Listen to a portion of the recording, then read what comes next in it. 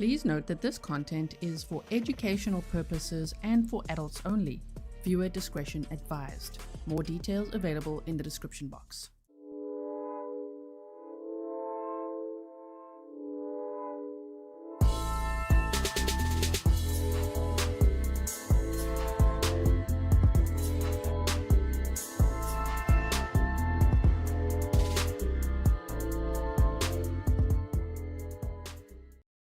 Hello everyone and welcome back to another live stream with me, Guilllot K. This is Grizzly True Crime, and today we are going to watch day 2 of Maxwell Anderson's trial together.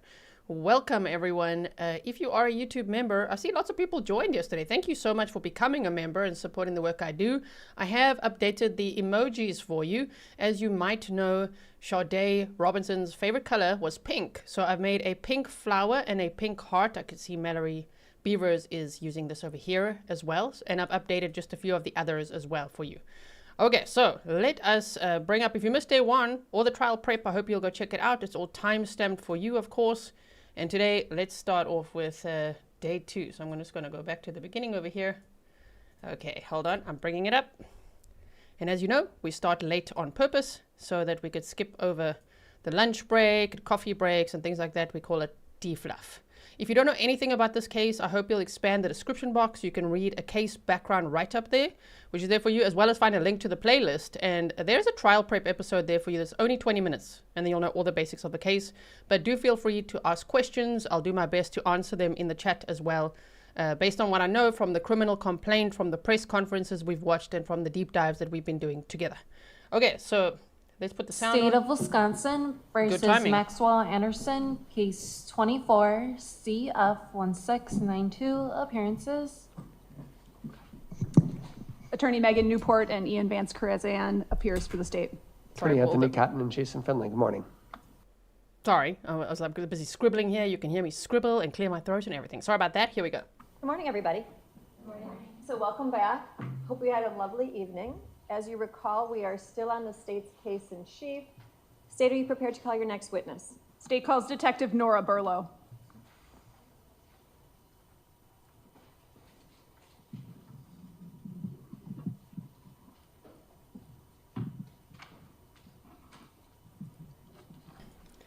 Stefan says, good morning, Judge. Yes, good morning, Judge, Counsel, everyone. We are ready for another day in court. This trial is expected to last about 2 weeks, but sure, at the pace they're going, I can see why the state said they need about a week to a week and a half. Do you solemnly swear that the testimony you give in this matter will be the truth, the whole truth, and nothing but the truth, so help you God? Yes, I do. If you could please be seated, state and spell your name for the record. My first name is Nora, Nora. My last name is Donegan, D like David, Onegan. But I'm formally last name Burlow, Burlo. Thank you. Detective Donegan, how are you employed? I'm a detective with the Milwaukee Police Department. How long have you been with the department? 7 years. How long have you been a detective? For about 6 months. Prior to being promoted to detective, where were you assigned and what was your rank? I was a police officer at District 5. Does District 5 encompass the area of 1858 North Commerce Street? Yes, it does. That location's in the county of Milwaukee? It is. When you were assigned to District 5, can you explain what your general basic duties on a day-to-day basis were? Sure. We responded to calls for service. We also conducted traffic, foot patrol at times. My partner and I were assigned to the tavern squad or the licensed premise squad, so we had some additional duties of monitoring gas stations and bars and things like that. We also responded to help out with medical emergencies and things like that. Were you working in that capacity on April 2nd, 2024? Yes. Who was your partner that day? My partner was James Terrell. Were you asked to do a welfare check at the address that I mentioned before, 1858 North Commerce Street? Yes. Can you describe what information you received going into that assignment? So my partner and I had actually been in District 7 conducting a specialized patrol that night. I noticed looking at our CAD system, our call system where our calls come in and we can visually see information regarding those calls. I noticed a call, a welfare check for the address 1858 West Commerce, or North Commerce, excuse me. And upon clicking on that call, it was noted that there had been a suspicious vehicle fire where the owner of the vehicle had tried to be located but hadn't been found earlier on in that day. And it was requested again that officers go back to her apartment and try to locate her. Did you have a name associated with either that apartment or the suspicious vehicle fire at that point? Yes. What was that? Sade Robinson. Approximately what time did you and Officer Terrell make your way to that location? Our shift ends at 3 a.m., but we went at about 4 o'clock, maybe 3:45. And what did you do once there? So prior to getting there, we actually made contact with the maintenance man who lives in the building. And once we were there, he let us in and escorted us up to her apartment. Do you remember his name? Yes. What was it? Eddie Feliciano. Then what happened? He provided. So yesterday we saw Eddie take the stand. There were actually 11 witnesses yesterday. There was opening statements, and 11 of the state's witnesses, I don't know, it just felt like a lot. It was like, whoa, we're flying through witnesses. So there was Osiris Terrell, who actually found Sade's leg on the beach. I mean, that sentence is just crazy. This case comes with a trigger warning if you are new to it, because it involves the murder and dismemberment of 19-year-old Sade Robinson. Just so that you know what you're signing up for, right? So there was Osiris Terrell. There were some officers that also testified. Francis Miller, who worked for the Cudahy Water Department and talked about the gate that had been crashed into with Sade's car as well. And we also saw the lease manager, and we saw Eddie Feliciano, who was the maintenance man that they're referencing now as well as Angela Young, who was a co-worker, actually the manager at Pizza Shuttle, where Sade worked. Sade worked 2 jobs, and she was also just a few weeks away from graduating with an associate's degree in criminal justice. And we saw her manager also take the stand, and she was the one that called for a welfare check, as a wellness check, as well as calling 911 to, report her missing. Crochet Mama says, good afternoon, Guilllot, Grizzlies and Mods. Good afternoon to you. Provided us access to the apartment. My partner and I just looked around to see if she was there or if anything seemed out of place or suspicious. Was anyone present inside the apartment? No. What apartment was it? 309. Describe the general layout and your observations of the apartment. It was a studio apartment. When you first enter, there's a bathroom to your left. There's a larger closet to your right. And as you move into the apartment more, there's a kitchenette to your left. And then in front of you is all big open space, a studio. Did it appear to be lived in, like somebody was living there? Describe sort of the contents of the apartment. It actually just reminded me of a college student's apartment. So it was a little messy, but to be expected for someone who's younger. She had a bed. There was a small day bed that was not pulled out, like a trundle, but all tucked in like a couch. And there were lots of purses and clothes, and normal for a college girl. And you're referencing somebody younger, somebody that could be in college. Did you know Sade's age at the time that you went to do the welfare check? Yes, so in our call systems, when they give a name, usually there's a date of birth attached to it, or we can also look in our records and try to figure out how old that person is. And do you recall what her age was? I remember early 20s, or not even 21. I think she was 19. When you're in the apartment doing a welfare check like this, are you looking for signs, in addition to looking for someone, are you looking for signs of a struggle or information about what might have happened to that person? Yes, as well as identifiers. Did you locate anything of note that would lead you to believe that something had happened to her? No. And did you find any identification? Yes. What kind of identification? I found a Wisconsin ID in a purse. So nothing suspicious in the apartment at all to lead you to believe that something had happened to her? No. Then what happened? While I located the identifier, my partner did talk to Mr. Feliciano, and once we were done, we left the apartment. My partner and I made note of a few of the surveillance cameras in that building, and then we left and went back to our district and reported to our lieutenant on our findings. Were you able to... DVJ Cold World Podcast. Welcome to you. Welcome to any locals in chat. I see there's quite a lot of locals. This case takes place in Milwaukee, Wisconsin.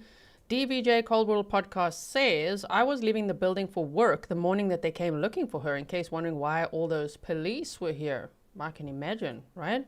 And did you ever say hi to Sade, or did you know her at all? If anyone wants to send me any information, my email is grizzlytruecrime@gmail.com. access the surveillance cameras at that time? No, we were not. How come? Mr. Feliciano does work in the building. However, he is not office staff. He didn't at the time at least have access to the tenant's files or information. Where did you take note of the location of those surveillance cameras? There was one camera in the elevator area, I believe when you got off the elevator on her floor, on the 3rd floor, and then on the 1st floor, before you, well, I'm gonna start from the outside, actually. So when you first come into the apartment building, there's a camera. As you're walking down the hall, there's another camera. We didn't make it all the way down the hall because it cuts off to that elevator area to go up to the 3rd floor. You could see a camera at the end of the hall on the ceiling, and then in the elevator area, there was a camera. So the elevators are visible. Did you take note of where the resident parking was? Was there a parking lot associated with this building? Yes. Where was that? Right in front of the main entrance. It's a large apartment building. And that would be? Parking lot, excuse me. Would that be on Commerce Street? On Commerce Street, yes. What did you do after taking note of the video camera locations? Like I said, we went back to our district and then informed our lieutenant of our findings. At some point, did you learn about a human leg having been found at Warnimont Park? Objection, hearsay. I don't think that question calls for hearsay. I will allow the question. Go on. You can answer it. Okay, I actually did learn about a leg being found there, and I found that out prior to the start of my shift, actually. It was in the news. Okay, so prior to your shift on April 2nd? Yes. At some point, did you connect the welfare check that you had done at Sade's apartment with the human leg? I did. It was more just a funny feeling. When I clicked on that call, I saw this suspicious car fire, and the owner hadn't been located. The owner was Sade. And then one of her friends called in a welfare check for that Commerce address. We didn't locate her. She's a young girl. She didn't have any history, I don't believe, criminal history in our systems. And after talking with the maintenance man about how she was excited for a date, I felt uncomfortable being a woman who dates or has dated. Objection, for her relevance to wherever she's going with this, Your Honor. Unresponsive. I will sustain that objection. I would ask you to re-ask the question. I can ask a follow-up question. Did you relay your welfare check at Sade's apartment to the Milwaukee County Sheriff's Department? Yes. And specifically to Detective Donner? Yes. Okay. I have nothing further. Cross. Thank you. So you went to Sade's apartment. Yes. You said it was messy. Yes. Stuff everywhere. Yes. Okay, just one room with stuff just scattered all over the place. No, I would consider that more ransacked. The Okay. messy is, maybe she didn't put all of her clothes away. So there's clothes just laying out all over the place? There were some clothes on the bed in her daybed, yes. Okay, in a purse just sitting there on a couch. She had a lot of purses, actually. Oh, and one of them had they her were out. ID in it. Yes. So her purse is in her apartment with her ID. Well, she had multiple purses. Okay, one of those purses had her ID in it in her apartment. It had an ID. Was this a real ID or a fake ID? It looked to be a real ID, but I can't recall if it was expired, maybe. Did you take pictures? No, but I did have my body cam activated. Great, and Sade wasn't there, right? No, she was not. That's all. State. Nothing further. Thank you, Detective. All right, thank you. State your next witness. Nicholas Kropp. Like, this courtroom runs like clockwork, hey? Oh my word, I keep looking like, is this normal speed? Because they speak at a good speed. This is a good trial to watch with you, oh my goodness. Okay, so let's see the next witness.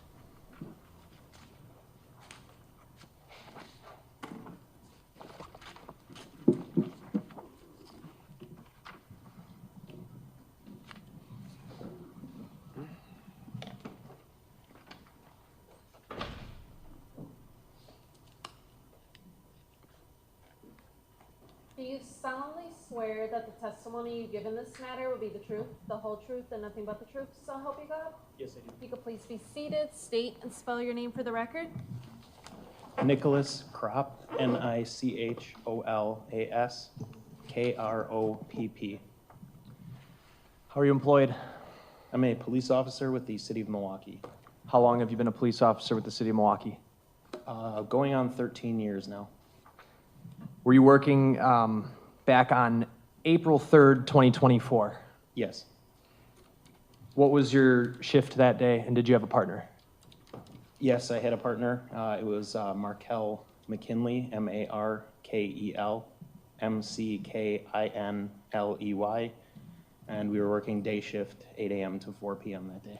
On that day, were you assigned to conduct an investigation into a possible missing person? Yes, I was. Were you provided the name of Sade Robinson for that person? Yes. And on that date, did you look up any information before conducting follow-up, going out and conducting follow-up? Yes, we primarily review the reports from the prior shifts when a missing has been filed to see what has been done and what needs to still be done, and continue along the same lines of the investigation. So basically, at the start of your shift, you get up to speed, and then you decide what you're going to do next? Correct. What did you do? After reviewing the reports, we went to Ms. Robinson's apartment to do another check just to make sure she had not returned to the apartment, and try to see if there was anything that would provide further investigative leads within the apartment at that time. The apartment you're referring to, was that apartment 309 at 1858 North Commerce Street? Yes, it is. Did you meet someone from another department there? Yes, there were members of the Milwaukee County Sheriff's Department. Did you make contact with the property manager? Yes. Do you recall her name? It was Christine. I don't recall her last name.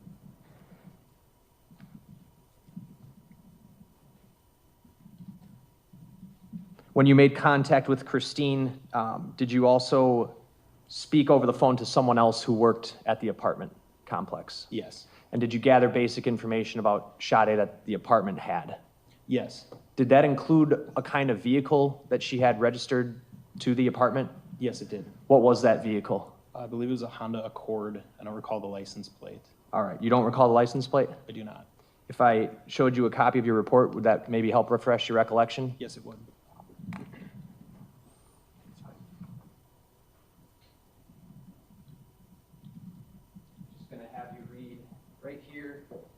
silently to yourself and then tell me when you're done. Okay. Do you recall what kind of car that was listed as Sade? It was a Honda Accord with the Wisconsin registration plate ASP1171. Honda Accord or Honda Civic? I'll stipulate it's a Civic. Honda Civic, I'm sorry. Okay. ASP1171? Yes. All right.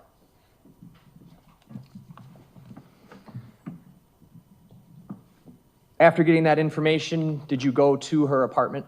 Yes. And did you look around inside? Yes. Did you find her? We did not. Did you find an ID card for her?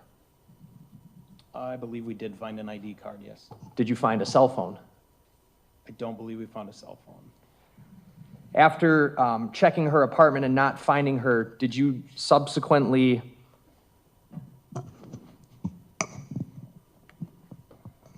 try to see if you could access the surveillance video from the 1858 North Commerce Street building?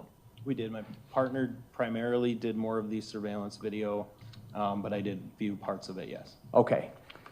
So the cameras were functional? Correct. And do you recall what, if anything, you saw on those cameras? There were cameras that showed portions of the parking lot and the entry and exit to the apartment building, and there was a portion of the video that did show Ms. Robinson leaving the apartment.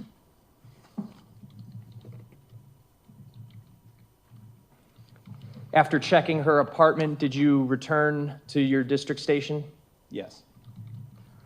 In the subsequent days, did you conduct additional follow-up investigation related to Ms. Robinson being missing? Yes. On April 6th, did you go to the area of the south side of Milwaukee? Yes. Okay. I want to talk to you about what brought you there. Why is it that you went to that location? During a portion of the missing investigations, one of the things that I tend to do is file exigent requests with social media companies, phone companies, and things like that, which can often provide locations associated with either the device or the account. One of the ones that was performed was a request with Verizon. There was one through Facebook, through Meta Platforms, the parent company of Facebook and Instagram. And through those requests, we were able to determine approximate last locations of connections from the phone number associated with Ms. Robinson, as well as the Facebook account and some Gmail and Apple accounts as well. On April 6th, where did that information exactly lead you to go? The Verizon return indicated that it was in the area of South Kinnickinnick, in, I believe, on the border of St. Francis. Okay. Was there, where did the information come that led you to the south side of Milwaukee, the city of Milwaukee? We searched a significant number of locations. Is there a specific? Did you search the area of like Alverno College? Yes. Okay. Jackson Park? Yes. I'm going to show you what's already been entered into evidence as Exhibit 443. It's going to come up on the screen to your right. If you, I don't know if you can see that, or if I need to move it, I can. Yeah, I cannot see that. Now it's on. You want me to turn it? Yes, please.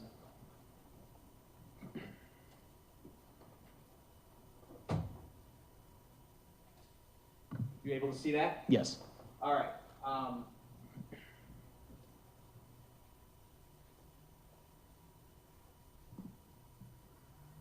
On Exhibit 443, we're looking at a portion of the city of Milwaukee, correct? Yes.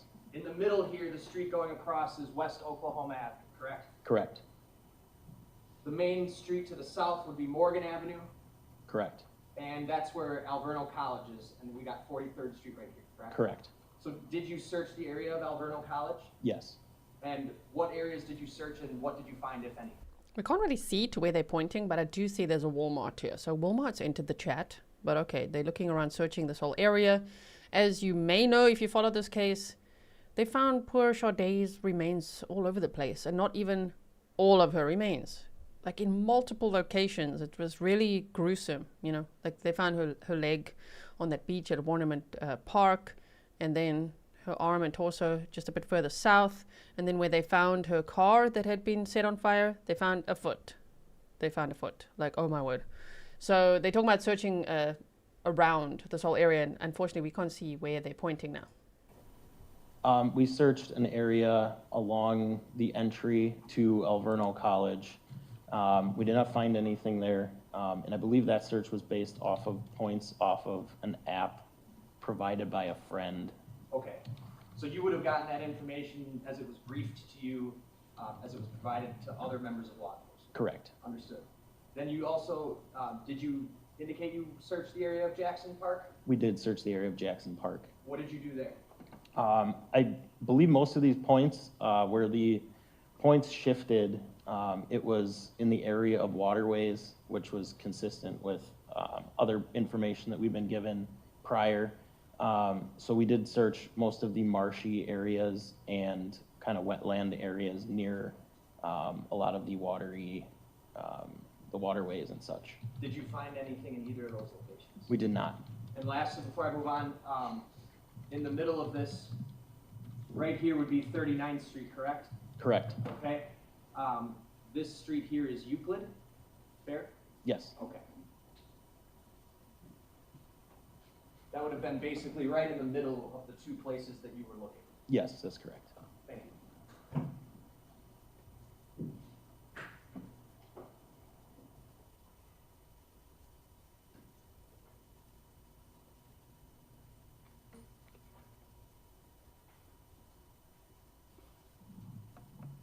You had also mentioned searching the area of South Kinnick near, or in St. Francis, correct? Yes. So I'm shifting the map over here and gonna zoom in.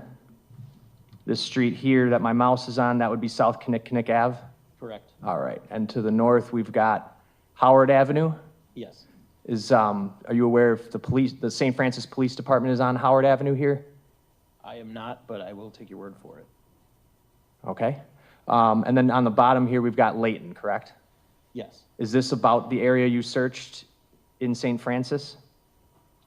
I believe that's the general area, yes. All right, what did you search in St. Francis? So the point that was provided to us from Verizon was a cell phone tower.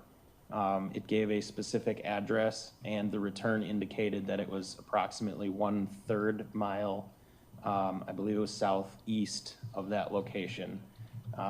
So my partner and I went to the area of that tower and conducted a search of the area, in the general area, approximately 1/3 of a mile from where that tower was located. The area included some railroad, a dead-end street that abutted the railroad, as well as a power substation, a metal recycling plant, and I believe a steel drum facility. Not that Mickey said, I hope we hear from previous partners or friends and that criminal informant, isn't it? Yes, I hope so too. Grizzly Cat is here. Thank you so much. I was just talking about you. Thank you for finding all these beautiful pictures of Sade and brightening them and editing them so nicely. This is such a nice one that was posted on X yesterday as well. Information that brought you there came from Verizon, you said? Correct. And so Verizon provided you with the location of a cell tower that her phone had connected to? Yes, that was the last location that the phone had connected to, per the information we got from Verizon. So essentially, you were using the location of that tower to try to search around that area for her anything, right? Correct. Did you find anything? We did not. Did you also check an area near Grant Park in South Milwaukee? Yes. And if I move the map down south here,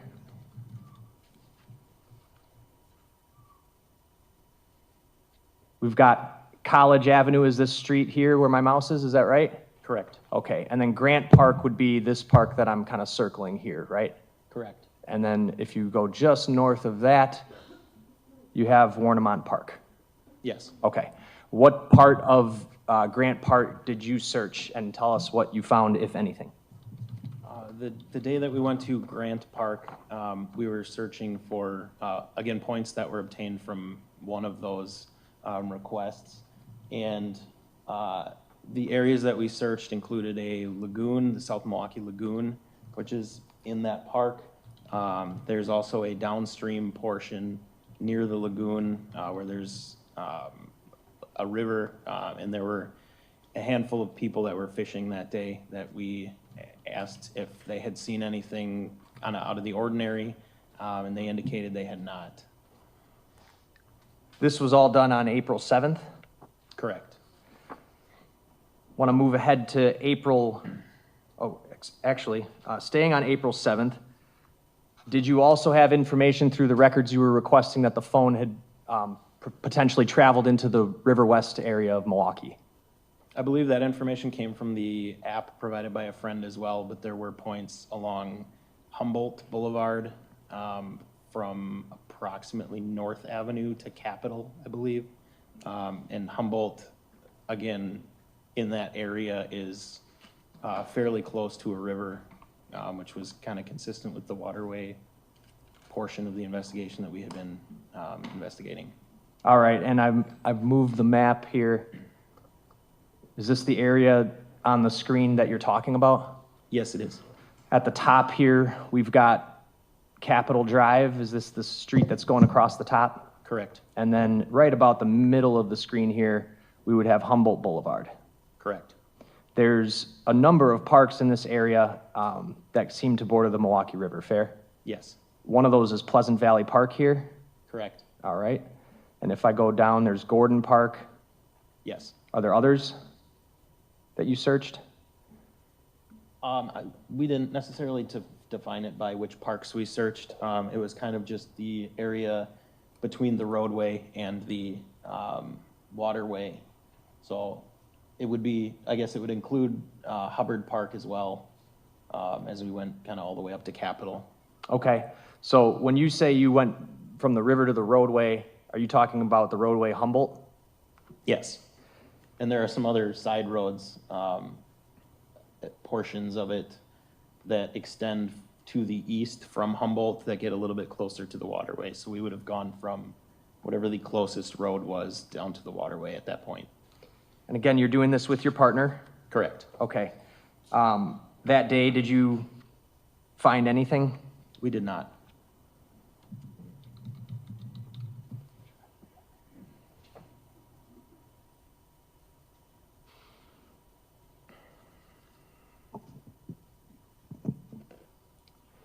Do you recall how far south from Capitol Drive that you were searching? I believe we ended around North Avenue. Okay, so we've got Capitol Drive at the top here. Here's Humboldt, and the river goes south. This is Locust, right? Correct. All right. And then all the way down here, North Avenue. Correct. Okay. So that stretch of river, that's what you were focused on. Is that fair to say? Yes. As well as the streets between Humboldt and the river? Correct.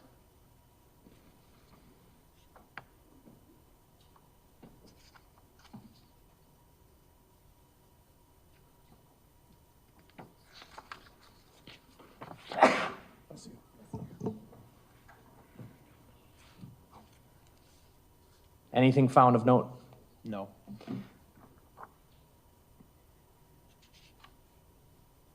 Did you participate in any searches of Warnimont Park? Yes. In what capacity? I'm also a member of the Milwaukee Police Underwater Investigations Unit. That is our dive team. We did respond out to Warnimont Park. I believe it was about a week later to attempt dive operations in trying to locate any evidence of the missing or homicide that may have occurred. Would April 15th sound about right? Yes. Okay. How many? Sorry, I'm trying to find a good point to pause. Nikki said, did the defendant dress more appropriately today if they showed him? I didn't see him. Maybe I missed it too, because I'm scribbling here and I'm looking at the chat and everything. Did anyone see him? I don't know. We'll have to see. They don't show him that much, which I actually quite like that. Yeah. How many people were on the dive team that went out with you? I don't recall the exact number. I believe we are at about 12 to 15 people, but not everybody was there that day. And what area of the shoreline did you search? Can you describe that? There is a kind of almost hidden beach that is at the end of a pathway that goes down to a waterworks area. We searched nearly half a mile of shoreline. I believe it was slightly less than that, but it was kind of the fairly accessible area if you had gone down that entry to the waterway, or I'm sorry, the waterworks facility. That would have been the City of Cudahy pump station? Correct. Okay. And you went there, I assume, because that's where you had known the leg had been found? That's correct. Anything found? No.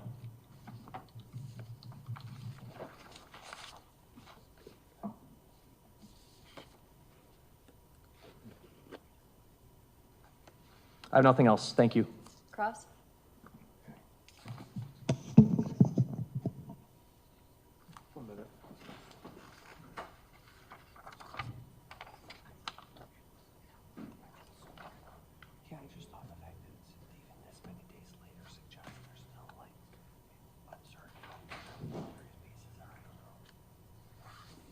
Yeah, just briefly, Judge. Good morning, officer. Good morning. So you just testified about kind of your role in the investigation. The first thing you zeroed in on was her location data from, was it Verizon? That was one of them, yes. And that's why you... Quick pause. I've seen a lot of people saying, I don't know, I haven't been able to verify it. I haven't really gone down that rabbit hole, but people are saying that this attorney is Donna Kuchler's son. And we know Donna Kuchler from the Jesse Kershevsky trial, remember? So interesting if that's true. Interesting. Okay, here we go. You explained that you had searched all those various parks along the river, correct? I believe the parks were all from the app provided by a friend, but that was one of the set of data points that was involved in the investigation. And you're searching with your partner, correct? Yes. And are you two on foot or on bikes or what? We were on foot. And so are you searching through, is it like wooded areas as well and like open fields, or what's the, I guess, the geographical, what does it look like? Yes, most of the areas that we had walked through that were adjacent to the river were marshy and wooded areas. We did perform searches of that general area on multiple days, and noted that one of the days the water had receded significantly, so there was parts of the shoreline that were exposed on the second date that were not previously, so we searched it again on a day where the water level was lower as well. Okay, and your area that you're searching is confined to just how far away from the river? Okay, I just tend to just glaze over. I'm listening to what the attorney's saying, but there he is. There's the defendant, 34-year-old Maxwell Anderson. So he's, I don't know, he's got a more dressy shirt today, I guess. Right? He looks very different from when he was arrested. These, you know, they've cut his hair and he's sitting there looking, I don't know, people were saying in chat yesterday, confused. I think he's looking quite interested in all of this, you know? So anyway, there he is, and we're busy with cross-examination. Sorry to interrupt again. It depended on the area. There were some areas where it was pretty narrow to the river, where there would be, you know, a steep hill or something, for an example, where the search would not have gone as far from the river. There were other areas where it was kind of a larger, flatter area, which kept us, you know, farther from the river, or made the area larger and spanned farther from the river. Okay, and about how many hours did you spend searching the river area? It would have been the majority of at least 2 shifts, so probably 16 plus hours, I would imagine. And did it encompass 2 different days? Yes. And during those searches of the Riverwalk, you didn't find any evidence of anything of evidentiary value? Correct. You didn't find like a knife? No. A saw, any weapons? No. You didn't find any clothing? Not that seemed relevant to the investigation, no. And during your search of these areas, did you search any residential areas, any residential neighborhoods? The areas that were generally close, we would walk closer to some of the houses. I don't know that I would say that we searched through the residential areas. Did you search around where Max Anderson's residence is? I did not. Okay. And you said so April 6th was the search of all around the Riverway, correct? I believe that was And then April 7th was when you went to Grant Park? that sounds correct, yes. And that's, and then that's where you were looking through the lagoon and through the stream? Correct. And you didn't find any evidence at Grant Park, correct? Correct. And then about a little over a week later, April 15th, you participated in some dive operations at Warnimont? Yes. And I assume this dive unit, it's several different officers, or is it just you? No, it's several officers. Okay, and is you hooked up like to kind of like scuba tanks, or what is it like? It depends on the situation. I believe in that one, we did not have scuba tanks on because it was very shallow in the area that we were searching. So in order to put all of the equipment on that we would for a deeper dive, it wouldn't have been necessary for that particular operation. Okay, and then how far away from the coastline are you in the water? We did make multiple passes, so it varied. Each pass was different, so we covered more area. I believe, if I had to estimate, probably 75 feet out would have been the maximum that we went out on that date. Okay, and is it like a line of dive unit officers searching in unison? Yes. Okay, and this area that the water, inside of the water, is it like rocky or is it sandy? There were portions of it that were sandy, but the majority of it were larger rocks. Okay, and the reason that you're searching that area is because you said that's the area where the leg was found? Correct. And you didn't locate any instruments like a knife or an axe or anything like that? No. And you didn't find any bones or any flesh or anything like that? No. I have nothing further. State? Nothing else. Thank you. State, your next witness. State calls Evelyn Guerts.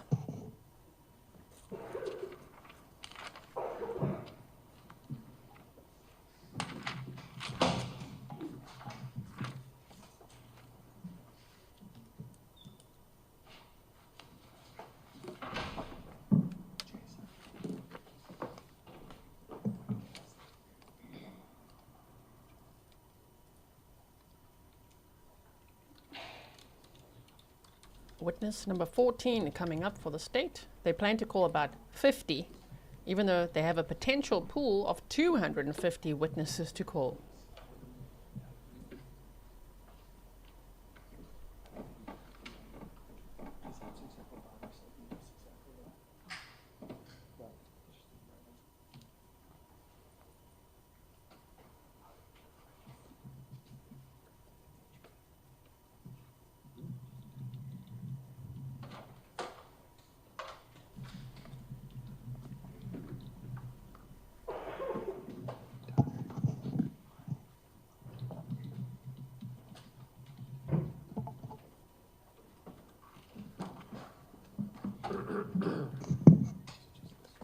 Ma'am, I'm going to actually have you remain standing and raise your right hand.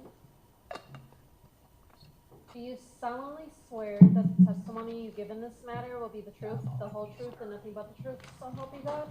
Yes. You can please be seated, state and spell your name for the record. Evelyn Guerts. 100%. Could you spell your name, Ms. Guerts? EVELYNGEURTS.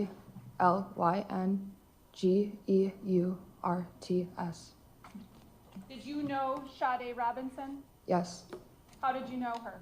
she was my friend How long had you known her? for about a year. In addition to being friends, did you also work together? Yes, Where did you work? at the Wisconsin Club. What's the Wisconsin Club? It's a membership club. People have dinner there. There's events there. I was a banquet server with her. So it seemed like they're not going to show this witness. I don't know if they ever do, but maybe that was an agreement they had already. So one of Sade's friends has taken the stand, Evelyn Guerts, And what I like about this courtroom is that it's so organized. Like, it's already, you can feel, it's already pre-planned. They know who to show, they even know which evidence not to show, what to show. All of that has been sorted out. I think they're doing very well. So a waitress? Yes. Okay. How long had you and Sade worked at the Wisconsin Club together? For almost a year. In addition to working together, did you socialize outside work? Yes.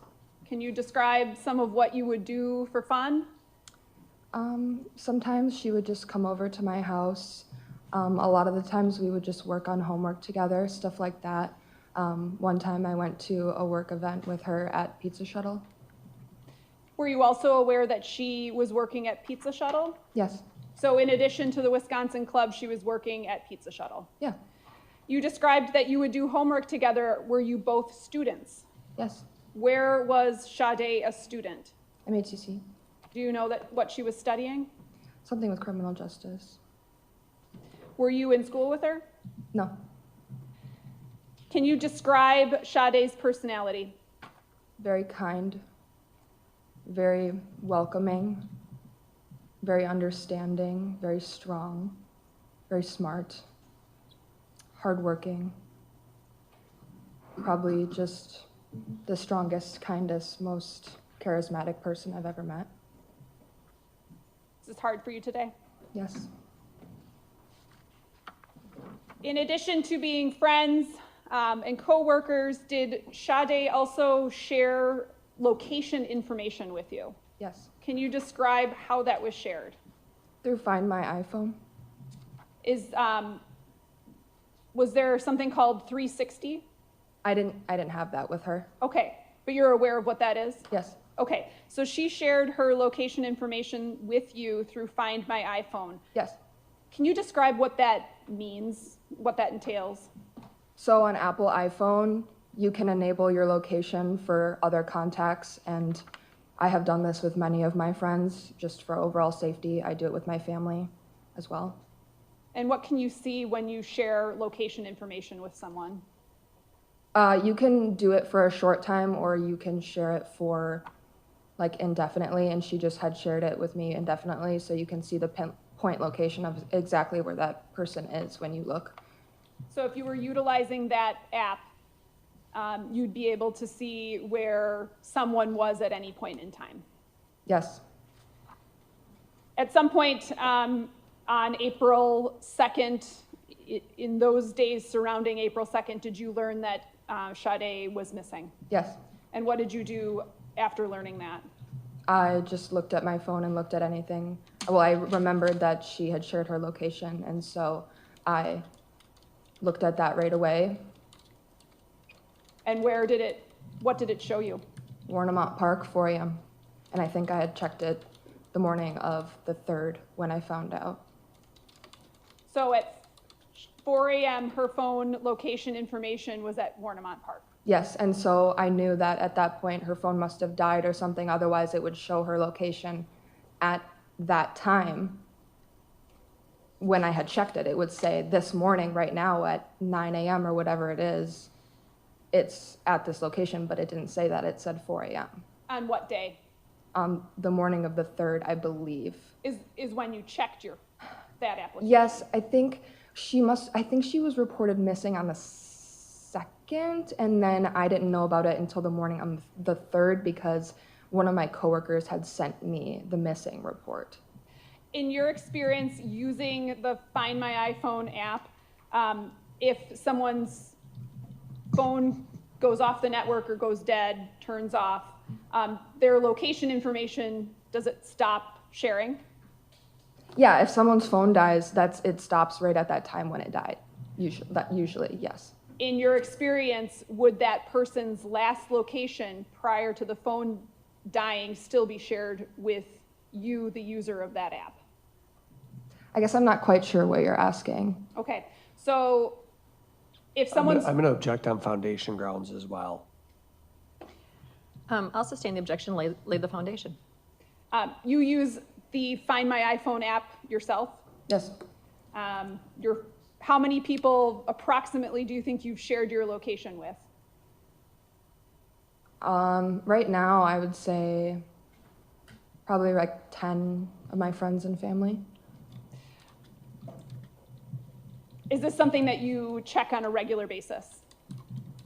Sometimes I think more so my family and just sometimes my female friends. I think women were more so concerned about our safety, just in general, especially young women. So it's something that we have utilized for our safety. How old are you? I'm 23.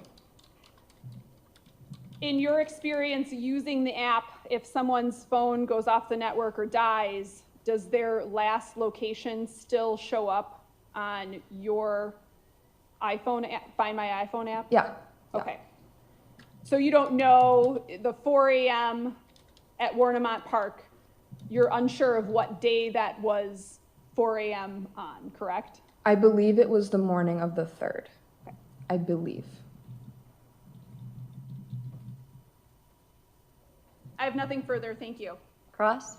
Yes, thank you. So you had been friends with Sade for about a year or so? Yes. Because you worked together at the Wisconsin Club? Yes. And you also talked to the police, right? Yes. You actually made a phone call to the Milwaukee Police Department on Thursday, April 4th, right? So I get the days mixed up because I have very poor memory from that time. So Okay. as soon as I had found out she was missing, that is when I called. Sure, data is not that important. So as soon as you found out she was missing, you made a phone call to the police department and expressed your concern, right? Yes. Never met Maxwell Anderson, have you? No. And Sade didn't speak to you about Maxwell Anderson? No. Only person she spoke to you about was Josh Stortz? Yes. That was the person that she had told me most recently who she was speaking to. Sure. And you were also aware of the fact that, well, you actually helped her set up dating profiles, right? I did at one point, yes. Tinder and something called Hinge. Yeah. That's all. State? Okay, so if Sade had dating app profiles, that's one thing. But I still don't know where it came from, where it's rumored that Sade met Maxwell Anderson on a dating app. Because her family said that she met him through a friend of a friend and also in person at his workplace. He was a local bartender. So we'd heard that story as well, where they saw each other while he was working and exchanged numbers and then decided to go on that first date, right? So, but I'm just saying it because just now people will be like, oh my word, there you see, she had dating apps. I think a lot of people do, especially, I mean, she was 19 years old. And so if she had them, it doesn't mean she met him on there. Unless we find out more information during this trial. But I go with what the family knows, right? Nothing further. Thank you, ma'am. State your next witness. Detective John Guilllot. I don't know if the defense knows. They obviously don't know that they've got a lot of hot mic going on today.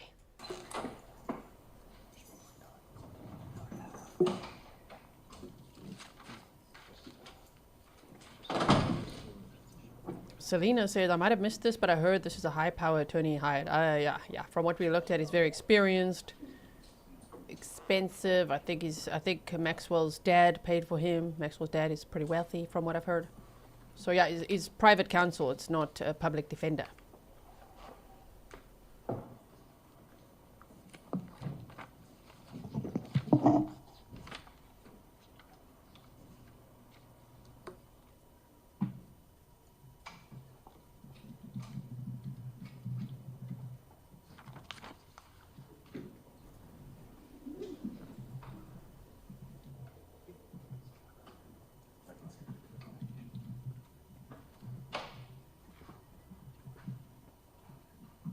Copperhorse is reminding us that the defendant has a lengthy criminal record, which includes domestic abuse, drunk driving, and disorderly conduct, and one even includes beating a stranger in 2019. So, yes, thank you, Copperhorse. That the testimony you give in this matter will be the truth, the whole truth, and nothing but the truth, so help you God? I do. You could please be seated, state and spell your name for the record. Detective John, JoAnn, Guilllot, Guillot. You a detective with the Milwaukee County Sheriff's Office? I am, yes. How long have you been with the sheriff's office? Approximately 9.5 years. Did you participate into the investigation of a reported missing person, Sade Robinson? I did, yes. At some point early on in the investigation, did you come to learn that she lived at 1858 North Commerce Street? Yes. In apartment 309? That's correct, yes. Did you ever personally go to that apartment complex? I did, yes. And did you become aware through your investigation that she had a job? That is correct, yes. She was reported missing on or about April 2nd, correct? That is correct. And where was the job she had last worked, to your knowledge, prior to being reported missing? Miss Robinson worked at Pizza Shuttle, which is an establishment on the east side of Milwaukee. I believe the actual address is 1827 North Farwell Avenue. That's not very far from her apartment, fair to say? Correct. You could just go up Commerce Street East, hit Humboldt, and get there pretty easily, correct? That is correct. Did you go to Pizza Shuttle at any time to attempt to get video? I did. When I went there, I spoke to a general manager and also obtained video from her last shift at Pizza Shuttle. What was the name of the manager you talked to? The gentleman's name was Philip Wilder. Quick pause. D. Troy says, was a plea offered? I get that question a lot during trials. I don't think that's always the case, right? They don't always offer a plea unless it's going to, I don't know, be beneficial for the state not to take this to trial. But no, not from what I've heard. I haven't read anything about them offering him a plea. I think sometimes with things like that as well, we won't even hear about it. Sometimes we do. Most of the time we might not. So my final answer is I don't know, but I don't think so. You said you got video from her last shift. You were informed that her last shift was on April 1st. Is that fair? That is correct, yes. So the video footage you would have been collecting from Pizza Shuttle would have been from April 1st? Correct. Were you aware whether she showed up for work the following day? She did not. Okay, so no video from that day, just April 1st. That's correct, yes. I'm going to pull up on screen here. This is exhibit number 37. While that's coming up, were you also aware or made aware at any point of what kind of car Ms. Robinson had? Yes, it was a Honda Civic. I'm not exactly sure what year the Civic was, though. Okay. I've got exhibit 37 on screen. The video title is titled Cam 6 2024 41, timestamped 9/15/36 at the bottom.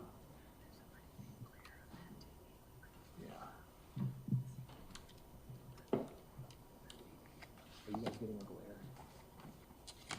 Are you good with that TV where it is? Okay.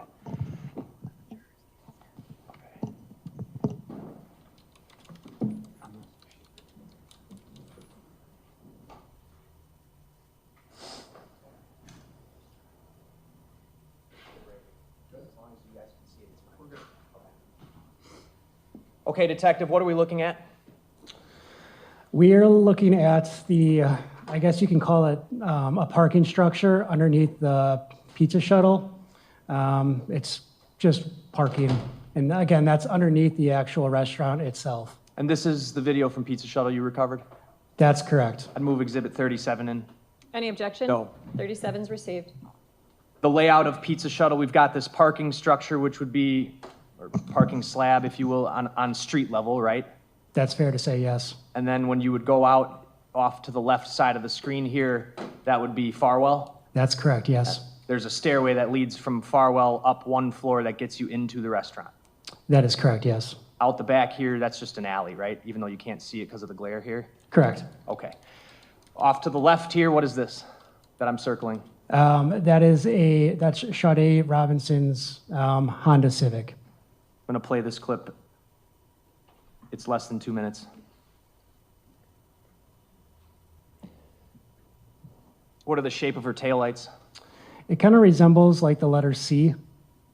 You can notice that specifically when the taillights are illuminated.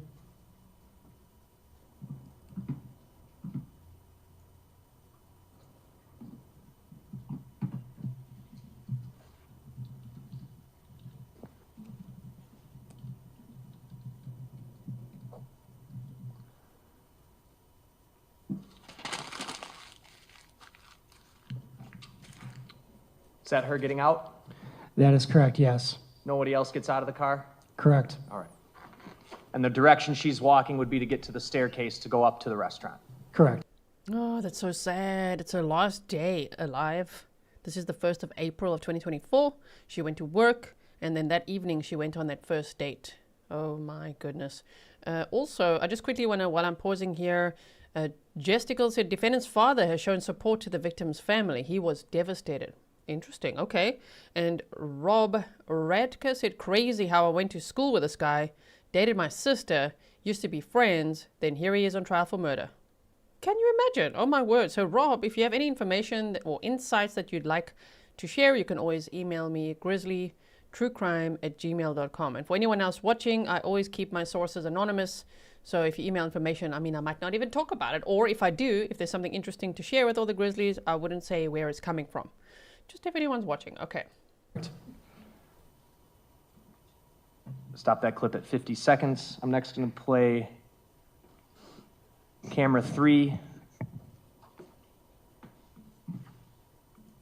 from the same timestamp. I'm going to advance the video to 50 seconds.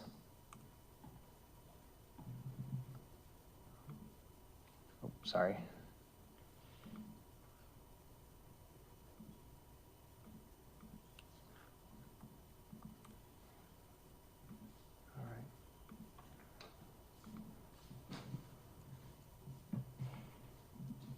I'm just going to use the fast forward here to get to 50 seconds, but while that's happening, Detective, this is essentially the staircase we were just talking about, right? Correct. So essentially, you have the parking structure on the bottom. You walk out towards Farwell Avenue, and those staircases that you see to the left are essentially what you walk up to enter in the pizza shuttle. This would be right after she left her car. That is correct. Are you able to tell or provide a description of her clothing? Yes, Ms. Robinson's wearing what appears to be blue jeans. They appear to be having some kind of cuts in them.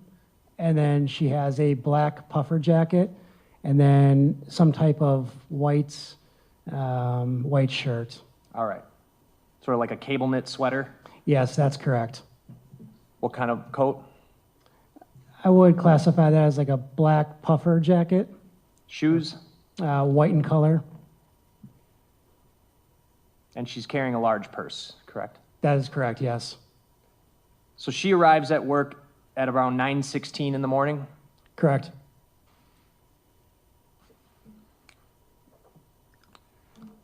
And lastly, I'm going to go back to camera 6.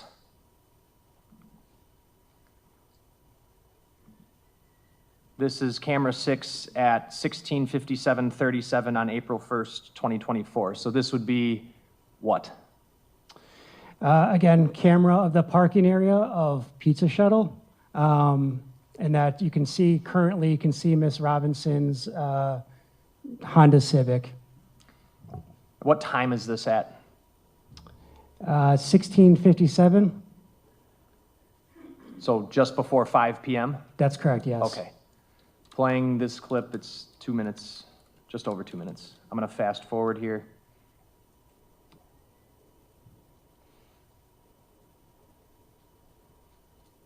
Appears she's sitting in her car, fair? Correct. All right. And now an employee coming up to talk to her? Correct.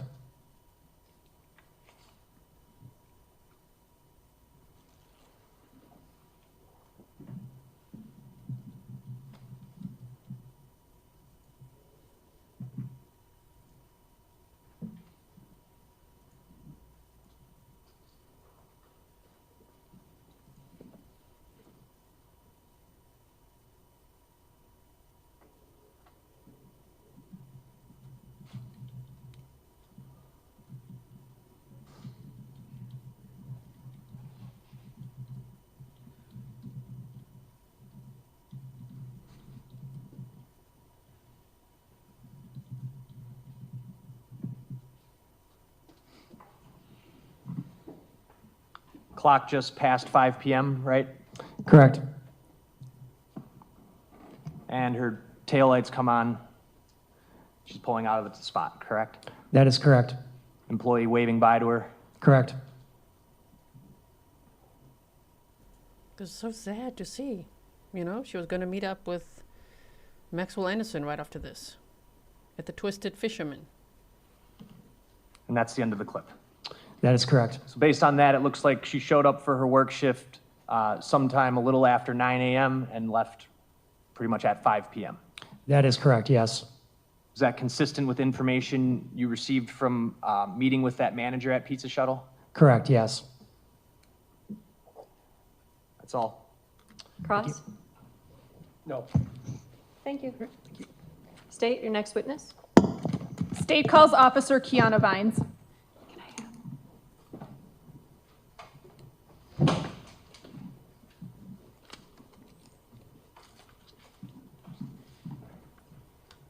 Witness number 16 so far, coming up.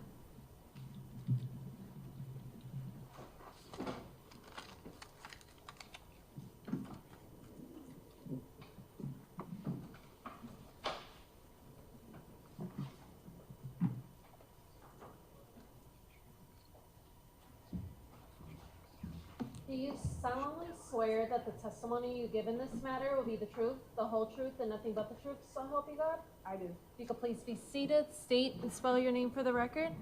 My name is Keyona Vines, Keyona. Last name V as in Victor, Ines. How are you employed? I am employed with the Milwaukee Police Department as a police officer. How long have you been with the Milwaukee Police Department? 22 years. Did you speak to someone named Evelyn Guerts on April 4th, 2024? Yes, I did. And what did you speak to Miss Guerts about?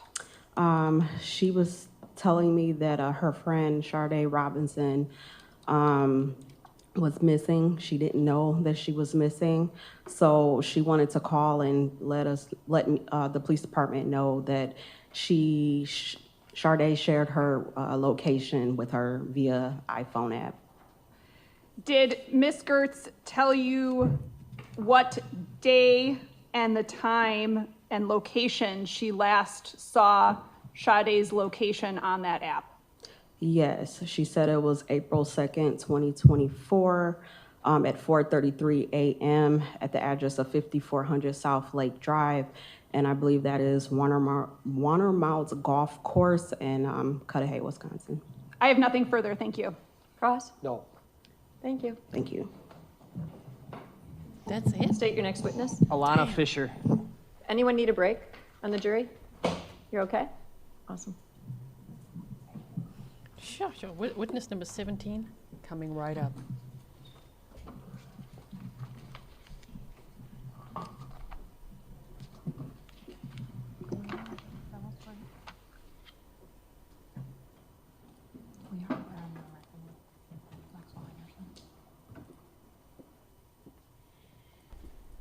While we're waiting, I see YouTube has a cool new feature, which now it's not showing when I put it up, but there's like a little crown next to your name, and I think it's based on your engagement, so that's cool. Court Logan said, I wonder if the state will call more than 50 if time allows. I wonder too, because they have up to 250 they could call. They said they plan to call about 50. So, yes.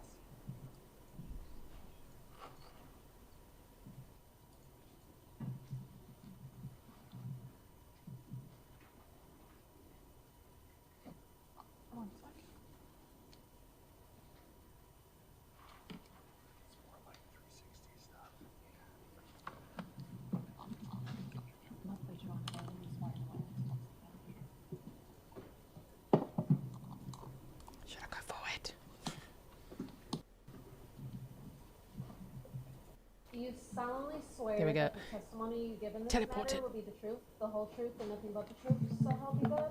Yes. Okay, if you could please be seated, state and spell your name for the record.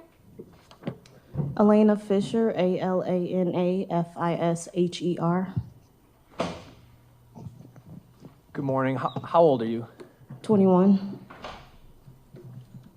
Were you friends with Sade Robinson? Yes. How long had you known Sade Robinson? Since 4th grade.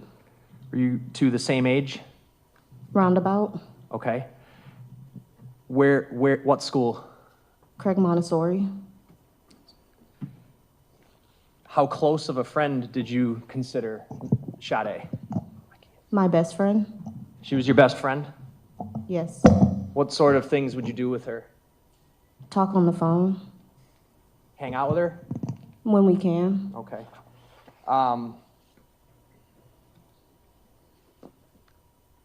Did there come a time in April of 2024 where you contacted law enforcement because Sade was missing? Yes.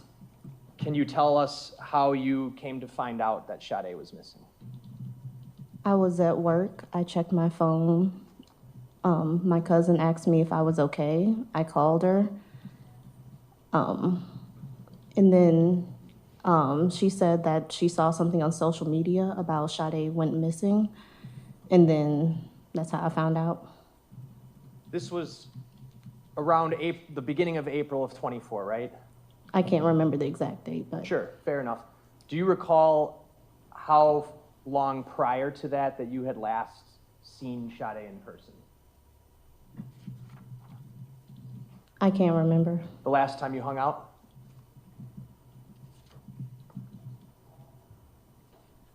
Can't explicitly remember. Okay.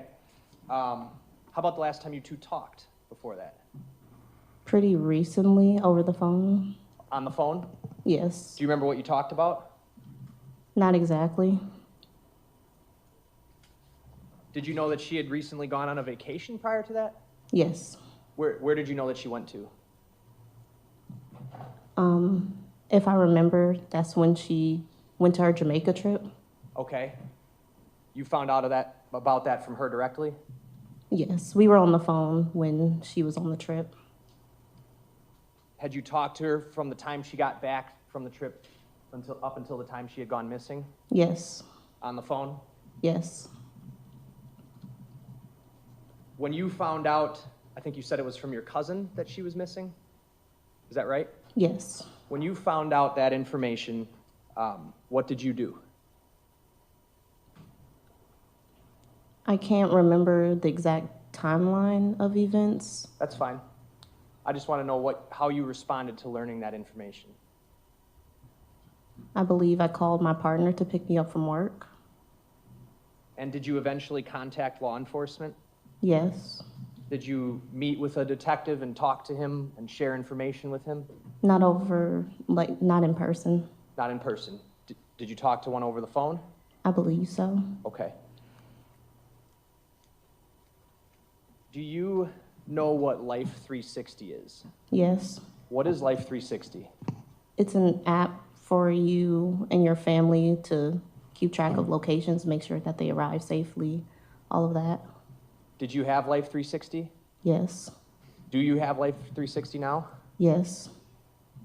Did you share your location with Sade?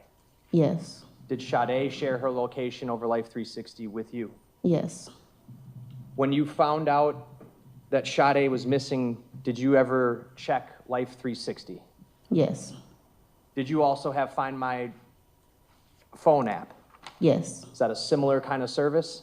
Yes, just through iPhone. So one's through iPhone, the Find My app, and then there's a whole separate app, Life 360, right? Yes. You shared your location with her on both? Yes. When you contacted law enforcement, what information did you want to provide them? My last, with the apps, her last locations that I had on my phone. And how did you provide that information to them? In person, on the phone, over email? Screenshots over email. Okay, I'm going to show you exhibit number 39. Yeah, that's fine.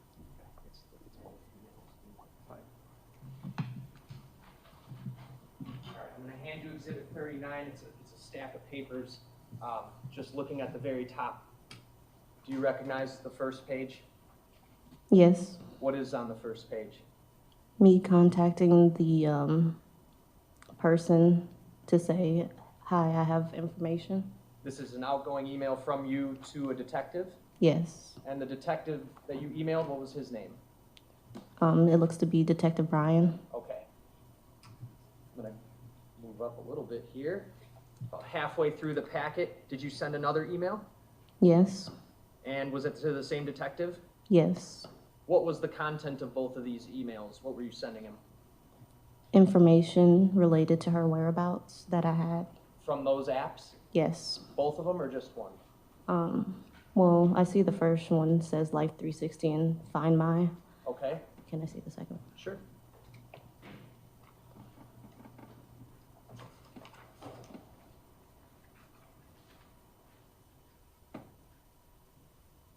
It doesn't look like I explicitly said the two apps again. To your recollection, what you attached to these emails, were those the screenshots you took? Yes. And is that what Exhibit 39 is showing? If you can page through it if you'd like to.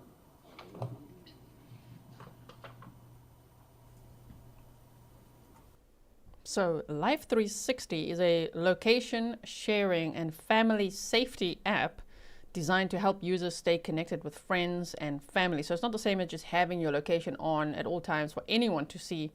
It seems, like a safe way to share your location with people you trust. It allows real-time location tracking so you can see where your loved ones are on a private map. The app uses GPS and Wi-Fi signals for accurate location data, though accuracy can vary based on signal strength. Okay. Yes. I move 39 in and ask to publish. Any objection? No. 39's received. Go ahead. Okay, I'm gonna put these up on the TV for you, okay? Just make sure you can see this TV, all right?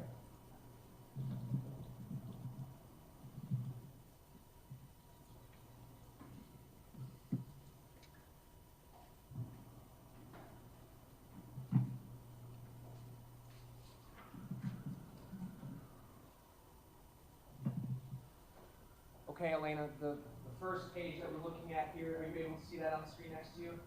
Yes. It's the email that you sent to Detective Brian, right? Yes. Okay.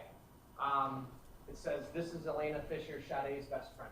Well, at least now we know exactly how her name is spelled because it's here. It's here on email, A-L-A-N-A. Thank you for trying to help. There's an Elena in chat, and you were saying it's spelled with an E, but hers is with an A, even though they pronounced it similarly.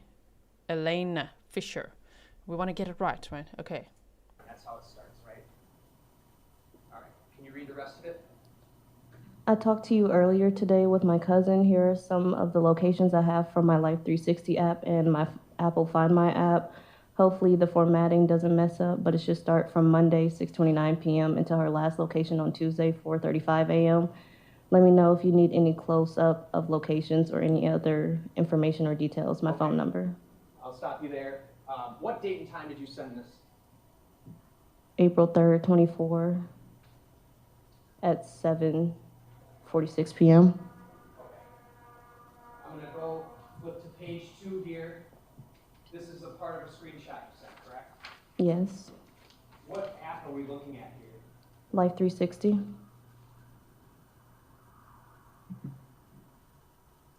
And what is it showing about Sade's location? Can you describe that for the jury based on what you're seeing on this screenshot? It said that Sade was in a drive from that street to another street, and that's how long it took to get there. Okay, you said The that Twisted street to another Fisherman. street. There's a map on the screen, right? Yes. And there's this sort of line here, right? Yes. What does that line mean to you when you're looking at this app? That's the route she took. Okay, and it would start at the white? Sometimes I can't remember. It usually tells you. You can go ahead to page 2 here.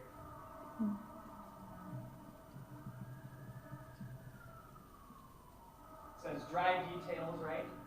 Yes. And where does it say that she drove to and at what times? She drove to 1137 North Water Street at 6:30 and arrived at 6:35 p.m. So basically a 6-minute drive, and on the previous page, that's the route she took. Yes. Fair to say? Okay. Even tells you the top speed, right? Yes. 38 miles per hour? Yes. Okay.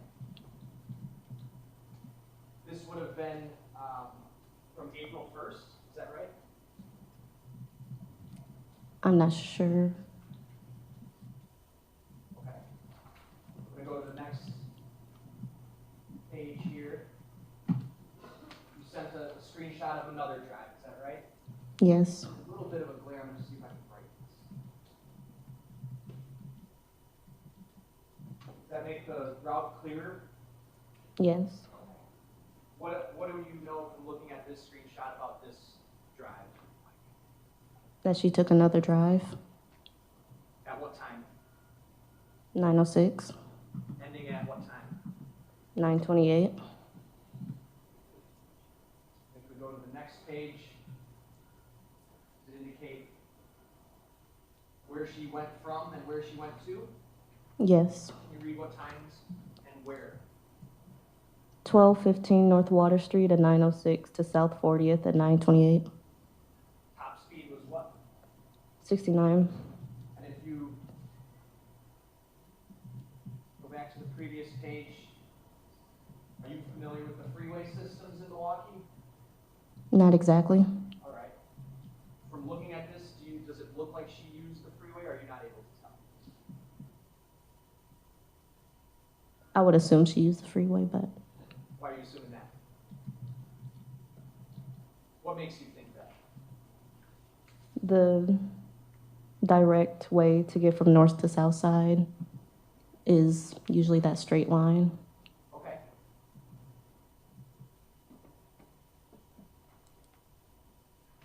Go to the next screenshot. This one kind of goes across 2 pages, so I'll actually start at the second page. What are the trip details telling us about here? That she was at South 40th Street at 12:48 a.m. to 3335 North Gordon Place at 1:38 a.m. And that white dot where the beginning of the trip, the map, the cutoff piece of the map here at the top of the page, that white dot I'm pointing to right here, correct? Yes. Okay. Right under where it says Jackson Park. Do you see that? Yes. Okay.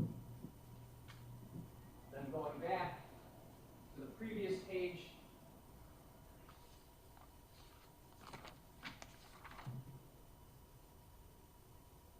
that end point of the trip you see is up above the word locust here. Is that right? Yes.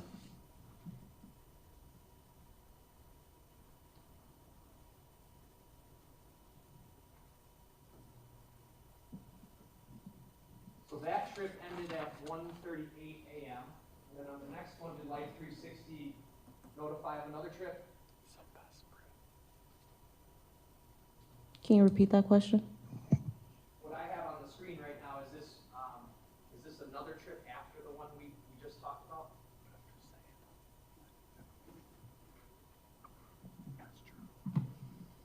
Yes. Okay. That's how like they wouldn't add. Do you mean like, can you repeat that? Let's do it this way. This screenshot is one you sent, correct? Yes. What are we looking at here? What is this screenshot showing us? Or showing you? A trip. All right. What time does it say that the trip began and ended? 2:01 to 2:53. And that white dot is up here next to the word Shorewood, right? Yes. And then it kind of zigzags back and forth. Is that fair to say? Yes. And then goes down towards the bottom of the page, right? Yes. All right. And then if we go to the next page,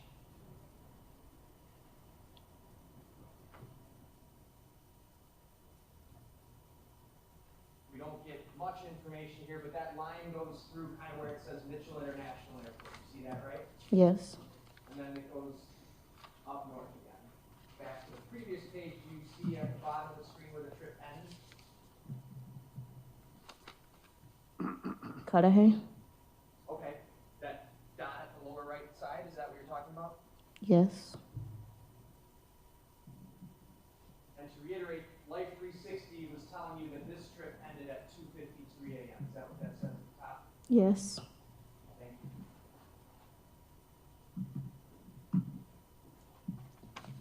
Next screenshot. What does this screenshot mean to you? That she was at that location from that time. And what is the time that's on that? 3:24 a.m. to 4:35 a.m. Okay.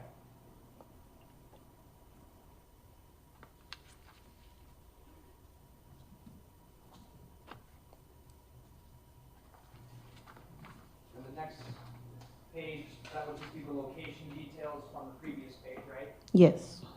This is different. This isn't showing us a trip, right? No. It's showing us what?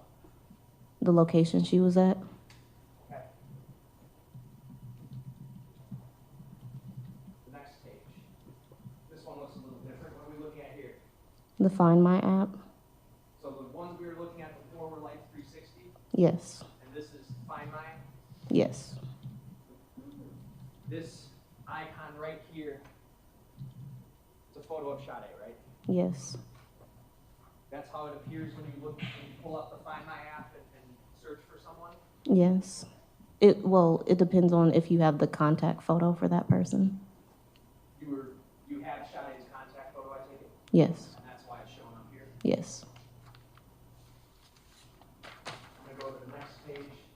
This is just a continuation off of the previous page, but the bottom of your phone's screenshot, what is it indicating about her location? That she's at the Warnimont golf course. And does it have a time? It just says at 4:33 a.m. And does it say a day? It just says yesterday. It just says yesterday. But we know from your email you sent this to Detective Conti on April 3rd, right? Yes. So that would have been April 2nd, 4:33 a.m. That's where Find My app was telling you Sade's phone. Is that fair to say? Yes.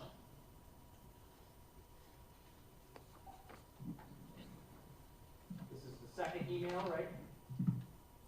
Yes. And you sent a few more screenshots, right? Yes. What made you want to send more?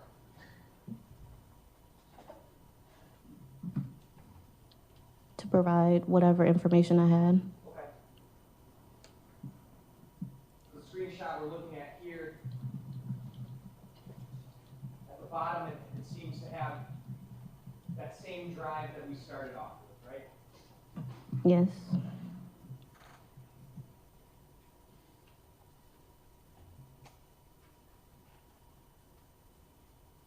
It also indicates that she made a 3-mile drive from 4:55 p.m. to 5:04, right?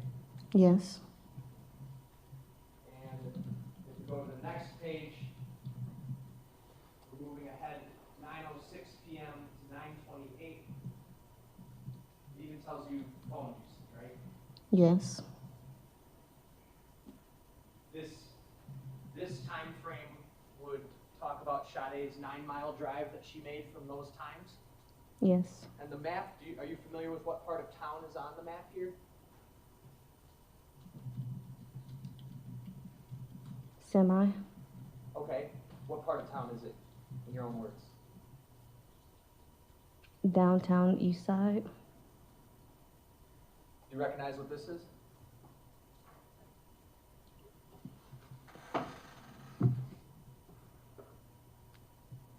It's okay if you don't. Maybe the Pfizer Forum. You said maybe the Pfizer Forum? Maybe the Pfizer Forum.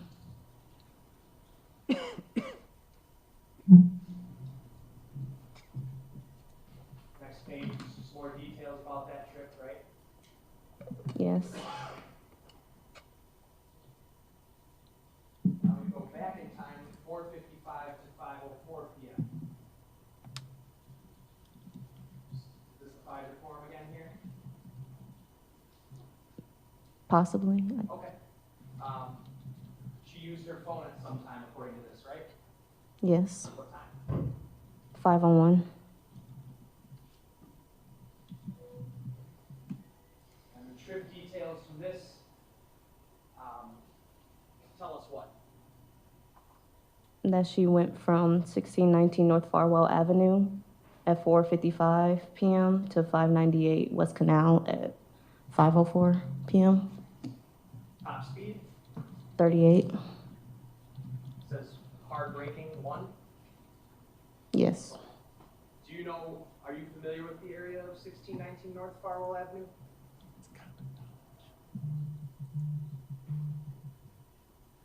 I'm familiar with Farwell, but not the exact address number. Okay. What part of Farwell are you familiar with? Like I believe it's called like the Lower East Side. Did you know Sade to be familiar with that area too? Yes. How come? Her job. What job? Pizza shuttle. Next page. It's just a screenshot from that trip, right? Yes. Next page. Yes. This is just part of that last page, right? Same screenshot. Yes. This just shows her hard braking at 458 near North Jackson Street, right? Yes.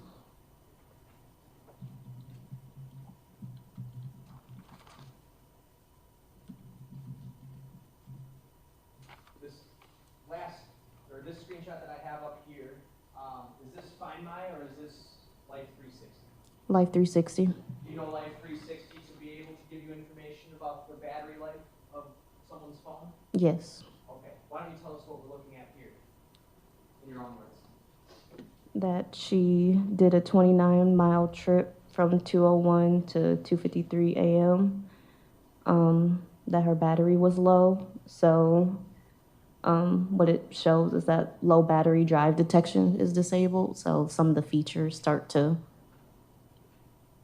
and then that she was at 3335 North Gideon Place from 1:38 to 2:01, and then from 12:48 to 1:38, she did a 10-mile trip.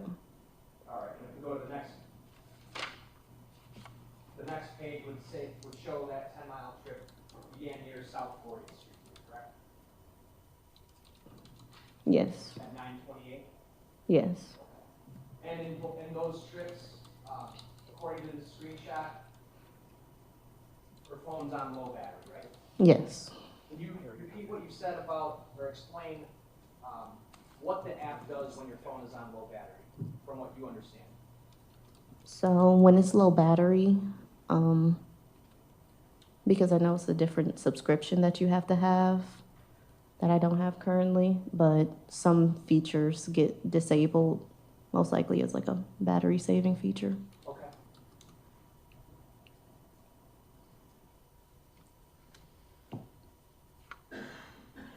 And the last screenshot that you sent.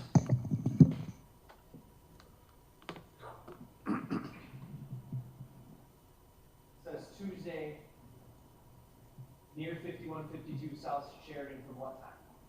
3:24 a.m. to 4:35 a.m. And the bottom part of this, that was just a continuation from the last page, right? Yes.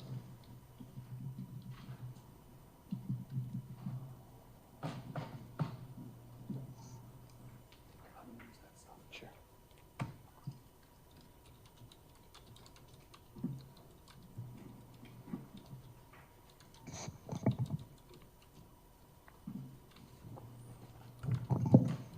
After that 4:35 a.m. location from Life 360, were there any future notifications for you from where her phone was through either app that you used? No. That was the last one? Yes.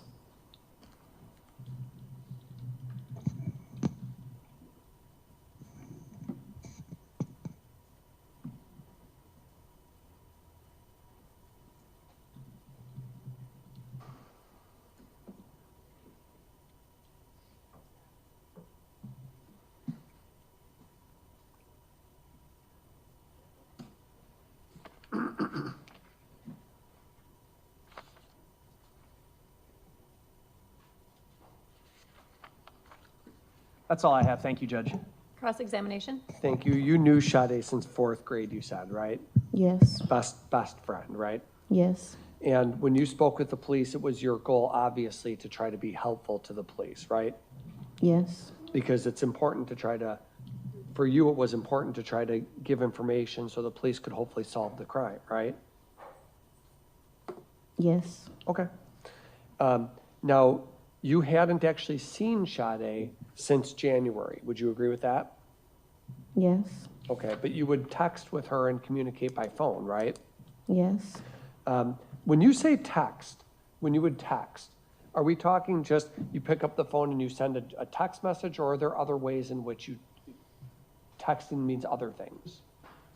We just texted the phone message, or might have sent a message through Instagram. Okay, that was my question. The word text can mean sending a message. Well, DM, you could DM someone through Instagram, right? Yes. And you can communicate through Snapchat? I didn't really use Snapchat. Okay, you weren't friends with her on Snapchat? I just personally don't use Snapchat. Okay. Were you and Sade back then in April of 2024? Were the two of you linked or connected on Snapchat?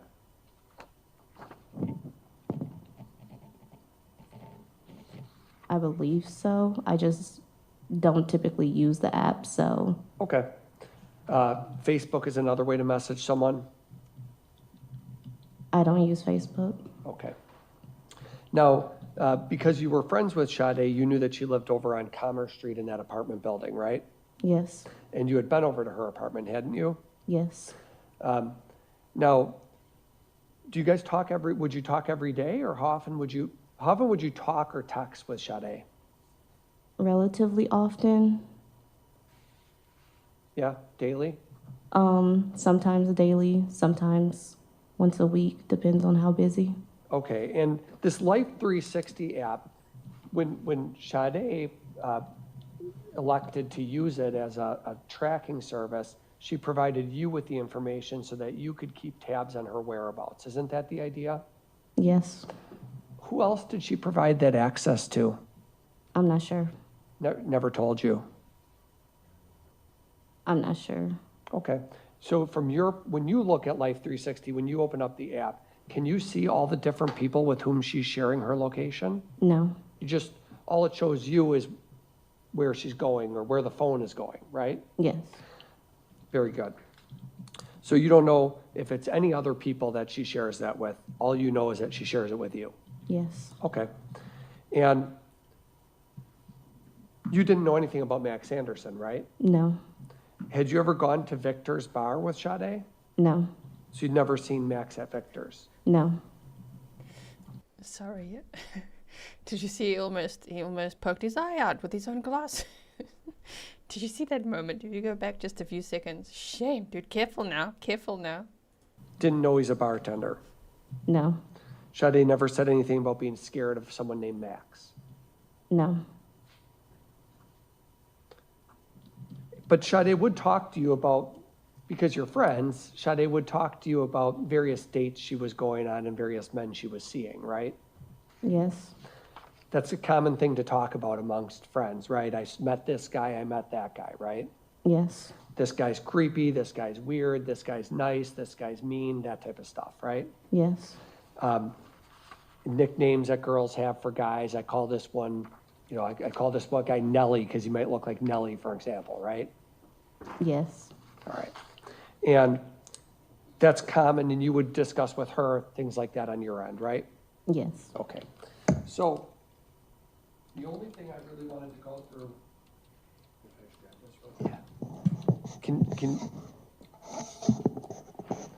I just wanted to show you these records right here. Is this how you did it? Zoom it in, right? Okay. Thank you. This is Exhibit 39, Judge, for the record. And yeah, out just a little bit. Thank you. That's perfect. Yep. So again, what you were going through before were Life 360 screenshots that you had taken and then sent into the police to try to help them, right? Yes. And so, for example, and let me ask this.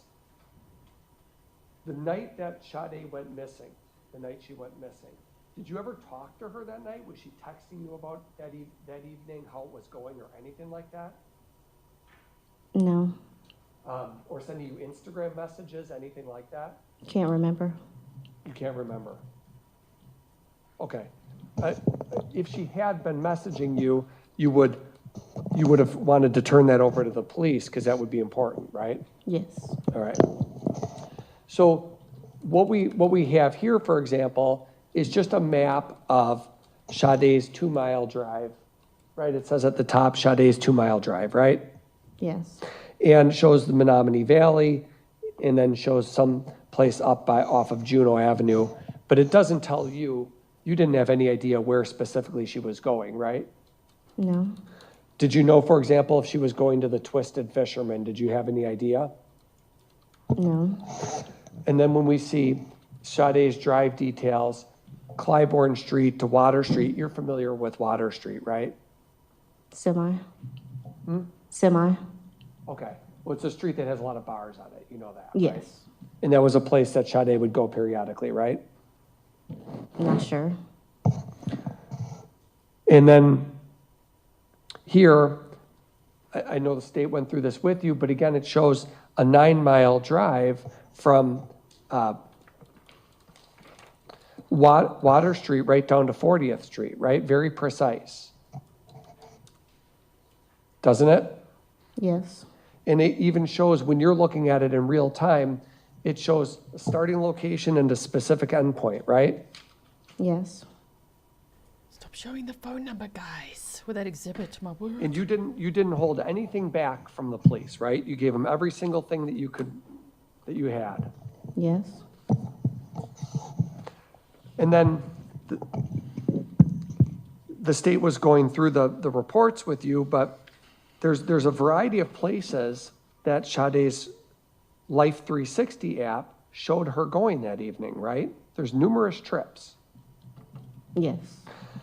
We know about the last one where it ends at Warnimont Park, but before Warnimont Park, there's all sorts of Water Street to 40th Street, and then there's North Farwell to Canal Street. You've looked at all of these, right? Yes.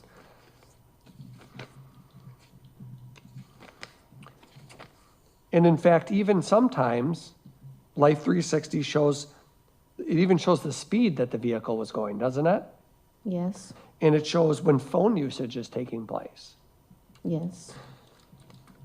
So it's providing, as far as you know, it's providing data, information that you can look at to see if a person is safe, right? Yes. Is that the idea behind it, to make sure someone's safe? Yes. And this is very common, isn't it very common amongst the youngsters, young people? It's very common to share data, share their location, so others will know where they are, right? Yes. I mean, that's not a unique thing to Sade. That's something other friends of yours also do, right? Yes. Thank you, that's all. State? Briefly, do you As long as he's not calling Maxwell Anderson a youngster again. recall whether you had a conversation with Sade about meeting someone the weekend before she went missing? Yes. What do you remember about that? I remember she sent me a screenshot related to some person who had her number and was saying some things that made her feel uncomfortable.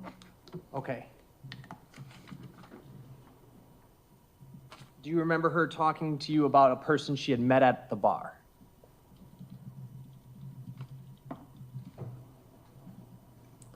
I can't remember the place, but I remember she met somebody. Would that have been the weekend prior? Like with the dates, I can't remember the exact dates. I just remember before this incident, she told me about some person who was... That she met at a bar? The bar part, I can't remember. Okay, nothing else. Cross? No. Thank you, ma'am. You may step down. Thank you. Okay, anyone need a break at this point? It's 10:40.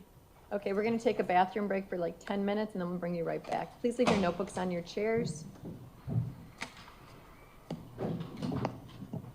I like this judge, and look at all the plants. Sorry, random commentary, but just look at all the plants and everything, and here's this lady justice. Isn't it just so nice? I really like the way they're running this trial. Okay, and we get to look at a picture in the break as well. Can all trials be like this? I just want to see if the attorneys want to say anything.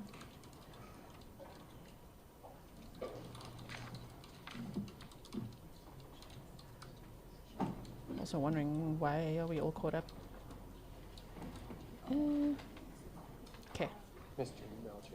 So hold on one second. Just want to see what's going on here.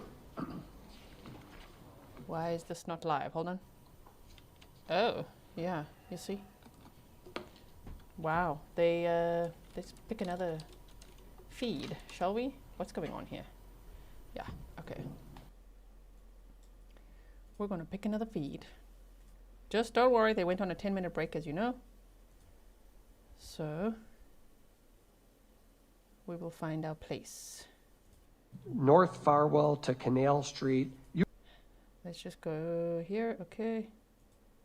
All of them. Just to sort of move this along, because a lot of it's foundational stuff, and I don't think it's important to a lot. Okay, nothing else. Okay. Cross? No. Thank you, ma'am. You may step down. Thank you. Okay, anyone need a break at this point? It's 10:40. Okay, we're gonna take a bathroom break for like 10 minutes and then we'll bring you right back. Please leave your notebooks on your chairs. Yeah. Further to address on the record, state? There we go. Defense?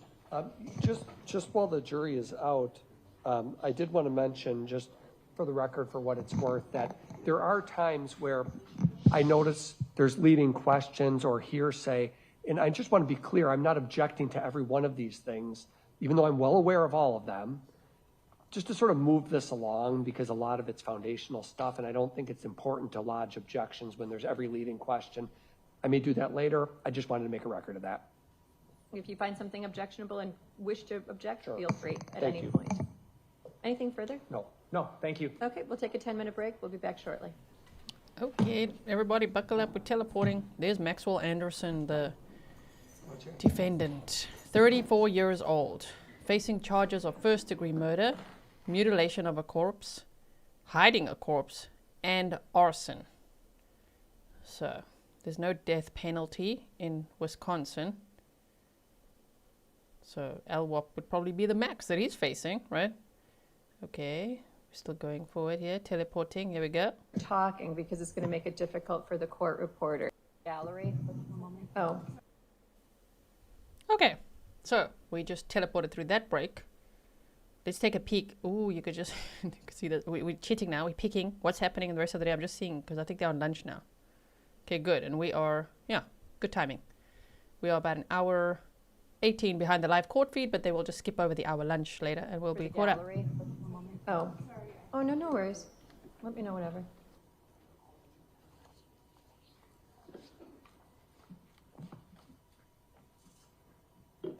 Rob says defluff away, right? We want to defluff. Thank you, Rob. Going back on the record, same appearances. So I just want to make a note for the gallery. When I excuse the jury, we're not off the record. So you can't stand up and start talking because it's going to make it difficult for the court reporter. So please stay seated. Please wait until we're off the record. But we do not end just when the jury's excused. Understood, everybody? Okay. Thank you. Okay, anything to address on the record before we bring the jury back in? Yes, Your Honor, there's one thing, because I think we might get to it maybe slightly before lunch. There was a search done of Sade's apartment pursuant to a search warrant. Obviously, there's already been testimony about the welfare checks and that sort of thing, but they did a search warrant of her apartment, and in doing so, recovered, I want to say it was a small amount of suspected THC and suspected pills, methamphetamine pills. The state would be objecting to that coming into evidence. It's something we've discussed in advance of this off the record, so we wanted to hash that out before we bring the jury back in. Attorney Cotton. Yes, I was asked before we came back just now if I intended to go into all the items that were found in Sade's apartment. I said yes. I wasn't, there'd never been a request to exclude anything. Just like I think the state plans to go through everything that's found in Max's home, even if I don't like it. So I plan to go into it.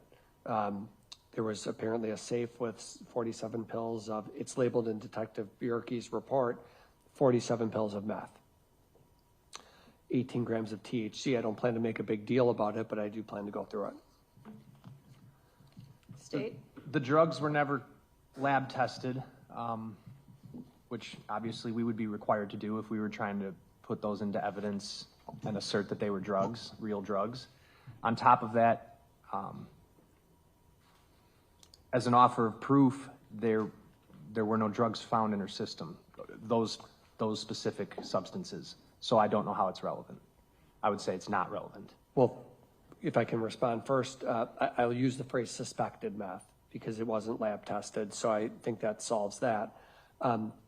Yes, that's true. There were no drugs found in her system.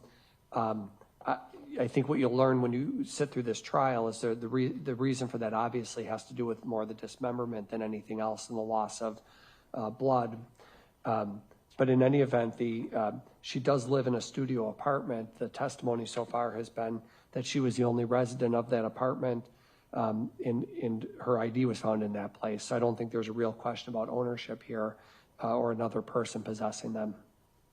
Again, I don't plan to make a big deal about it, but I do plan to discuss the things that were found in the apartment. How do you find it relevant, other than just what was merely located? I think the best argument for relevance is that it,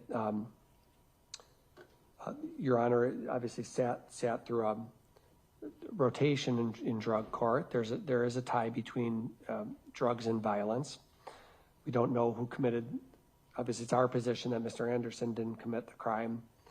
And I think that somebody who is involved in, I don't think it's unreasonable to suggest that somebody who's involved in purchasing meth or suspected meth, whatever that is, that drug, could potentially expose themselves to bad elements in our community. It's not a legal drug. It's not something you can purchase at a store. That would obviously put her in contact with people who are illegal drug dealers. Those people do often are armed and violent people. That's sort of common knowledge and something this court has presided over. Again, to be clear, I don't plan to go beyond that and inquire of witnesses who is her supplier, how did she get them. I don't have any knowledge of how she got them. I simply would know that a person would get meth from an illegal source, a drug dealer, and that would create the possibility that Sade was connected with bad elements in our community, and that could be an alternate explanation for how she came to be missing. Any response? Wow. Just that, just to add one thing, that they're at her apartment and there's no, she leaves her apartment, she's not, so there's no evidence that she had any drugs with her either. So that would add to them being not relevant. So it's always a concern when we cut away the truth, right? Whenever we're asked to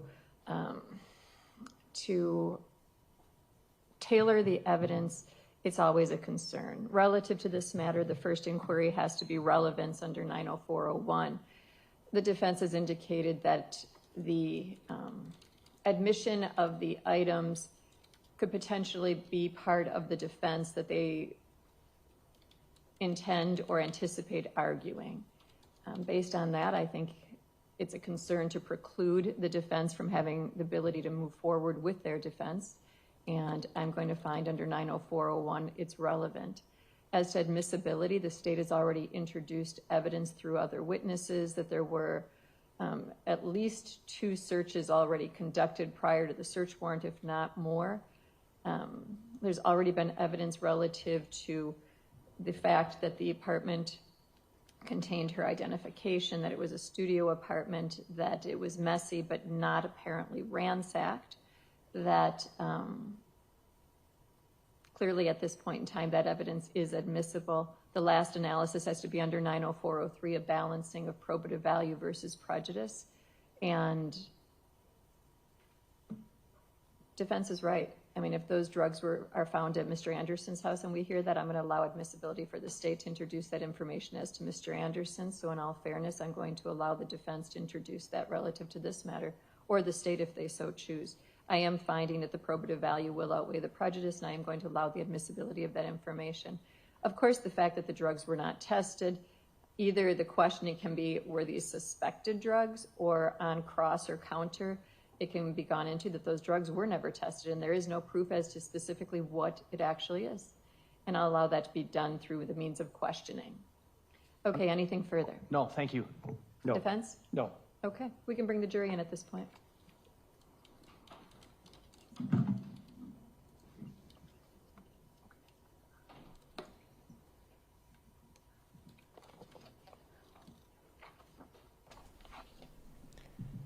I just see you all saying like, what? Like in a pill form. So I'm just researching a bit here to be like, what? But okay, that was fair. If they're gonna allow it in, then also tell us everything you found in Maxwell Anderson's house. Yes, we do want that. Okay, let's see. Here they come.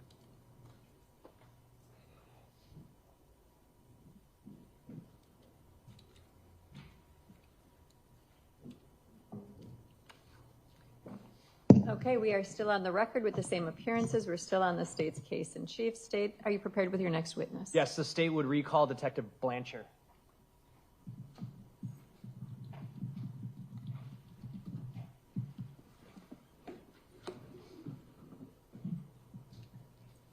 Do you solemnly swear that the testimony you give in this matter will be the truth, the whole truth, and nothing but the truth, so help you God? I do. You can please be seated, restate, and respell your name for the record. It's Joseph Blanchar, Joseph, Blanchar, Blanchar. Okay, Detective Blanchar, another role that you played in this investigation was to go to Sade's apartment building, is that right? That's correct. You first went to her apartment building on what date? The first, when we found out, I believe, when we found out she was missing for the welfare check, I believe. I could be getting my dates wrong, I'm sorry. It would be the day after she was reported missing? Yes. Okay. So that would have been April 3rd, right? The 3rd. Okay. Apologies, yes. When you went to her apartment building, did you speak to a woman named Christine Shuda? I did. Who was she? She's the complex manager, individual who runs the residence there. After speaking to Ms. Shuda, did she allow you to conduct a welfare check of Ms. Robinson's apartment? She did. Did you do that with people from the Milwaukee Police Department? Yes. After conducting the welfare check, did you find Sade? We did not. Did you then attempt to retrieve video from the apartment? Yes. It's a large apartment building, right? Yes. And it borders North Commerce Street on the Lower East Side? It does. I have up on the screen here, I believe it's Exhibit 35.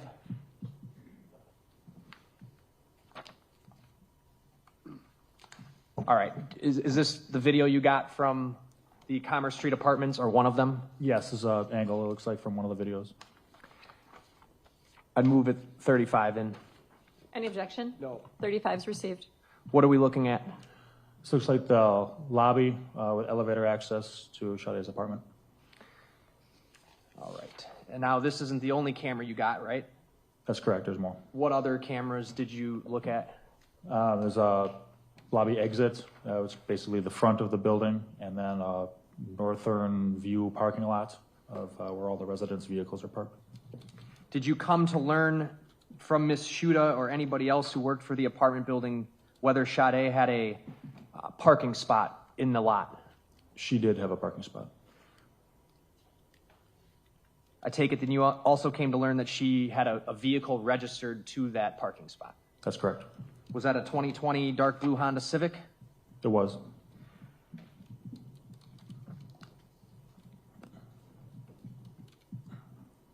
The video you got, did you attempt to obtain video from when she left the apartment that day? Yes. Is that what we're about to see here? Yes, I can't see the numbers. It looks like it's very small up in the corner. I can zoom in briefly. I believe it's roughly 9 o'clock. I believe. Oh, I guess I can't zoom in on that. Zoom back out. Are you able to see it now? Yeah. What is the date and time stamp on there? This is April 1st, 2025, and roughly 9 o'clock in the morning. In the morning? I believe so. I'm sorry, I didn't hear your answer. The 1st of April, and this is 0900 hours. Playing that clip.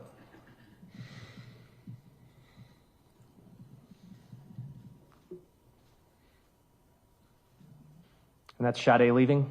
That is. She's got a black coat on, white top, looks like ripped jeans and white shoes. That's correct. She carrying anything in her hands? It's like her cell phone and keys in her left hand. How about her right? Her right, it looks like it's got a, she's got a shoulder bag, looks to be darker color. Bigger than a purse, but a type of bag. All right. That was the clip titled Robinson leaving lobby. And the next clip is Robinson leaving lobby exit.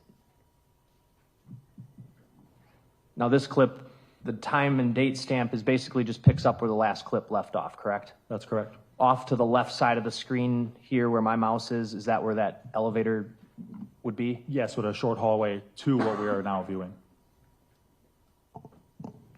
Playing this clip. It's 11 seconds long.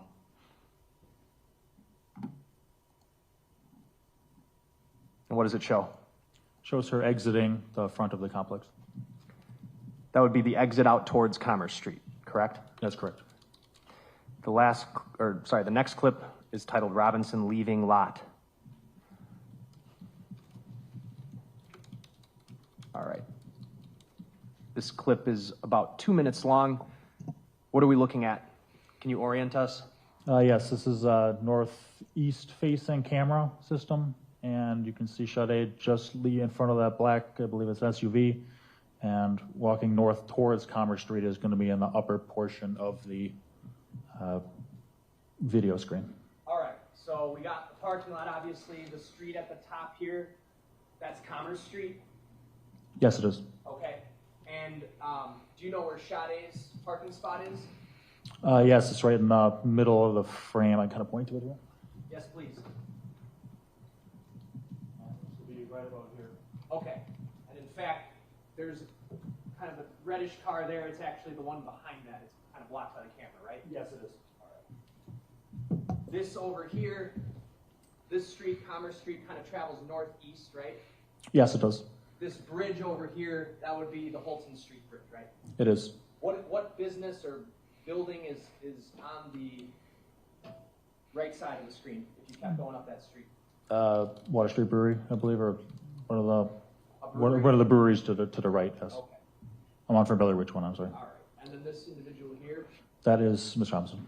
this timestamp, really hard to read, April 1, 2024, 9:00:44. Yes. Okay.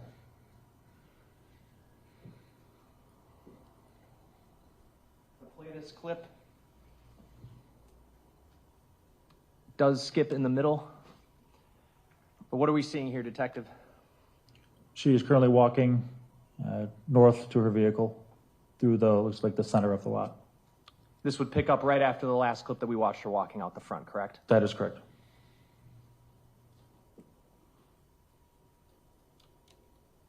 Now it's froze.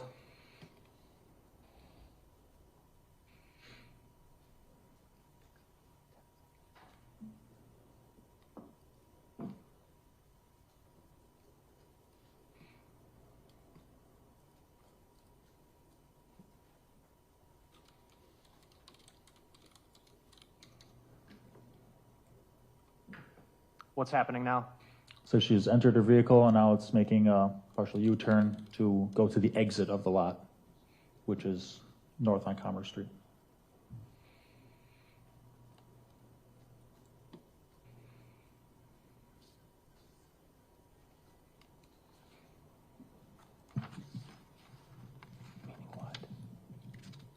What happened now? Now she's making a east turn through out of the parking lot and onto Commerce Street, heading eastbound. Are you familiar with where Pizza Shuttle is? Yes. Would that be the logical turn you would make if you were on your way to go work at Pizza Shuttle? That would, yes, be. All right, I paused that clip at 1:29. So it appears from those clips she left her house somewhere right at around the 9 a.m. hour, right? That's correct. Okay. Did you then also obtain camera footage from a different camera we haven't seen yet to try to discern whether or not Miss Robinson returns to the home or to the apartment? I did. Can you describe the information you had and what segment of footage you sought out from these apartments to do that? It was the nighttime hours and trying to ascertain whether or not she came back to her apartment at a time of 1 to 8, 1 p.m. to 1 a.m. to 8 in the morning. Why did you pick the time period of 1 a.m. to 8 in the morning? From other records that we disseminated, that was a time that, she should have been home, or, something that we went off of. Maybe she would return to the apartment. So based on... Obviously, they would have checked that, but I'm glad they did, because I think part of the defense's strategy is to say that Sade went back to her apartment for a time because of the Life 360, maps, the evidence there. Loba Volcana said if those pills are relevant, the defendant's violent history should be as well. And someone earlier had said the judge should have ruled that they can't name the drugs if they weren't tested. I mean, that also sounds fair. So, yeah. Thank you so much all for being here, by the way. There's 3,000 of you here. I really appreciate it. Please like and share so others can also learn about Sade's case and maybe come and join us as we watch this trial together, and hopefully there will be justice for Sade Robinson, who was only 19 years old when she was murdered and dismembered. And it's just so horrific because her remains were just scattered all over Milwaukee, and they haven't even found all of her remains yet. This happened on April 1st of 2024 in Milwaukee, Wisconsin. And the guy on trial is Maxwell Anderson. He's 34 years old now. On records you had, you thought the period after 1 a.m. would have been the time that her phone kind of traveled back towards the area of commerce? Is that what you're saying? Yes, I believe that's what you're asking. I apologize if I didn't understand that correctly. I'm going to bring up the last clip. It's titled N_lot, and then some numbers. Okay. Detective, we're looking at the same parking lot, correct? Yes, we are. Just a different angle? That's correct. And if we're orienting ourselves to Sade's parking spot, her spot would be somewhere right around here, correct? Yes. And then, so this street at the top, that's Commerce? That is still Commerce, yes. And this bridge-looking thing over here is that same bridge we could see in the daytime video? Mason Street, yes, correct. This video picks up at 1 o'clock, and if you look down on the timestamp here, it says it's 5 hours long, but you said this is a clip from 1 to 8? I think that it should be near that, and that the video is compressed different. I'm not sure why the time is different. Does the video speed up at times? I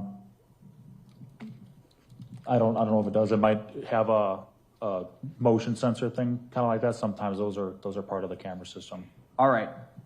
So what time period of video did you review? From 1 a.m. to when? 1 to 8, I believe. Is that what it is? And that's what this is? Yes. At any point in time, through reviewing that video, does Sade Robinson's car return to her parking spot? It does not. I'm going to play just a brief clip. Actually, before I do that, the timestamp on the video from this camera, do you know whether it's accurate or off by any amount? It is behind, I believe, by just a couple minutes. Okay, just a couple minutes behind? Yes. But generally showing around what we see here to be the 1 a.m. hour? Yes, that's correct. I'll play the start of this video. And I'm going to play it kind of in fast forward here. It's 3 times sped up.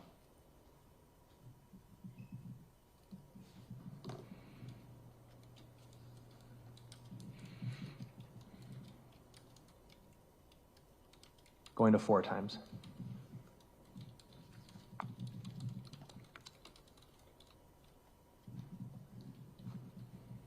There's a car driving by, right? Correct.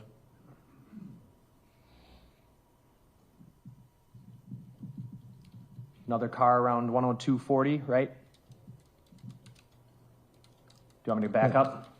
Oh, I could see the taillights on. I'll go back to 102.20. You able to see that car? Yep, on the left side there. Going which way? There was one that went on the left side of the screen. Okay. Speeding back up.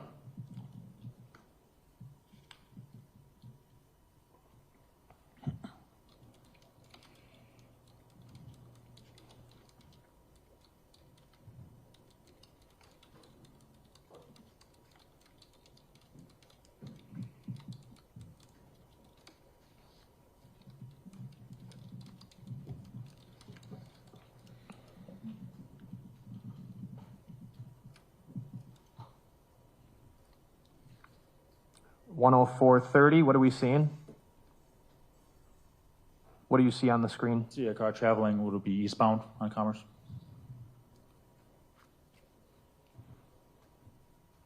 Then the camera speeds up right after that, right? Yep. Car doesn't stop in the lot? It does not.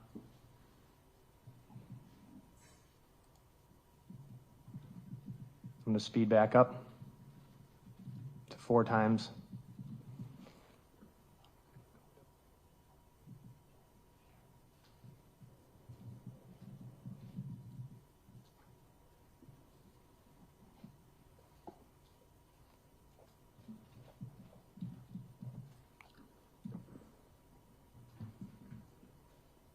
Looks to be another vehicle traveling eastbound. 106.50, fair? Yes.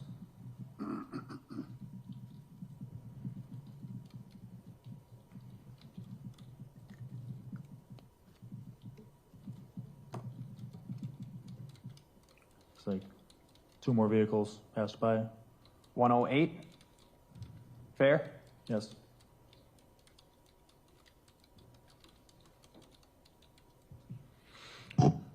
One more. 9. 109, okay. All right, and I'm going to stop it at 1:10:11 a.m.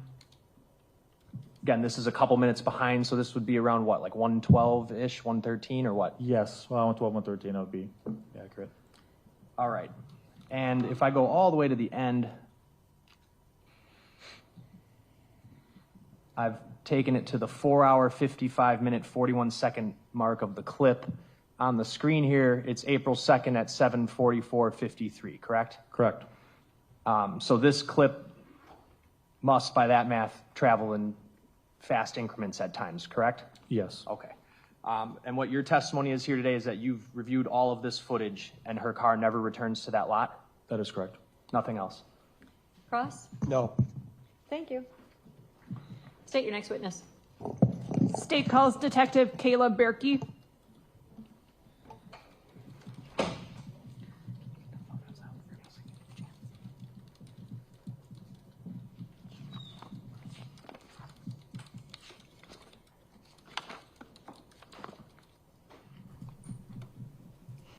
Sorry for my little sneak peek here, everyone.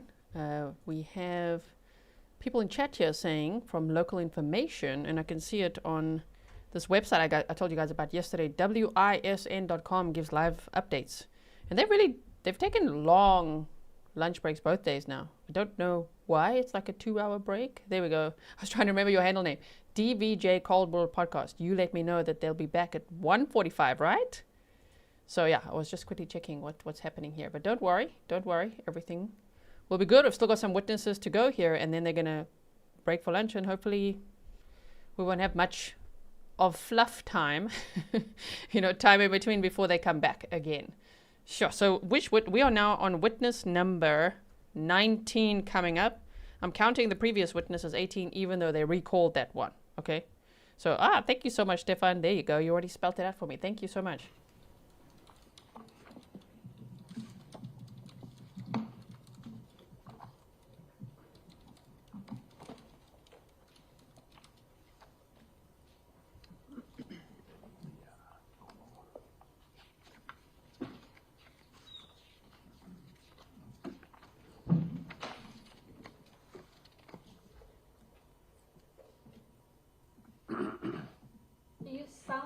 Swear that the testimony you give in this matter will be the truth, the whole truth, and nothing but the truth, so help you God? I do. If you could please be seated, state and spell your name for the record.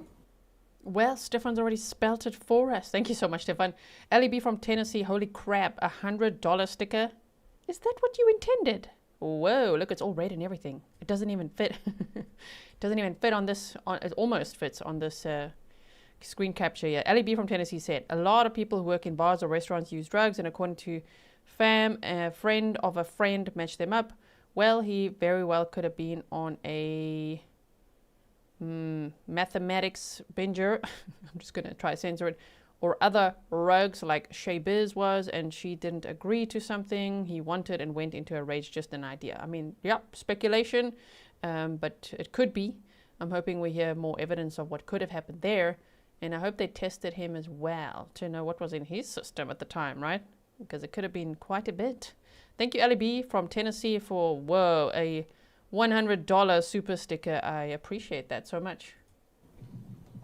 Detective Kayla, Kayla, last name Bjerke, B as in boy, J as in John, ERKE. How are you employed? As a detective with the Milwaukee County Sheriff's Office. How long have you been with the Sheriff's Department? It's about 7.5 years. How long have you been a detective? About 2 or 3 years now.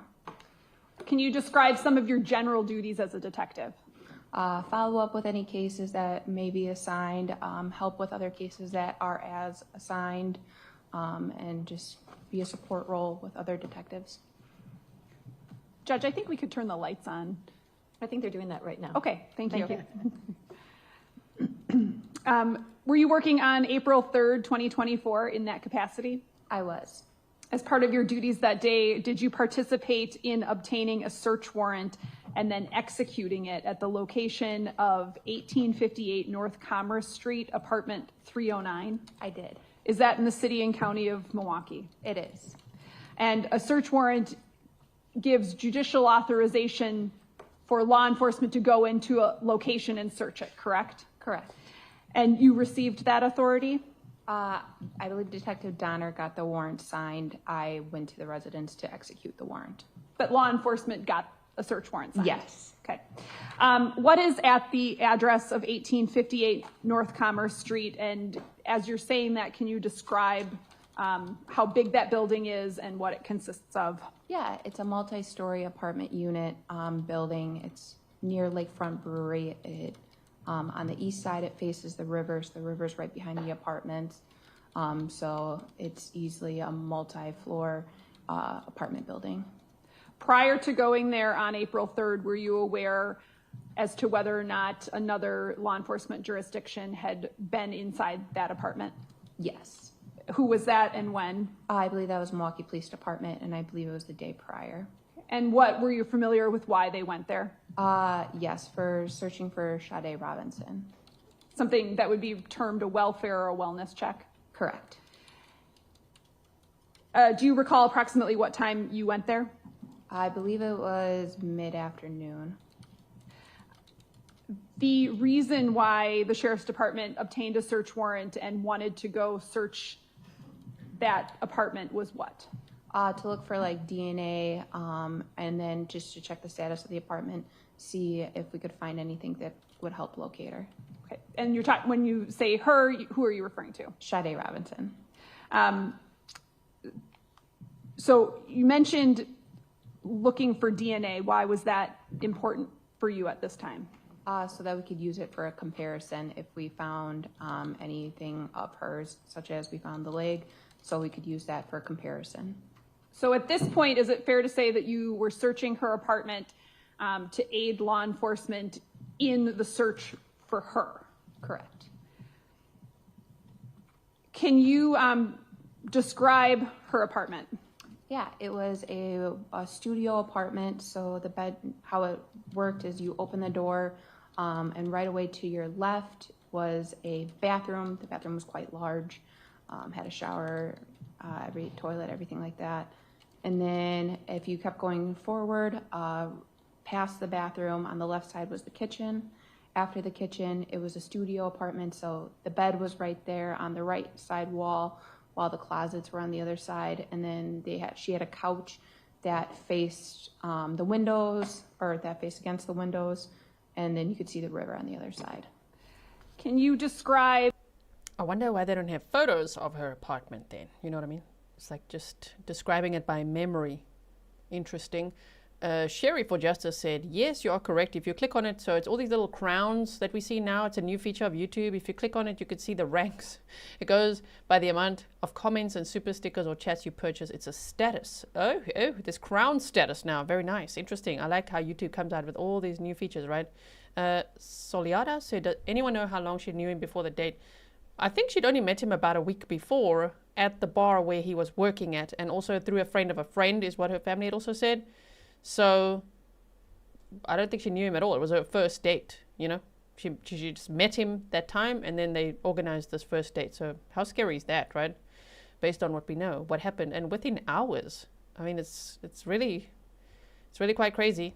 The first date, eat something, drinks, and then go to his house, and it's like, whoa, within hours she is murdered and dismembered, and her remains are being scattered all over Milwaukee, and then her car is set alight. That's just like, I don't think anyone could ever imagine that happening, right? Yeah, Kay's Beautiful Struggle said, I was thinking the same. Why no pics of her apartment? And even sometimes, so this trial is going very well. The sound is great, and as long as they're near the mics and it's running smoothly. It's just like, okay, the maps could have some points on it to help us so that we don't have to the whole time look at our own maps. And how about some pictures, right? It can be a little bit more visual. How the apartment was furnished, what types of contents it contained, what types of personal items, just in general. Yeah, anything personal you would say of like a 19-year-old girl. So all clothes, shoes, it had some Nintendo Switch games, it had food in it, bed in it, the closet was fully stacked with clothes, the bathroom was fully stocked with like hairbrushes, makeup accessories, everything like that. Upon entry, was one of your goals to determine whether or not there had been a struggle or a forced break-in, anything of that nature? Yes. And did you make any of those determinations? No, we determined that there was no force of anything of like a break-in or anything like happening. Did it appear that any struggle had occurred inside? No. And can you describe what you did in order to execute the search warrant?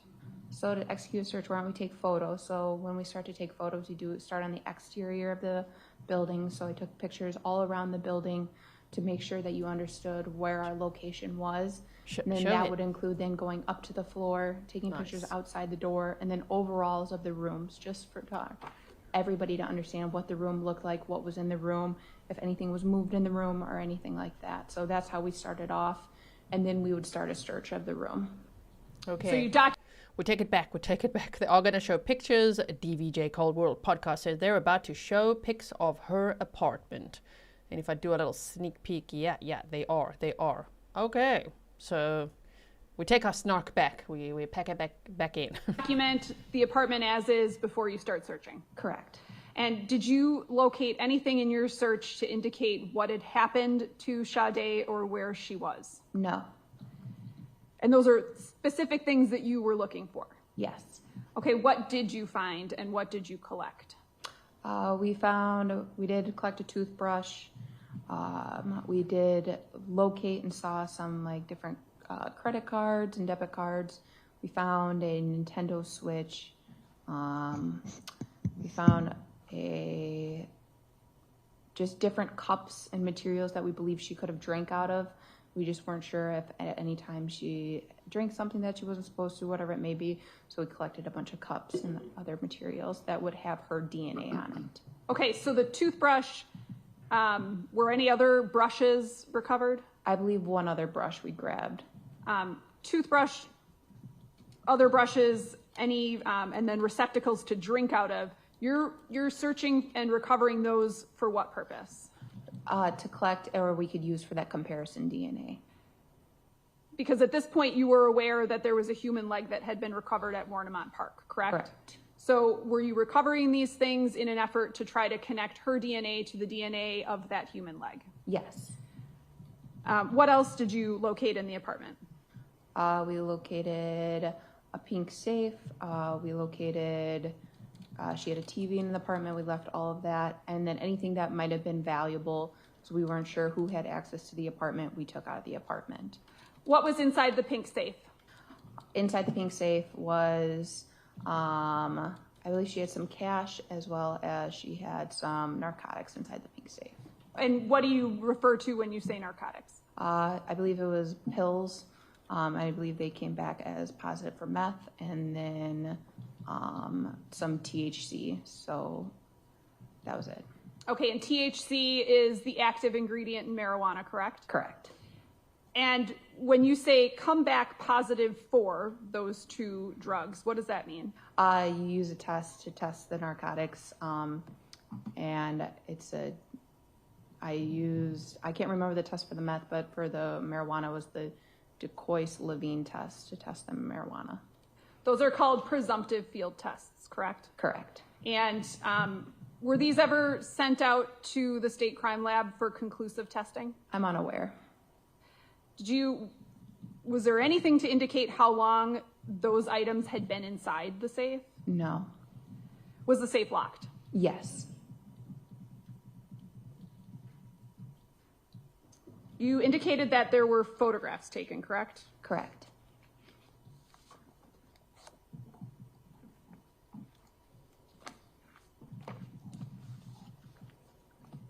Now, so the record is clear, we stipulate to all the photos being introduced into evidence, Your Honor. What numbers are those? They're 41 through 50. I will receive into evidence 41 through 50 then. Showing you exhibits 41 through 50, first of all, do you recognize what those are? Yes. And can you identify what those are? That's the 41 is the exterior of Sade's apartment building. That's a photograph, correct? Yes. Are all of those exhibits photographs? Yes. Yeah, they are. I'd ask that exhibits 41 through 50 be admitted and permitted to publish. Already received and feel free.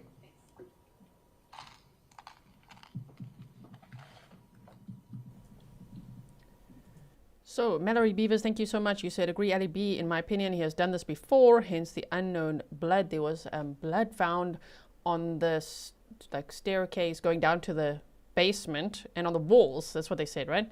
But yeah, it wasn't Sade's and it wasn't Maxwell's. Now, yesterday somebody said there was a rumor that it belonged to his dog, and I'm like, what? Like, all of that just sounds terrible. I don't know whose blood it was, but yeah. And you said, gee, were there plastic sheets found in the basement, or am I thinking of a different case? It's rumored. It was from that, there's apparently a friend, so it's like hearsay all the way now. Okay. There was a friend who had been there in 2023 and said that Maxwell was digging this huge hole in the backyard and he wanted to expand the basement. There was then rumor that he had all this like plastic sheeting on the floors and the walls, kind of like a Dexter room, and that there was also rumor that some of that was a sex dungeon. But that's really all speculation, rumor, social media stuff. And I've actually received emails about that as well. So I don't know, we haven't heard any evidence of that, but yeah, I wouldn't be surprised if he has done something like this before, especially because they found another woman's ID card in his house and all sorts of women's clothing as well, which were not Sade's, you know? So who knows what he's done, because he's innocent until proven guilty. So at this point, we don't know that he did anything, but he is on trial over here facing very serious charges. And yeah, so we shall wait to see what the evidence says. But imagine, can you imagine? He was 33 years old. What did he do his whole life?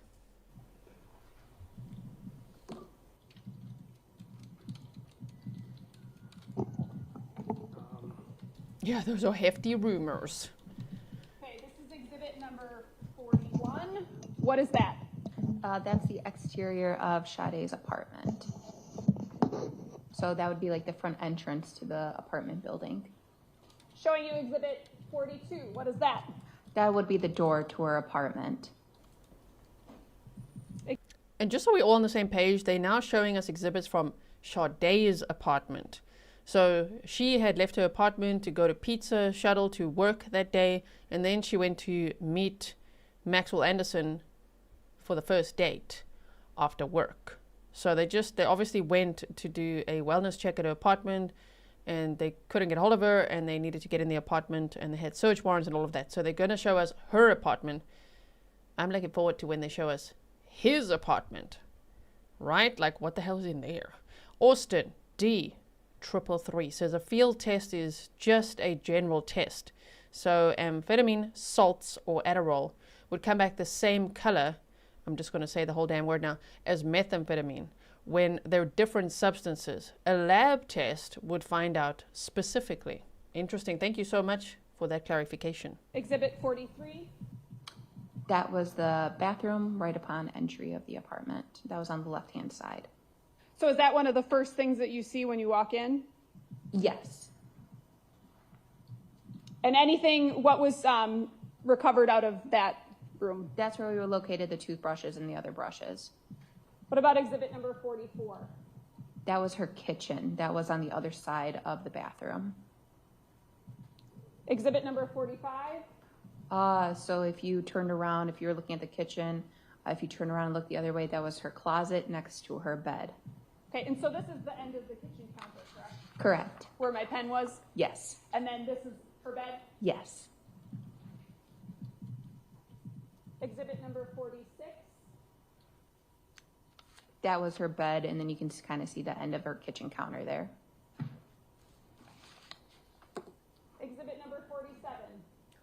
That was, you can call it a makeshift living room with her couch and then TV. I see you guys are also saying the same. I'm like, why did they describe her apartment as messy? I'm not seeing that. Right? Court Lurker says so far it doesn't look messy. It looks actually pretty damn neat. You know, and even if there's a little bit of stuff like maybe on her couch, it's organized chaos, right? It looks like everything has its place. Like, what do you mean? Maybe we'll see more pictures, but I just think messy was an unfair description. Okay. Exhibit number 48? That would be the toothbrush that we collected. What did you ultimately do with that toothbrush? I inventoried it and placed it into property, which was... Sorry, go ahead. No, sorry. It was then taken to the state crime lab. Okay. Exhibit number 50. What is that? That's her couch and her bed with all of her clothes on it.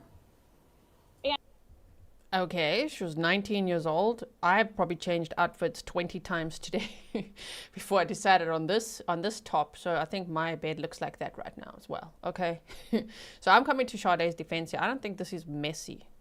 Not that it matters. It's not that important. It's just I don't like it when they say things like that when it's not really warranted. It looks lived in. It's a home. Ziana K says, did he live in the home? Did he live in the home alone the entire time? That's a good question. Can't quite remember. I know I went down a rabbit hole about him, like as much as I could learn about him, but I don't remember if he lived there alone the entire time, but I do think so, right? Barbara Melissa says, can't even think what someone would say about our home right now. And I mean, I love cleaning. I'm a bit of a neat freak, but so I wouldn't categorize this as messy. And exhibit number 49, what is that? In one of the drawers in the kitchen, she had a bunch of IDs located. So we took pictures of all the different IDs that were located. One of those is for the Milwaukee Area Technical College, correct? Yes. And then right above it is what? It looks like a probationary ID. Based on your knowledge, what is a probationary ID? Just means you're not 21 yet. So that's a Wisconsin state issued ID? Yes. And does it specifically designate that the person is under 21 in some obvious way? Yes. Where? The top left-hand corner, it says U21 and then probationary driver's license. And then it says age attained at the bottom. And you found that where? In her apartment, in one of the drawers. So in theory, if one were to try to get into a bar with that ID, they should be denied, correct? Correct.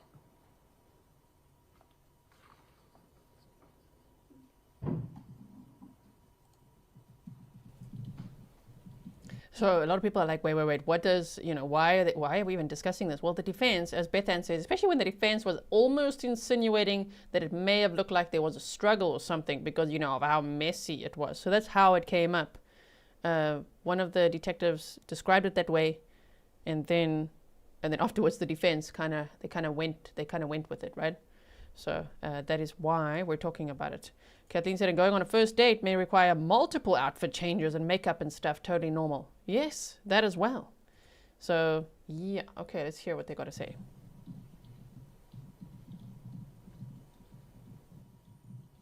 All right, I'm showing you.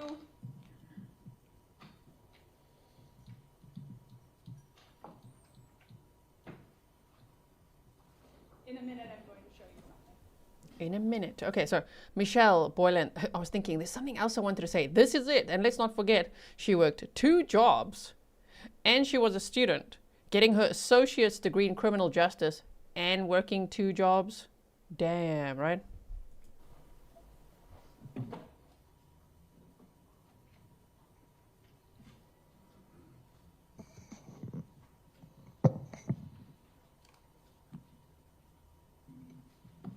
Showing you what's been marked exhibit number 40. Do you recognize what this is? Yes. What is it? That's the toothbrush that we took from the residence. How do you know? I signed it. It says evidence collected by Kayla Bjerke, evidence sealed by Kayla Bjerke with my signature. On that, that's an envelope that contains the toothbrush, right? Correct. On that envelope, are there other markings that are not from the sheriff's department? Yep, there's one from on the side. It says R24-952, and I know that's from the crime lab. I'd ask that exhibit number 40 be received. Agreed. Agreed. Agreed. It's received. I don't have anything further. Cross? Thank you. Were you the one who took the photographs of the apartment? I believe so. Okay, so just with your department issued camera, basically? Yep. And you talked initially this morning about one of the purposes of getting a search warrant was to look for DNA, right? Correct. And I'm sorry, you are a detective with the sheriff's department, right? Correct. And DNA evidence being an important tool that law enforcement can use in cases, right? Absolutely. I'm sorry? Absolutely. And that's the reason that you said absolutely is because it can help you pinpoint one's identity, for example, right? Correct. And you've worked with DNA in your experience as a detective, right? Yes, I have. And the way in which we go about collecting DNA samples is to do swabbing. Correct. But you as the detective don't do the swabbing, you call in lab personnel, don't you, that go through and actually swab for it? Depends. There's times I am trained as an evidence technician. I can do the swabbing. However, I did not swab any of these items. Got it. But so either way, you specifically could choose to swab if you wanted to because of your training, or you could call in people to do that for you. Correct. And then that type of evidence, DNA evidence, when you're going through we can take down the photos. I don't need that up. When you're going through Miss Robinson's apartment, you're using your eyes to look for things that might contain DNA, right? Correct. Because you know that it can be shed from skin, for example. Correct. And it can come from saliva. Yes. One of the reasons you had, I don't know if it was one of the photos you looked at, but you had noted a glass, for example. We would like to test the rim of a glass because it might have one's DNA on it. Yes. And so that's crucial piece of evidence could help you link up, I think you were saying, the leg that was located to Miss Robinson. Correct. But that wasn't the only reason you were searching the apartment. It's not just for DNA and identification purposes, is it? Correct. We also wanted to look at a pink safe you testified about. Yes. And I'm sorry, did you say the safe was locked? Yes, it was. So did you yourself open it? I did not open it. One of my partners did open it. In your presence? Yes. That's why in your report you documented the contents of it? Correct. Why did you not photograph the contents of the safe? I don't recall if I did or did not photograph them. You did prepare a police report, didn't you? I did. And in your police report, you identified, you tried to be thorough in your report, didn't you? Yes. And in your report, you did identify a description of everything that you found, right? Correct. And there were other things in the apartment of note that beyond just, well, there was a number of, we could see from the pictures, it was there was a lot of things in the apartment, I guess, for lack of a better expression, right? Correct. The closet was sort of piled up with stuff, and there was, I mean, we've all been 19 once, right? Right. Okay. So, but there's a lot of things to sort of look through and read through, right? Correct. And including mail and letters and notes and things like that. Yeah. But your partner opened the pink safe, and that's where the meth was located. Correct. Because you said on direct, I thought, that it was a field test that was done that the department can use, right? Correct. Meaning that there's, and you wrote that in your report, didn't you, that there was methamphetamine recovered? Correct. And you described it as 47 pills of meth, right? Correct. Disposition sent to the property room. Correct. Meaning that it gets recovered and taken into evidence, right? Yes, it did. What does meth mean? Meth? Yeah. I just use the short term for methamphetamines. But that's a street drug, right? Correct. And then 18 grams of THC, obviously marijuana is not able to be purchased lawfully either. Correct. And when we hear meth, they're pills though? Correct. Okay. Not something you'd smoke? Not in that form, no. And then the weed, that was just documented also, right? Yes. And then the various notes and letters and things like that are documented as well? Correct. $888 in cash inside the safe? Yes. And that's the same safe with the drugs? Yes. That's all. Thank you. State? Karin says, where's the behavior panel now for that look, stare, frown, right? They'd even be looking at my face. Disgust. Involuntary brow raises. What the heck are we looking at here? Look at this guy. Seeming interested in this now. Yeah, we like this defense angle. You like that, Sis. I don't think so. I know the defense is just doing their job. Was there anything else that was drug-related in the apartment that you located? No. And then the photos that you were shown as exhibits 41 through 50, those weren't all of the photos taken, correct? No, it was not.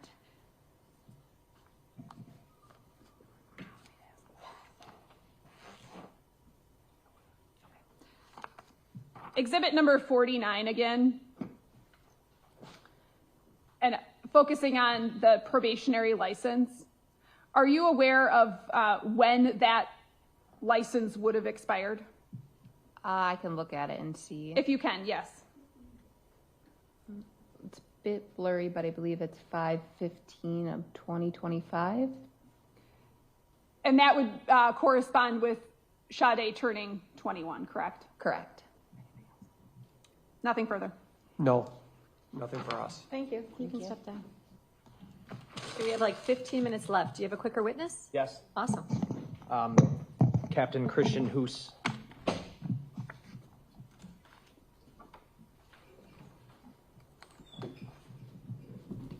Okay, so those were not all the pictures. And now we've got witness number 20 coming up.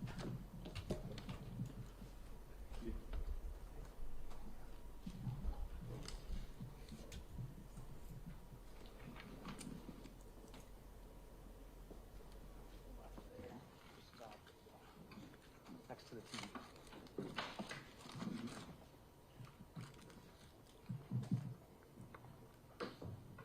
Do you solemnly swear that the testimony you give in this matter will be the truth, the whole truth, and nothing but the truth, so help you God? I do. If you could please be seated, state and spell your name for the record. Christian Hoose, CHRISTIAANHOOSE, How are you employed? with the City of Milwaukee Fire Department. How long have you worked for the City of Milwaukee Fire Department? 27 years. What's your current rank? Captain, How long have you been a captain? 13 years. Were you working in your capacity as a captain with the fire department back on April 2nd, 2024? Yes, I was. What was the shift that you worked on that day?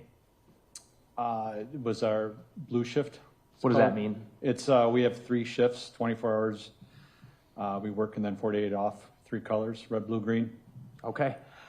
Were you dispatched to the location of 2928 West Lisbon Avenue on the morning of April 2nd, 2024, shortly after 7:30 a.m.?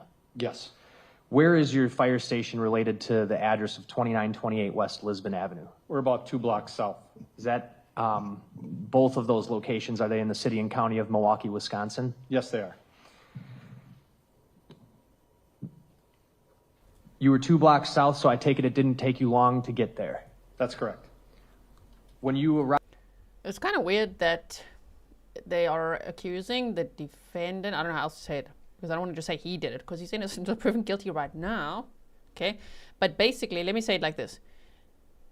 It's kind of weird how they're saying the defendant, Maxwell Anderson, went to that Warnimont Park, which is right there by the Cudahy Police Department, and scattered some remains there. I mean, there were remains elsewhere, but it's like right under the nose of the police department. And then here, he went and allegedly set Sade's car on fire just 2 blocks away from the fire department, right? Interesting. Okay, let me go check. Oh, Capt, is it Captain? Okay, thank you. And Stefan, is it Christian with 2 A's or 1 A? Can you let me know? Because sarcasm says it's with 2. Arrived on scene at 2928 West Lisbon Avenue. Were you provided any information actually before you got there as to what was on fire? I believe we were sent to a car fire. And when you arrived there, what did you observe? A car burning behind the building located at 30th and Lisbon. Was there anybody around the car when you got there? Not that I remember. Can you describe what the fire looked like to you as far as where in the car or what part of the car? I believe that the fire was in the passenger compartment where all the seats are located in the trunk area. And did you and your fellow firefighters put the fire out? Yes, we did. Was the Milwaukee Police Department also sent to the scene? Yes, I requested them because the fire appeared to be suspicious. Based on that answer, I assume they weren't already there then? When you I don't there. recall that they were there right away, no. What made the fire suspicious to you? This address is a vacant building. It's no longer there. It's been demolished, and we had been using that building for training for a number of months prior to that. There's no reason for a car to be back there. Like, no one would park a vehicle back there normally. We've had instances in past where there are cars that were burned back there, and they were also, suspicious. What kind of car was it? I don't recall. Okay. Did you end up cutting into any parts of the vehicle? As standard practice, we cut into the trunk to make sure that there is no hidden fire or there's no persons inside of there. We also open up the hood to overhaul that area to make sure all the fire is extinguished. Once the fire was extinguished, did you sort of turn the scene over to the Milwaukee Police Department? Yes. I have nothing else. Ross. You said there was a vacant building at that spot that you've been using for training purposes. Yes. Right on the corner there. It was right on the corner of Lisbon Avenue. It was that 2-story building, right? Yes, the old Aces High Tavern. It was the northeast corner. Yeah, and you were using it not to set on fire for training, but for entering and exiting a building, right? Correct. And then you said you've had other incidents in the past where cars were burned back there in that alley. Yes. So that's because you've responded to them, right? Correct. And those were suspicious, you said? Yes. Why is that alley being used on multiple occasions to burn cars? Do you have any idea? I don't know. Who's picking that particular alley in Milwaukee? I don't. Okay. How long have you been, when you say plural incidents, how many are you? I can think of 2 recently, on either side of the date of this April 2nd. Okay. You can we consider what? Go ahead. I'm sorry. Finish your answer. I'm sorry. I'm just saying we consider something suspicious if we don't have an owner there to say, this is my car. and there was no one there to do that, so we automatically call for the Got police it. for that. You were saying like one before this incident in April of 2024 and one since then? I believe yes. When you responded, were you it was a fire engine, obviously, right? A fire engine and a ladder truck. I'm And on the ladder truck. You said that the fire started on the passenger compartment of the vehicle? The fire was involved in the passenger compartment. I don't know where the fire started. Oh, involved, meaning that's where the majority of the flake? Yes, The yes, fire is happening. correct. That's all. State? One thing, how did you put it out? With a reduced hose line of water. Did you see Maxwell Anderson wants to scribble now. He's got his little notepad out now. What is he going to be writing down? Could you describe the force of the water that comes out? It's an 1 3/4 hand line that we use off of our engine. About 160 pounds of pressure comes out of there. Significant amount of pressure then? Yes. Nothing else? Defense? Sorry, just one more thing.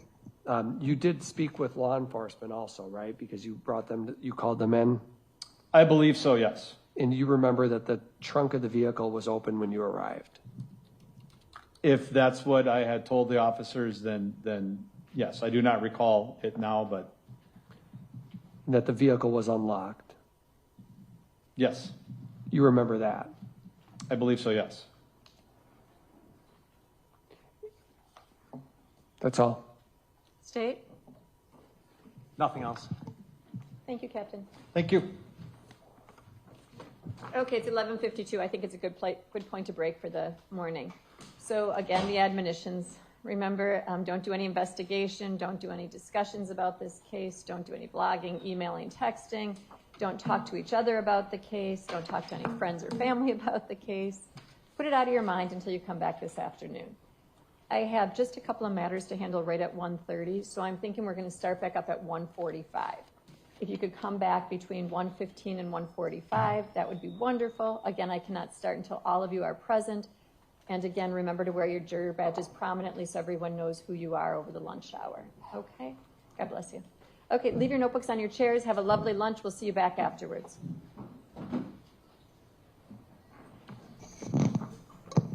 I wonder if that's going to be like the standard lunch break, because it's, again, like yesterday was also, it was also 2 hours. From like 11:45 to 1:45. But they don't have many of those morning breaks. You know, normally the courts have like a 20-minute morning break and an afternoon break. They don't seem to do that much. But yeah, JoAnn says the long lunch might be for judge and attorneys to take care of issues with each other. Doesn't look like it. We're just seeing a flag. We're just seeing it. And we're seeing a dude. Here's a guy from Fox. Okay, so what I'm going to do is take the sound off for a second. And let me just quickly, no wonder. Is that why, wait, how long have we been live? Oh, I was just wondering, our original feed stopped being live and then I've switched to another one. Maybe that's why. Okay, so there's still a dude talking here. We shall just wait there. Does anyone want to read through the criminal complaint, perhaps? We do love documents, and I do have it, and we've read through it before, but there's maybe some information there that could be a really good recap, or maybe you didn't watch the original streams, or, you know, so is that something you'd be interested in? I could also show, I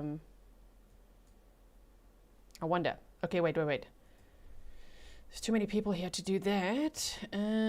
Criminal complaint, or I could show a clip or two. Let me just see. I think the criminal complaint is a little bit better. You said, can we look at this guy's criminal record again? Okay, so hold on. Let me go fetch it quickly. Where is it? Okay, let's get it over here. I'm still here with you. I just need to find it. Criminal complaint. There we go. Okay. Let's see this. I mean, it's very informative. Of course, we're learning more. We're learning more in this trial. But maybe we could look at this together, and it will just recap some of the things that maybe you didn't know, you hadn't heard of yet. I mean, I was rewatching the press conference from originally last year today, and I was like, oh yeah, I forgot about that. You know, and I've been deep diving this case, and I've done recaps and things. They actually found, for example, Sade's blanket. There was this beautiful, like, quilted type blanket that she had from her family, and they found that just lying around somewhere as well, right? Okay, so let's just quickly see the time locally. So they're only going to come back in about 20 minutes. So this is win-win. We'll do this, and then if we have time, we'll look at some clips as well, okay? All right, Phoebe says, absolutely, G, we love documents. Now, I don't really want to mess with the sizing of the screen here because then when we come back, I'm going to have to resize for YouTube. So we're going to do it like this. We're going to do it like this. Can you see nicely? I hope so. Okay. So it said, wait, in fact, just hold on. Sorry, one more second. I just want to bring the feed over so I can just monitor it while we're reading this. Okay. Right, so this is a 10-page criminal complaint, which is actually pretty detailed, right? And it says State of Wisconsin plaintiff versus Anderson. Maxwell S, of course, his address is on there. It's public record. It's public record, and it's part of a crime scene, just for YouTube's disclaimer. Okay, and so count one, it says the below named complainant being duly sworn on information and belief states that count one, first degree intentional homicide. Now, these are the charges he was originally charged with. And then on the day of jury selection, which was on May 27th, they whacked him with another charge, which was hiding a corpse. So now he's facing 4 charges, right? Ms. Kitty said sent an email regarding Milwaukee coincidences. Thank you so much. I look forward to reading that later. And thank you for your sticker. So the above named defendant on or about Tuesday, April 2nd of 2024 in Milwaukee County, Wisconsin, did cause the death of Sade C. Robinson, another human being with intent to kill that person, contrary to these codes, Wisconsin statutes. Upon conviction for this offense, a Class A felony, the defendant shall be sentenced to imprisonment for life. So if he is the guy who did this and if he's found guilty, yeah, that's sounding great. Oh, imprisonment for life. Okay. Count 2, mutilating a corpse. The above named defendant on or about Tuesday, April 2nd in Milwaukee County did dismember a corpse with the intent to conceal a crime, contrary to that section. Upon conviction for this offense, a Class F felony, the defendant may be fined not more than $25,000 or imprisoned not more than 12 years and 6 months or both. Count 3 is arson of property other than building because he allegedly he is the one who set her car on fire. The above named defendant on or about Tuesday, April 2nd of 2024, 1819 North 29th Street in the city of Milwaukee, Milwaukee County, Wisconsin, by means of fire did intentionally damage the property other than a building of Sade C. Robinson, valued at $100 or more, without that person's consent. Upon conviction for this offense, a Class 1 felony, the defendant may be fined not more than $10,000 or imprisoned not more than 3 years and 6 months or both. Now, probable cause, and that's the part we like to read because then they get to a lot of the timeline and details. The complainant, it says, complainant is a law enforcement officer with the Milwaukee County Sheriff's Office. Complainant bases this complaint on official police reports and statements of members of the Milwaukee County Sheriff's Office, Milwaukee Police Department, and members of the Wisconsin State Crime Lab. Complainant notes the events described below occurred in Milwaukee County, Wisconsin. Based on that information, the complainant states as follows. Discovery of a severed human leg in Warnimont Park. Now, if you didn't see the map time from yesterday, go check it out on day 1 of the trial because I have time-stamped that. If you're brand new here, you've never watched a trial with us, normally, I mean, we have started late today. We started almost 2 hours later so that we could just skip over lunch. Unfortunately, their lunch breaks are so long that even when we skip over an hour and a half of it, we still have half an hour to go. But after every stream, I go and timestamp everything for you. It's in the pinned comment, so the comment right on top, in the description box as well, or you can hover over the video and just go see what you want to revisit, right? So on Tuesday, April 2nd of 2024, around 5:29 p.m., members of law enforcement, including the Milwaukee County Sheriff's Office and the Cudahy Police Department, responded to Warnimont Park, located at 5400 South Lake Drive, to a report of a human leg located on the beach. First responders were led by the citizen who called the police to the lake. We saw that citizen take the stand yesterday. Do you remember? What was his name again? Osiris, right? Osiris Terrell. Osiris Terrell. And so they said responding deputies located the right leg of what appeared to be a black female. The leg was severed just below the hip socket and appeared to have been sawn off. So I guess it'd be a great time to put up my trigger warning, a little bit late actually. Yeah, if you're brand new to this case and you're only walking into the stream now, oh my word. Yeah, this case involves the murder and dismemberment of 19-year-old Sade Robinson. So let's see what else we learn here. They said the toes on the feet had pink nail polish. The leg did not appear to be decomposing. Pink was Sade's favorite color. So we are sharing pink hearts and flowers emojis in honor of Sade in the chat to show also her family and friends that we have their backs. Now, Deputy Leon Martin was one of the first responding sheriff's deputies. Deputy Martin spoke to EM, who discovered the leg. EM stated that was that Evan guy that was with Osiris Terrell. We saw him on Bodycam yesterday. Okay, that's also time-stamped. EM stated that he was meeting his friend at the park. EM stated that he and his friend were walking towards the beach or the water and then saw the leg just north of Warnimont Pump House at the shoreline. Can you imagine going on a walk and then finding a leg? They said they first thought it was a mannequin. They weren't sure. And yeah, it's pretty much never a mannequin based on us with our true crime lens, hey? So Deputy Martin reports that the area where the leg was located contains a bluff that is approximately 100 feet tall. The leg was originally found about 2/3 of the way down the bluff towards the water's edge. Milwaukee County Sheriff's Office Detective Nathan Spittelmeister, we saw him take the stand too yesterday, searched the area of the park for any cameras that may have captured something related to the discarding of the leg. And do you guys remember that eerie footage we saw yesterday? That was quite something, hey? Okay, so I'm just quickly checking that I'm not missing something here. All right, so if you didn't see that video, ooh, my word, go check that out. Even though you could just see a silhouette, it was pretty eerie. So then it says, captured something related. Detective Spittelmeister located a video from Cudahy High School that shows the parkways nearest to the pump house at the shoreline. The road that leads to the pump house is closed to vehicle traffic by a gate secured with a padlock and chain. The video footage shows at approximately 2:53 a.m. a vehicle entering the video frame heading eastbound on the parkway towards the road to the pump house. The video shows that the vehicle did not make a southbound or northbound turn once reaching the intersection nearest to the service road. The vehicle disappears from the video footage, consistent with the vehicle driving down the road that leads to the pump house. The complainant knows the service road to the pump house would be the furthest that a car could go to get near Lake Michigan in that area. Detective Spittelmeister spoke to Cudahy Police Detective Brian Olson, who informed Detective Spittelmeister that on the morning of April 2nd of 2024, employees of the Cudahy Water Department reported that the service gate had been struck by a vehicle. The damage to the gate was done after the evening of April 1st and before the morning of April 2nd of 2024.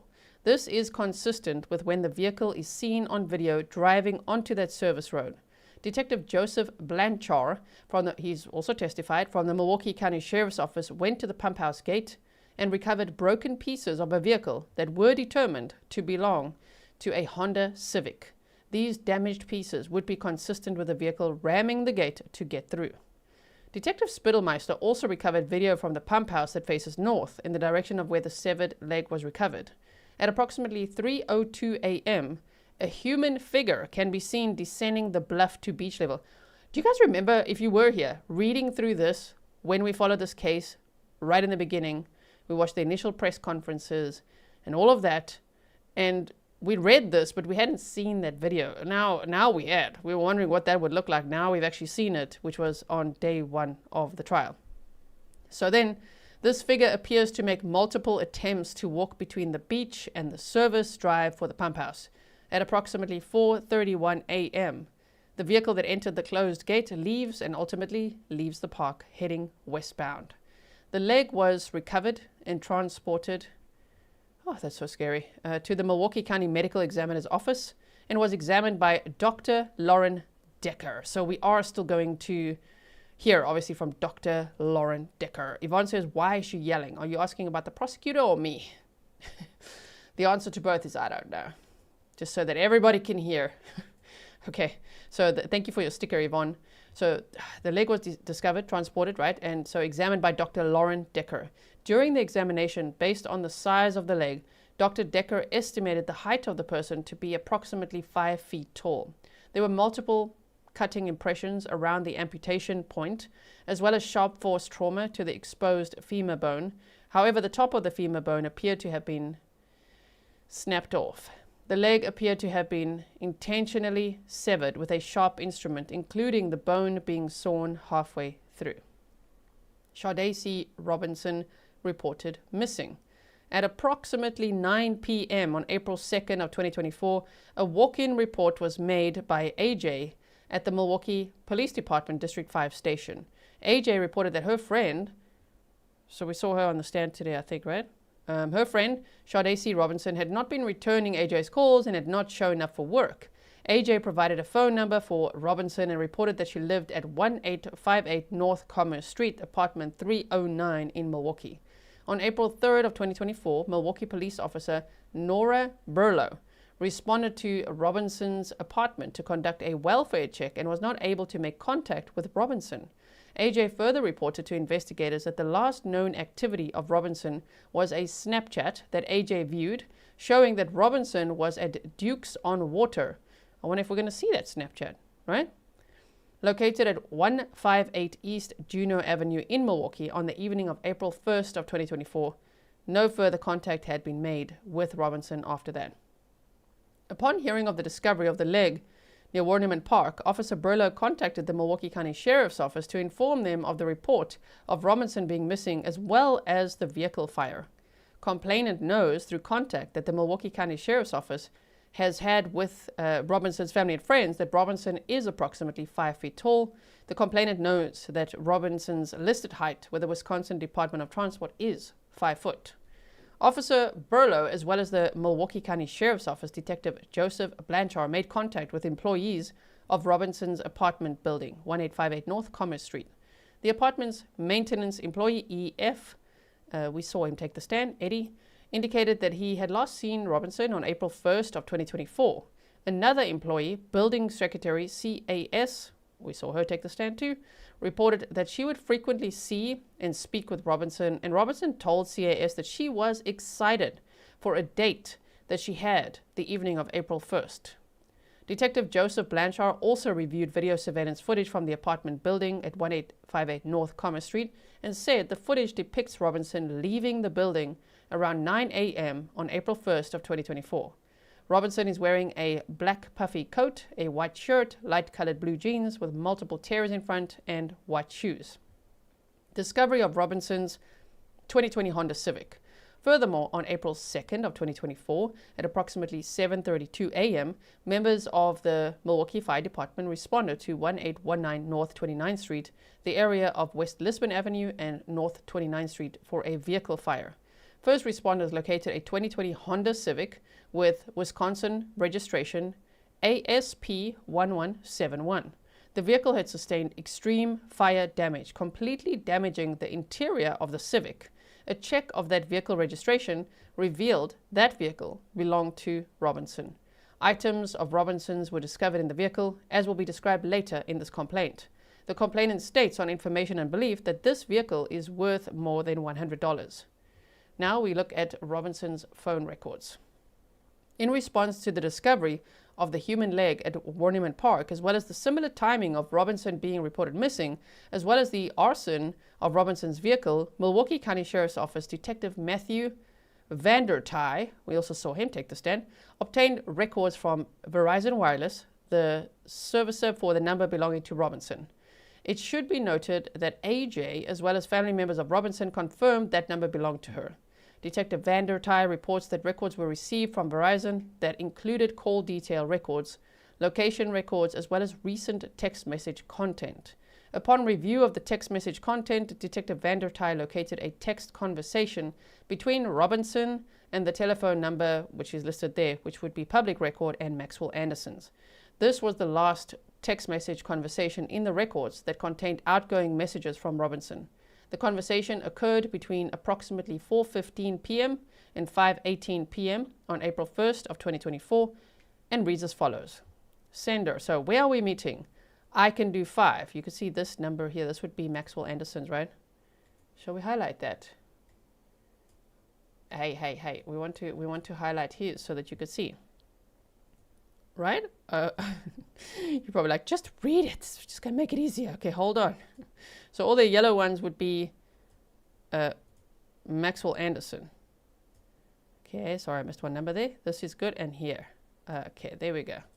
So where are we meeting? I can do 5. That's from Sade to Maxwell. Then he said, downtown somewhere. Okay, Brett House on 3rd. Perfect. Okay, I'm going to shower quick. I'll probably get there more around 5:15. Are you hungry? I need to stop at Twisted Fisherman to pick up my W-2 from last year, and we could eat there first. Okay, and yes, said Sade. Are we eating at the Brett House or the other place? And he said, let's eat at Twisted. I'm feeling seafood. And Sade said, yes, I love seafood. And he said, sounds good. I'm about to leave. I'll be there soon. And then there's some emojis there. And then he said, just got to Twisted. Okay, are you inside? Yes. All right, let's see what you guys are saying quickly. Stefan said, my favorite cop name is Spittelmeister. But Detective Vander Ty, that's a close second as well, right? That is a close second. Also, DVJ Cold World Podcast said, also we have a memorial for Sade here in Milwaukee at the pizza shuttle she worked at. You can drop pink items off there. Oh, wow. Oh, my word. That's so nice. Okay.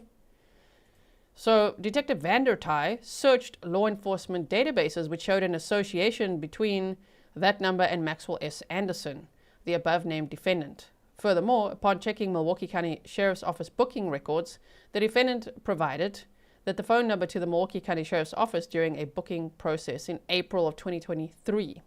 Investigators then checked Wisconsin Department of Transportation records, which revealed the defendant's listed address is 3161 South 39th Street in the city of Milwaukee.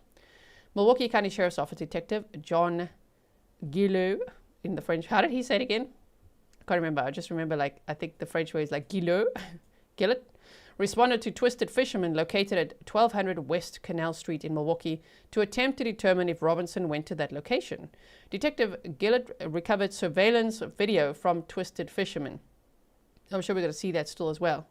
Complainant has reviewed that video as well and has also reviewed booking photos of the defendant as well as photographs of Sade Robinson. The video shows in sum as follows. At approximately 5:09 p.m. on April 1st of 2024, the defendant enters Twisted Fisherman from the west. His face is clearly visible on the exterior cameras of the restaurant. At 5:20 p.m., Robinson enters the restaurant from the east, then approaches the bar and sits next to the defendant. The defendant and Robinson remain at the bar eating and having drinks together until they leave the restaurant at around 6:24 p.m.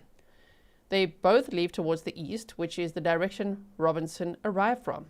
Robinson is still wearing a black puffy coat, a white shirt, light-colored blue jeans with multiple tears in front, white shoes, and she's carrying a dark grayish-brown purse. The defendant is wearing his hair in a ponytail, a red flannel coat with a gray hood, and a black t-shirt with Carhartt written in white across the chest, as well as dark jeans. There are no cameras at Twisted Fisherman that depict the parking lot. Detective Guilllot, when recovering the video, spoke to the owner of the restaurant, R.D., who stated that he knew the defendant as an ex-employee. Detective Guilllot also spoke to J.R., one of the managers of the Twisted Fisherman. J.R. viewed the surveillance video and identified the male subject with Robinson as the defendant, who J.R. knew as a former employee, and further stated the defendant came in to get his W-2, consistent with a text conversation the defendant had with Robinson. Detective Guilllot also spoke to B.C., who was the bartender who served the defendant and Robinson. B.C. stated the defendant initially came in and indicated he was picking up his W-2, but then informed B.C. that he was staying at the Twisted Fisherman to meet a female for a first date. B.C. knew the defendant as a former employee. B.C. stated that Robinson arrived and sat with the defendant and they appeared to have casual conversation before leaving together. Milwaukee County Sheriff's Office Detective Brian Conte conducted an interview on April 3rd of 2024, we like to highlight again, with ASF, who identified herself as a friend of Robinson. ASF indicated to Detective Conte that she became aware that Robinson was missing by seeing it on the news. Ah, that's who testified, yeah, Alana. ASF stated that after she learned that Robinson was missing, she accessed Robinson's Life 360 app on her cell phone. Complainant knows Life 360 is an application that provides location-based services and allows users or subscribers to share their locations with others. ASF stated that upon checking Life 360, she observed that Robinson's phone appeared to be in Warnimont Park around 4:33 a.m. on April 2nd of 2024. Complainant knows investigators received Life 360 records from ASF as well as Robinson's mother, SLS. The Life 360 accounts belonging to Robinson also is linked to a phone number mentioned above. The complainant has reviewed the information from Life 360 and summarizes the location of Robinson's phone as follows. The times indicated below are in military time. So on April 1st of 2024, from 5:05 p.m. to 6:29 p.m., they were at the Twisted Fisherman. That's where Sade was. And then from 6:29 to 6:35, they would have gone to the Twisted Fisherman to the area of Dukes on the Water. Now this timeline, we've already gone through quite a bit, right? So the device then traveled to the area. We've done a lot of map time. So it's a lot more interesting to rather just watch the map time than me reading off all of these points, right? So here though, they're at the house, at Maxwell Anderson's house for 3 hours and 19 minutes. Okay, let me just quickly monitor something. Okay, they're still doing their thing there. Hold on 1 second. Although I'm going to read this whole thing to you. They should be back soon, but yes. DVJ Coldwell Podcast said, my girlfriend is sending Guilllot a photo of her memorial at Pizza Shuttle that we took the other day. She's emailing it. She said, thank you so much. If anyone wants to email me anything, it's grizzlytruecrime@gmail.com. Also, thank you to Grizzly Cat for helping me locate this I want to say almost relocate this criminal complaint. I had it, but then I couldn't find it because, you know, me and admin are not actually the greatest of friends. But she found it very quickly and just sent me a copy again. Thank you, Grizzly Cat. Okay, so we've got all of those. Complainant states that on April 4th of 2024, investigators with the Milwaukee County Sheriff's Office executed a search warrant on the defendant's residence. That's what we want to hear about, right? 3161 South 39th Street in Milwaukee. During the execution of that search warrant, identifiers for the defendant were located, including packages addressed to the defendant. Additionally, blood was located on bedding in one of the bedrooms and on the walls leading towards the basement. But then they said none of it was Sade's. That's what's so scary. Whose was it? Crazy Mom Orange says, first trial with the Grizzly. Is that so? Is this your first trial with us? You said, thank you, Guilllot Mods and chat for the amazing community you created. Justice for Sade. Thank you so much. So this, wow. So Stefan, I know you mentioned this the other day. This is where we remember it from, hey, when they said that. Additionally, so blood was located on bedding in one of the bedrooms and on the walls leading towards the basement. Several gasoline containers were located in the garage or storage area. Furthermore, the complainant knows that the Verizon records for Robinson's phone number, which included call detail records and location information of the phone, were analyzed by investigators. The records, consistent with the Life 360 information described above, show Robinson's device in the area of Twisted Fisherman when Robinson is with the defendant at that location. Additionally, the records show the device moved to the area of Dukes on Water at approximately 6:30 p.m. and around 9:20 p.m. the device is in the area of the defendant's residence at 3161 South 39th Street. The complainant knows that Milwaukee Police Detective Jake, there's a surname, Pushnik, reviewed poll camera video footage in the area of Dukes on Water. That footage shows Robinson's Honda Civic arrive at 6:33 p.m. and at 6:34 p.m. Robinson exits the driver's door and the defendant exits the front passenger's door. The two of them then walk across the street and eventually walk in the direction of Dukes on Water. Detective Pushnik also reviewed video footage from Dukes on Water, which depicts the defendant and Robinson hanging out at Dukes on Water. The poll camera video then shows Robinson and the defendant return to Robinson's vehicle and drive away at 9:04 p.m. After that, the phone records show the following. We're on page 6 out of 10, by the way. And so we're going to finish this. They're not back yet, and then we'll probably be ready on time to go back to the trial. So 1, Robinson's phone remains in the area of Anderson's residence until about 12:45 a.m. on April 2nd of 2024. Let me just select the highlighter so that it knows what to do. Okay, so until about then of 2024. Then, between 12:45 a.m. and 1 a.m., the device appears to travel northbound and eastbound towards the direction of downtown Milwaukee. From 1 a.m. to approximately 1:15 a.m., the phone is in the area of downtown Milwaukee, including the area of Robinson's apartment, before heading northbound, consistent with traveling into the River West neighborhood between 1:15 and 1:30. It should be noted that between these records and the Life 360 location information, the phone does not appear to be stationary in this time frame. Complainant further notes that Detective Blanchar reviewed video footage from Robinson's apartment complex and confirmed that Robinson did not return to her apartment at any point after being at the defendant's residence on April 1st of 2024. So we just saw that testimony as well. It's so nice actually to see all of this. It's a weird sentence to say at this point, but come to life. Like everything we're reading, we're now seeing visually at this trial. And so, yeah, we read lots of these documents, and sometimes you don't know, is it going to be quite like this or this? In this case, it's, wow, this is a very detailed criminal complaint.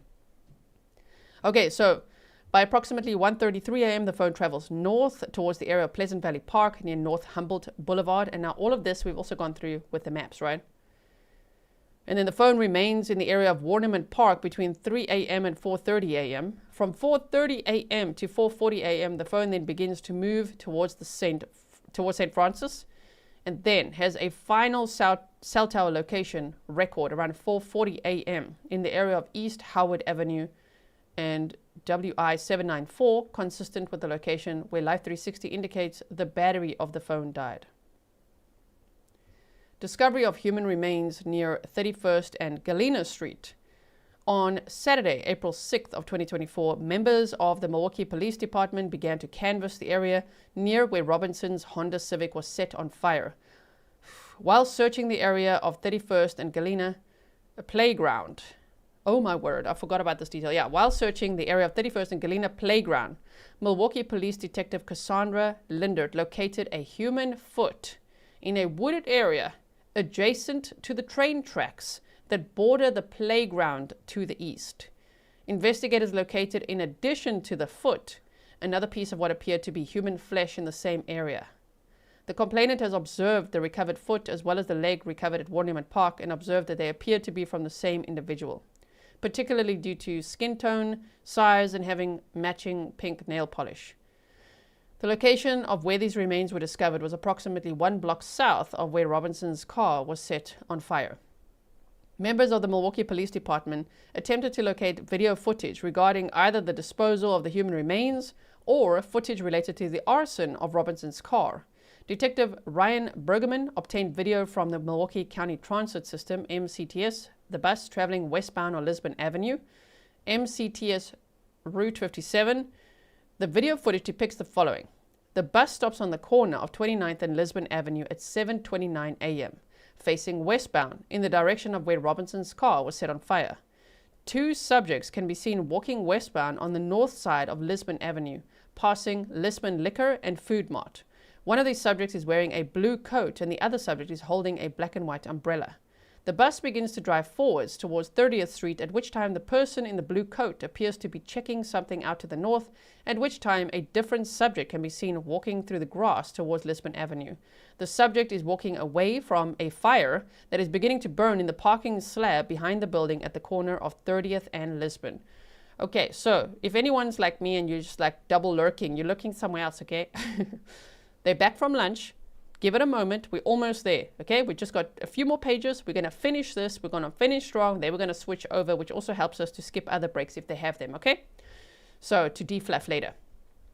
Now, they say they're walking away, yes, okay? As the transit bus passes the person walking away from the fire, you can see this individual appears to be a white male and is wearing dark pants, a dark gray hooded top, carrying a tan-colored backpack with tan straps that appears to be full. As the bus continues to drive westbound on Lisbon Avenue, the burning of Robinson's vehicle is clearly visible. As the bus continues to pass, the subject with a tan backpack can be seen starting to cross Lisbon Avenue southbound. Milwaukee Police Detective Andrew Marks recovered video footage from Lisbon Liquor and Food Mart. That footage depicts the subject in the blue jacket and the subject with the umbrella walking westbound on Lisbon Avenue. Upon reaching the vacant lot next to the liquor store, both subjects appear to slow down, at which time it just says the creature with a tan backpack begins to walk across Lisbon, southbound on 30th Street. The person in the blue jacket then appears to be in shock and begins pointing at the person in the tan backpack as he walks away. The subject in the blue jacket then tries to flag down cars passing by and can be heard on the video yelling, "He did that," while pointing across the street to the person with the tan backpack. The subject in the blue jacket also begins yelling for someone to call the fire department. Investigators were eventually able to identify the subject in the blue jacket as LAD. Detective Vincent Lopez and Detective Thaddeus Skimmels interviewed LAD, who stated the following. LAD was walking down Lisbon Avenue with her friend and saw a white male exit the driver's door of Robinson's Honda Civic. She then observed the white male light a lighter and toss it into the driver's door window of the Honda, then began walking in LAD's direction and last saw this white male walking westbound on Walnut Street from 30th Street. Detectives then saturated the area to recover any surveillance footage that would capture where the subject with the tan backpack walked towards after setting Robinson's car on fire. Through that video canvas, detectives learned the subject with the tan backpack walked westbound towards North 35th Street and then eventually got onto a Milwaukee County Transit System bus at 8:12 a.m. to head southbound on North 35th Street, which is the direction towards the defendant's residence. The video from the MCTS bus captured the face of that subject as he boarded and remained on the bus, and through that footage, the complainant has reviewed the defendant's booking photo related to his arrest on April 4th of 2024, described below. Complainant is able to identify that subject as the defendant, Maxwell S. Anderson. It should be noted that the footage from the bus shows the defendant wearing the exact clothing depicted on the subject fleeing the scene of the vehicle arson, including the large tan backpack with tan straps. A depiction of the defendant's booking photo with the Milwaukee County Sheriff's Office. The defendant on the MCTS bus is depicted below. So if you've never seen that picture, you've seen it now. Summertime says, has anyone thought this killer has done it before? I think we've all thought it. We all wonder. We all wonder because, whoa, this is a lot of calculated moves, right? Okay, so Detective Ryan Bergerman, we've got 2 pages left, reviewed the MCTS video showing the defendant on the MCTS bus. The defendant boards the bus and pays his bus fare in cash. He then rides that MCTS bus south on 35th Street and gets off the bus at approximately 8:35 a.m. near South 35th Street and West Lakefield Drive on Milwaukee's south side. It should be noted that there is not a bus stop at this location, and the defendant asked the bus driver to let him off there. The defendant then departs the bus and begins to walk northbound. It should further be noted it is approximately an 8-minute walk from that location to the defendant's residence, and this would be the most logical place to depart the bus to walk to the defendant's home. The complainant reviewed surveillance video affixed to the residence across the street from the defendant's residence, which was recovered by Milwaukee Police Detective Rachel Smith. This video footage depicts South 39th Street and the front of the defendant's residence, as well as part of the south side of his residence. Got one more page, okay? There is a front gate on the south side of the residence, and over that gate, the rear gate near the alley is also visible. The defendant can be seen arriving through his back gate that is accessible through the alley behind his house at 8:43 a.m. The arrival at this time is consistent with him having walked to that location from departing the bus. The complainant notes that the defendant's dark hooded top and tan backpack that appears full are visible in this video. The complainant knows that Robinson's vehicle was ultimately towed from the location where the defendant set it on fire, and it was searched by Detective Alexis Krusic of the Milwaukee County Sheriff's Office and by members of the Wisconsin State Crime Lab. During the search of that vehicle, located in the trunk was clothing that Robinson was wearing on the evening of April 1st of 2024, namely the black puffer coat, light blue ripped jeans and white shoes, along with her dark grayish-brown purse. These items were found in the trunk of the vehicle and were partially fire damaged, although undamaged enough to identify them as Robinson was wearing. Also recovered was a remnant of an iPhone, consistent with the type of iPhone that Robinson was known to have. Detective Rachel Smith reviewed additional surveillance footage of the residence across the street from the defendant's residence. Her review of that footage revealed the following. At around 9:24 p.m. on April 1st, there's a motion. We're going to see that. We've already seen this footage, but we'll see it at the trial now. There is motion near the back gate of the defendant's property, which appears to swing open, and shadows consistent with 2 human figures enter the backyard of the defendant's residence at 9:26 p.m., leaving the room light in the front of the defendant's residence, the upper unit turns on. This would be consistent with the time that Robinson's phone appears to have arrived at the defendant's residence as described above, and would be consistent with Robinson and Anderson arriving at the residence together. At approximately 11:25 p.m. on April 1st, there's human movement in the backyard again. This movement continues on and off until approximately 12:45 a.m. on April 2nd. This is consistent with the time when Robinson's phone appears to depart from Anderson's residence and begins to travel around the city of Milwaukee before eventually ending up apparently stationary near Warnimont Park, where the severed leg was recovered. As described above, Robinson's phone does not appear to depart from Anderson's residence between the arrival of 9:24 p.m. on April 1st and around 12:50 a.m. on April 2nd. We're going to have a pop quiz after this. Detective Smith also recovered surveillance video from 3174 South 40th Street that depicts the alley. This video does not depict the defendant's residence, but it depicts the alley that connects the defendant's residence. Detective Smith reviewed that video, which shows Robinson's vehicle leaving. That's the one we've seen before, not the trial, before in the coverage, right? It's on the playlist. In the alley southbound at 12:47 a.m. on April 2nd of 2024. Detective Smith also recovered video footage from a camera that depicts the intersection of South 35th Street and West Greenfield Avenue. The video footage depicts Robinson's vehicle heading northbound on 35th Street at approximately 12:53 a.m. on April 2nd of 2024. This movement is consistent with the location of Robinson's phone. The complainant knows that on April 4th of 2024 at around 1:16 a.m., MCSO detectives Joseph Blanchar and John Guilllot, we've seen them testify, conducted a traffic stop. If you didn't know, how did he get caught? Yeah, they conducted a traffic stop of a black Hyundai Santa Fe with license plate AMR 8083, which is listed in the Department of Transport records to the defendant. The defendant was stopped near South 38th Street and West Lakefield Drive, just a few blocks from his residence. The defendant was arrested at that time. Isn't it weird that he didn't take his own car to this first date? It all feels a lot premeditated. Like, oh yeah, I'm just going to meet you there. I'll just take public transport and then you drive us around and come to my house. And then after that, I'm driving your car around and then I'm going to burn it. That's what it sounds like, right? The defendant was stopped, okay, and then he was arrested. A search of the defendant's vehicle led to the recovery of a zip-up hooded coat that appears to be the same coat the defendant is wearing in the still frame depicted above. The complainant further states, based on preliminary analysis done by the Wisconsin State Crime Lab, that a pseudo-standard of Sade C. Robinson was compared to a blood standard from the human leg recovered from Warnimont Park, and the DNA analysis supports the preliminary conclusion that the leg belongs to Sade C. Robinson. Obviously, that was confirmed later.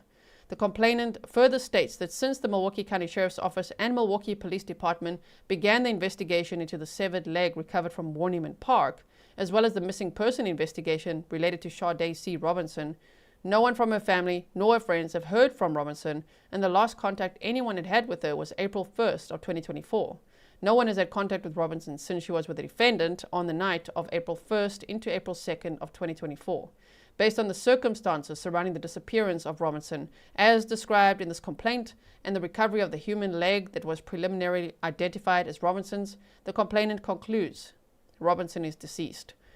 The facts mentioned in this complaint caused the complainant to conclude that the defendant intentionally killed and then dismembered Robinson with the intent to conceal the homicide, and it occurred between the arrival at the defendant's residence and his departure from the Warnimont Park area. See, they haven't clarified, even not yet in the trial, where and when was Sade murdered and dismembered. Okay, so we made it. We made it to the end of that document, and now we can just go back to the trial footage, shall we? So what I'm going to do is, of course, make it full screen. There we go. And we go back to where it started.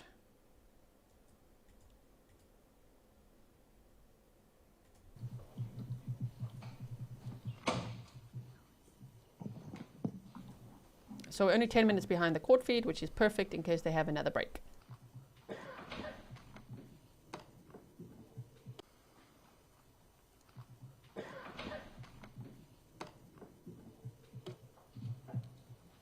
Do you solemnly solemnly swear that the testimony you give in this matter will be the truth, the whole truth, and nothing but the truth, so help you God? I do. You can please be seated, state and spell your name for the record.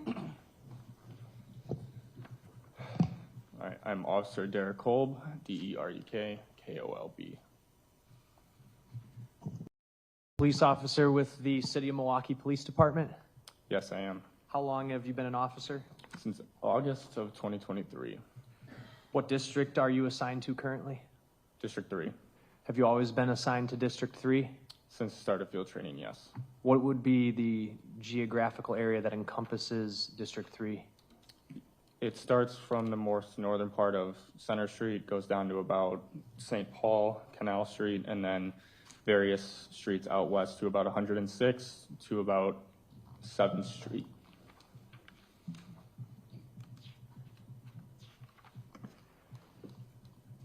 And you work patrol? I'm taking you with me. I just got to go get some more water after all that talking. Yes, sir. Can you describe your general daily duties? Generally, we'll be patrolling around, taking calls for service, doing traffic stops, anything that dispatchers dispatch to on a daily basis, so any sort of calls that we need on the day. The calls for service come from a dispatch center from the city, right? Yes, sir. Were you working on the morning of April 2nd, 2024? Yes, sir. Were you alone or did you have a partner? I was with a partner that day. What was your shift? I was assigned to day shift, which is 8 a.m. to 4 p.m. Shortly after your shift began on April 2nd, 2024, were you and your partner dispatched to 2928 West Lisbon Avenue in the city and county of Milwaukee, Wisconsin? Yes, I was. What was the nature of the call that you received? We initially get a call for service from Milwaukee Fire calling us for a request MPD. Usually that results in us being told that we need to investigate a fire of some sorts. Did you know what kind of fire this entailed when you were going there? Yes, initially our CAD notes read that it was a vehicle fire. Are you familiar with what's at the address of 2928 West Lisbon Avenue?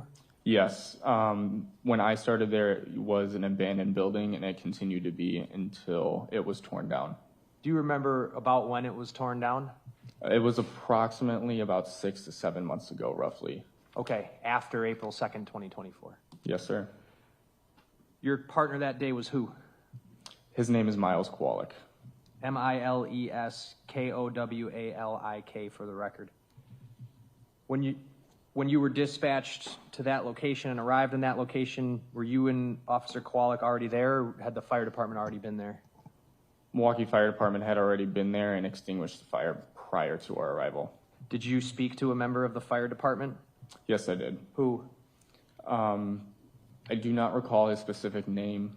Okay. Was he the captain that was on scene? Captain Hoose was his name. Hoose? Yes. Thank you.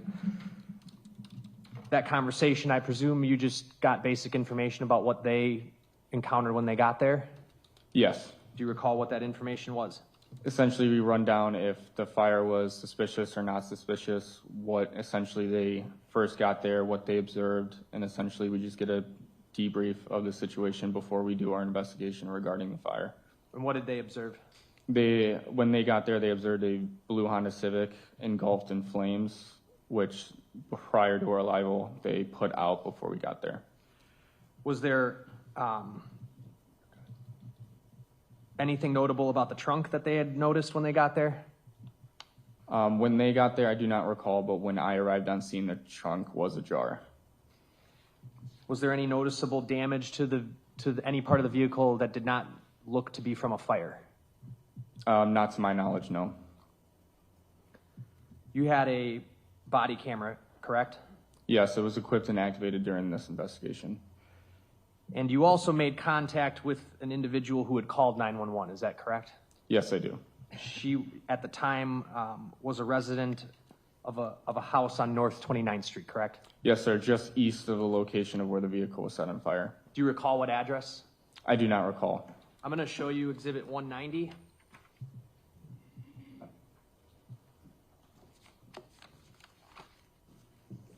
What is this?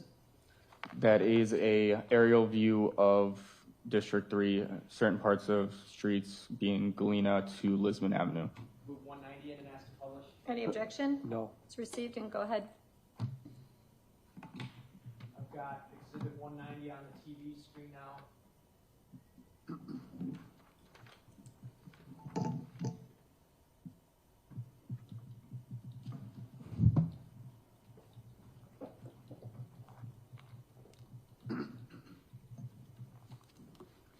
Officer, at the top of the screen, there's an angled street. Is that right? Correct. What street is that? The angle street that runs west to east is called West Lisbon Avenue. The street that runs north to south on the far left side, that's North 32nd Street. Yes, sir. And the map depicts as far east as North 29th Street, almost to North 28th Street. Fair enough? Yes, sir. Is the location where you found, or where you went to find this car on this map? Yes, it is. If, Your Honor, would you allow the witness to go point out where the car was? Sure, go ahead.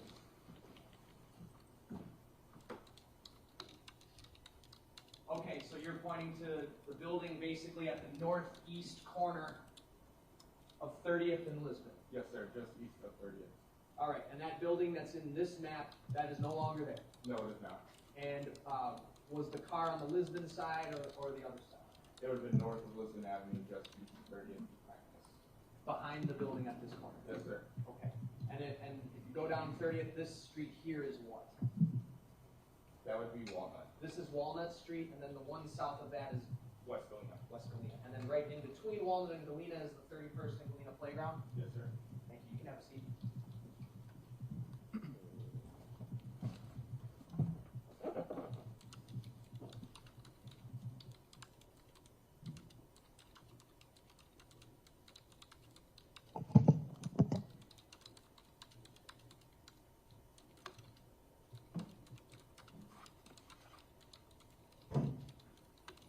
I'm going to show you what's been marked as Exhibit 51. Should come up on the screen momentarily.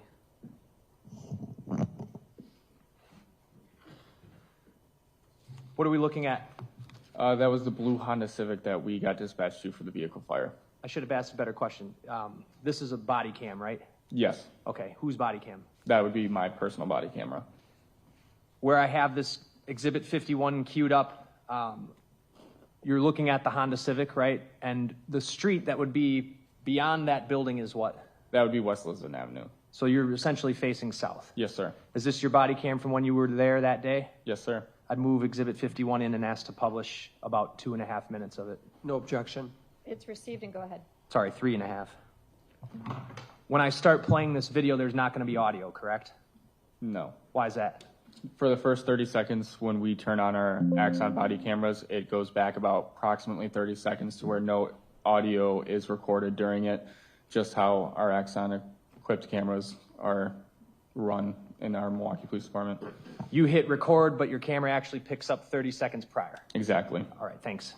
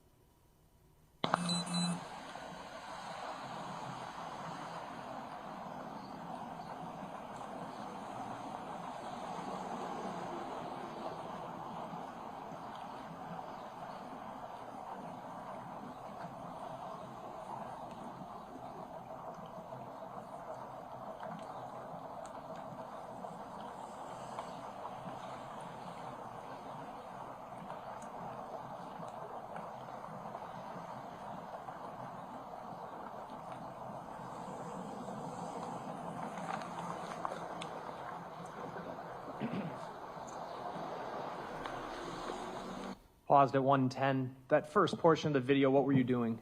Essentially looking over the vehicle, just seeing what kind of fire damage is done to the vehicle. And then initially when I looked at the front plane of glass for the front window, that's initially where I first checked vehicles for their VIN number. And then the second time when I went to the inside of the door panel is where I checked for the second pin, the VIN number. The first one was destroyed in the vehicle fire, so I got the VIN number off of the door. The purpose of getting...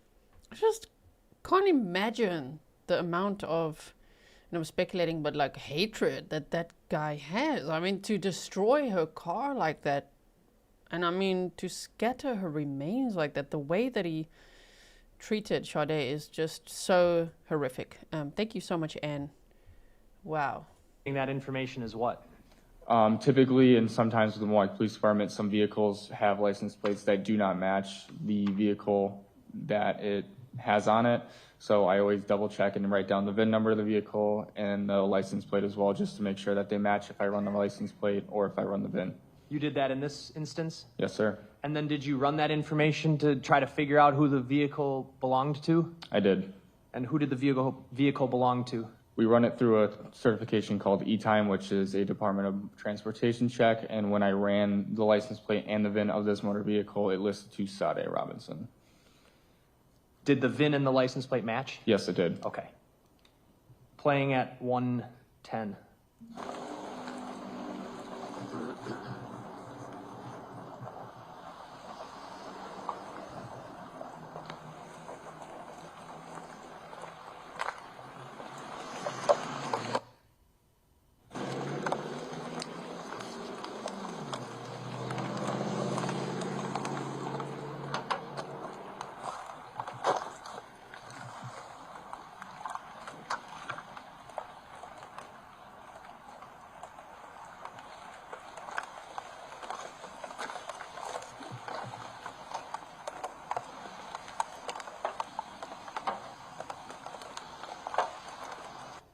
Paused at 152. The last few seconds here, you seem to be checking the engine compartment fair. Yes. And on the left side of the screen where my mouse is circling here would be the front passenger rear view mirror, correct? Yes. And the condition of it right now at this point is what? It's damaged. Hanging down? Yes. Playing at 152.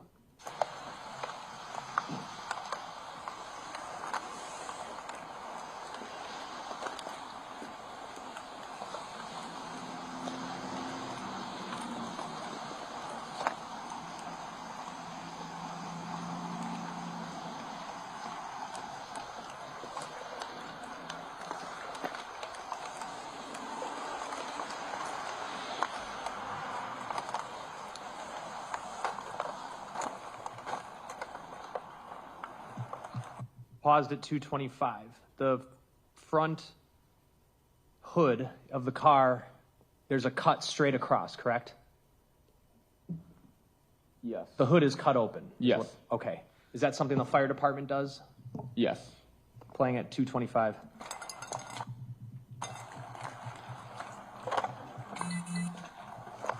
Super weird because that engine still looks like it's in pristine condition. So. Huh?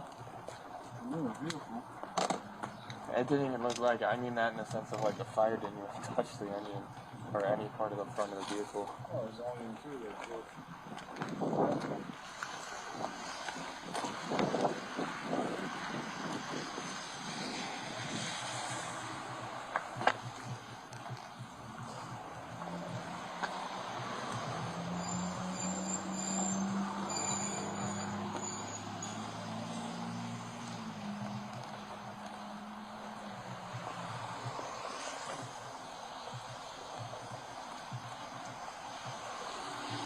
Paused at 318. At this point in the video, you're looking into the trunk. Yes. This item that I'm pointing out with my mouse here looks like what? Like a bag of some sorts. This black item here? Yeah. Okay. And this is the first time either of you had looked into the trunk, fair? Initially, I was the only officer between us two that had looked over the vehicle, looked and inspected it, and just made sure that everything was inside the vehicle or if any personal identifiers were in it. Understood. Playing at 318. So this is the jacket that Sade was last seen wearing in some of that footage we've already seen. They found some of her items of clothing in the trunk of this burned car, her car. Alicia, thank you so much.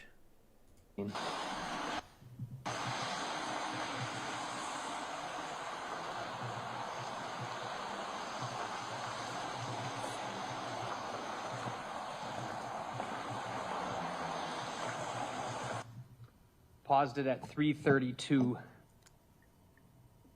That last clip of you standing at the driver's side of the vehicle, how would you describe the interior of the vehicle?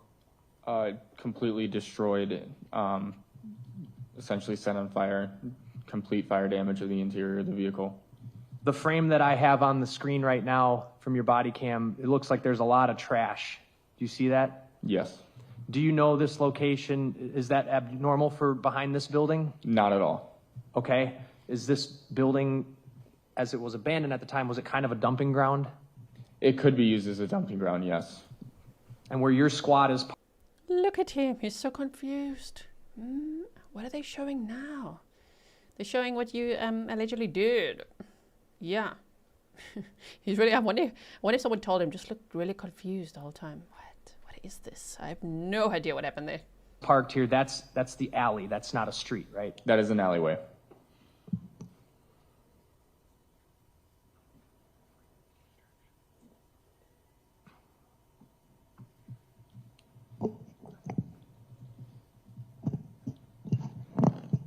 This street over here to the left, that would be North 30th Street then? Yes, it would be. So to get here, you pulled into this alleyway right off of North 30th? Yes. The 911 caller, did you make contact with that person? I did. Did they indicate whether... Objection here.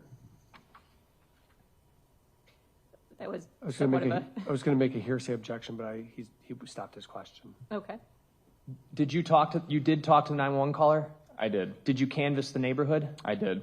And did you look for video cameras from houses or anywhere that might depict the area behind that abandoned building? Anywhere in the immediate area that could have potentially caught this vehicle driving into the alleyway or behind the abandoned house. That's what you were looking for? Yep. Were you able to find anybody when you were on scene here from those houses who had seen what happened? My immediate canvass, not a single individual saw what happened, and nor did I find any camera footage around that immediate area north of it. Okay, so you say north of it, you're looking, you mean north of Lisbon, fair? Yes. And are you aware of any camera footage that captures right behind that abandoned building at the time? Not at that moment, no.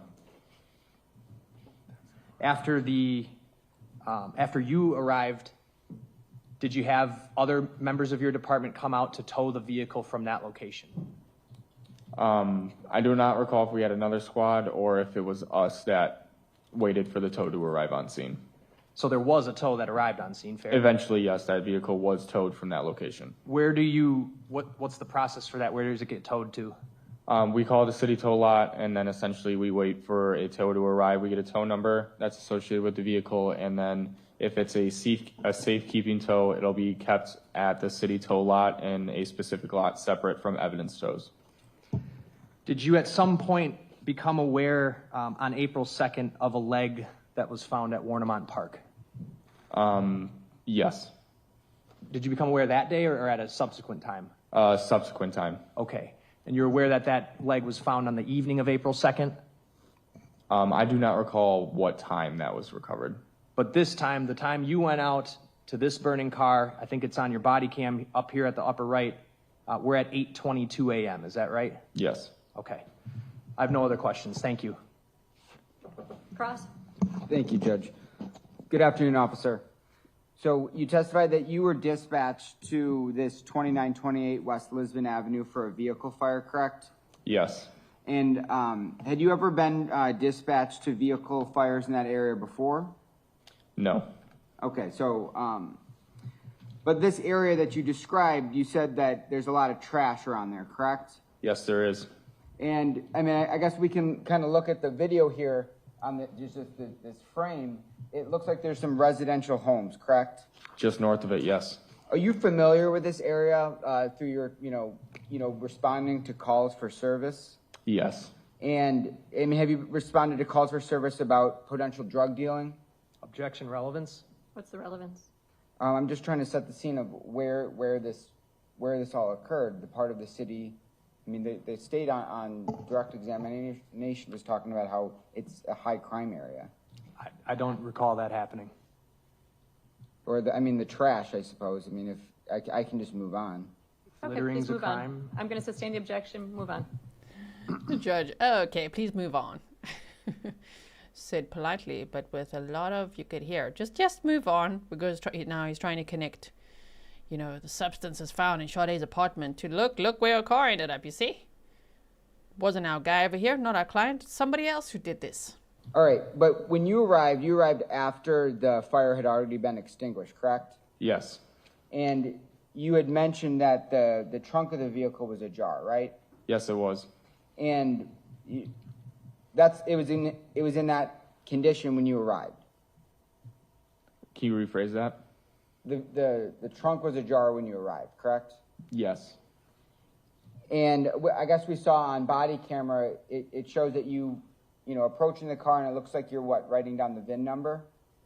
That's what I initially did, yes. Okay. And did you touch the vehicle whatsoever? Did you touch anything in the interior and the trunk? Nothing in the interior, nothing in the interior of the trunk, and nothing from the exterior. When I opened the trunk, I do not recall if I put my direct hand on it or if I used my sleeve. Okay.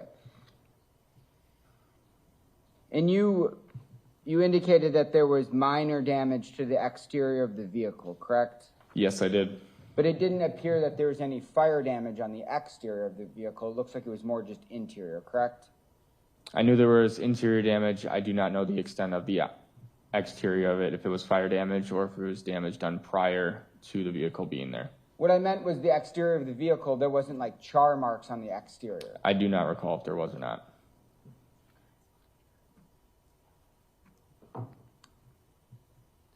It appears that the fire damage is all the interior front seat and into the back seat, correct? There was fire damage in the interior and the rear and the trunk. And the trunk, but we could see on the body camera that there was still some belongings that didn't look like they were charred or burned. No. Where are you going with this, sir? And after you are looking at this vehicle, you said you canvassed the area, correct? I did. And what did that entail? Did you go to homes around the area? Any houses around the area that could have potentially caught this incident on a camera or any sort of video footage. And you weren't able to locate any video footage that captured the fire? No. And so you weren't able to identify any suspects that were captured on video, correct? Nothing on the canvas that I conducted that day.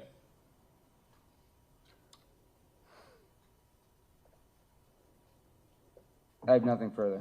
State. Nothing else. Thank you, officer. Thank you. State. State calls Detective Alexis Krusic. He did so well, but he was getting annoyed there towards the end. I'm like, right, okay.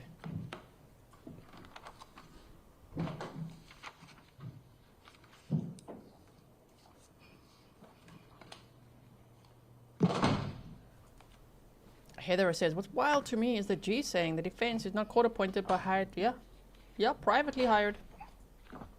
We don't know who paid for the attorneys, but one can assume he's dead, because the dad is apparently quite wealthy, and who else would? I don't know. Do you solemnly swear that the testimony you give in this matter will be the truth, the whole truth, and nothing but the truth, so help you God? I do. You could please be seated, state and spell your name for the record.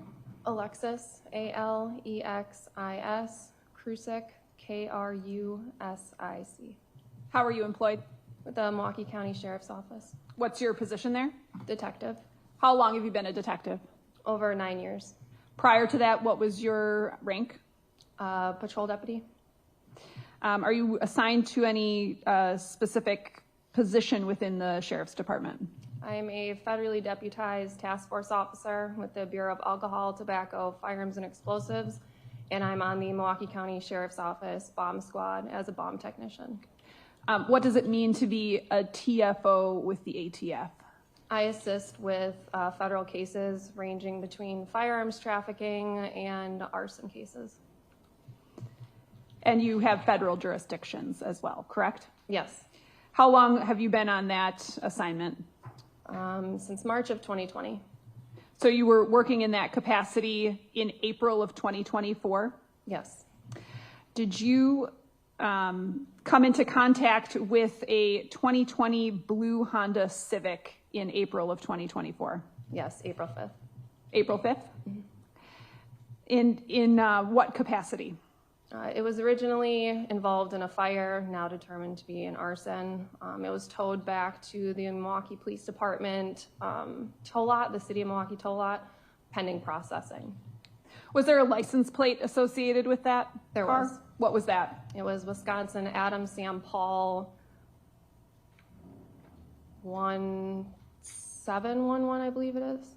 Would 1171 sound familiar? 1171. Are you aware of who that vehicle registered to? It listed to Sade Robinson. At that point, you were aware that Sade Robinson was deceased, correct? I believe at that time it was still a missing person. Okay. Who were you with at the tow lot as it relates to your investigation surrounding this vehicle? Milwaukee Police Department personnel, I believe it was Detective Amy Stolowski, ATF Certified Fire Investigator Ricky Hankins, and Milwaukee Police Department Bomb Technician Commander Adam Islub. And what was your purpose in being there? Assisting with the search of the vehicle. I missed the last name. The bomb tech, Adam Islub. Thank you. And I'm sorry, the crime lab was also present, 2 individuals. What was the crime lab there for? To assist with evidence collection. Such as? Collecting DNA swabs. They collected the items out of the vehicle, packaged them, and then they were turned over to me at the end of the day. And you watched that happen? Yes. Did you observe the Honda Civic in its initial state at the tow lot before any searching began? Yes. And prior to your search of the car, and when I'm saying your search, I mean you and the other personnel that were there that day, did you have any information about whether or not someone else had searched the car on an earlier date? No. So you were the first search of this vehicle? Yes. Okay. Can you describe the vehicle as you initially observed it? It had heavy fire damage to it in all areas. The trunk was still pretty intact as far as vehicle condition. Were you able to readily identify anything in the vehicle? There was a blanket that could be seen on the back seat, as well as a brown and black purse that was on the floor behind the front driver's seat. Okay, so they did find the blanket in the car. I just remember them at the press conference saying they found a blanket and they showed a picture of Sade's blanket. Shame. It was a beautiful pink blanket. That's as to the passenger compartment. Would you say that the passenger compartment was the part that sustained the heaviest fire damage? Yes. What about the hood and engine area? The hood had been cut, most likely by the fire department. Can you describe the trunk? The trunk was still in pretty pristine condition. There was a lot of standing water still, though, in the trunk of the vehicle. Were you able to locate any items that were ultimately collected and placed on inventory from the trunk? From the trunk, there was a black puffy style jacket. There were light ripped jeans, like light wash ripped jeans, white tennis shoes, and tan underwear. The underwear, was that contained on or within something? It was on the outside of the light wash jeans. The bag or purse that you described, was that also recovered? It was, but not in the trunk. Did you find any keys? No. Did you find any cell phones? We found remnants of the phone camera, the steel that's on the back of an iPhone that shows the 3 circles for your camera. We were able to locate that in melted debris via X-ray. Sorry, can you repeat the last portion of what you said? It was located in melted debris inside of the vehicle that we were able to locate by using an X-ray system. Thank you. Did you find any weapons? No. Would weapons, in theory, be detected through an X-ray system? Yes. Were photographs taken? They were.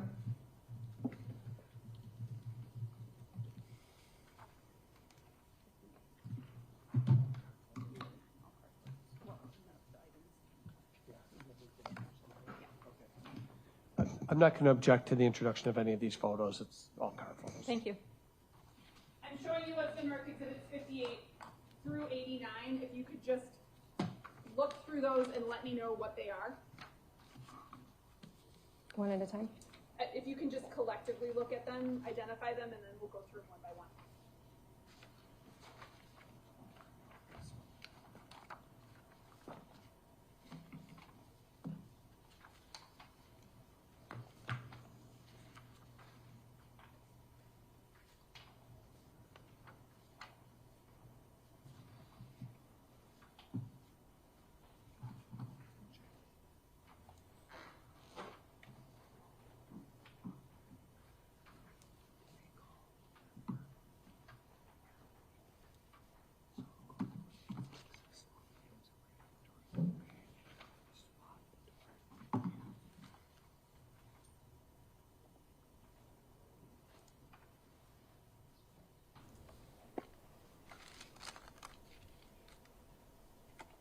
These are photos that I took during the vehicle processing.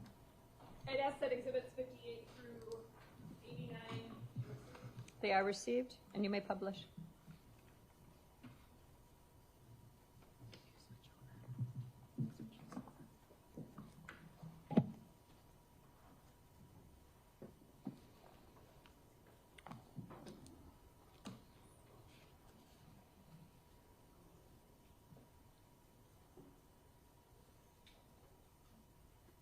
Showing you exhibit 58. What is that?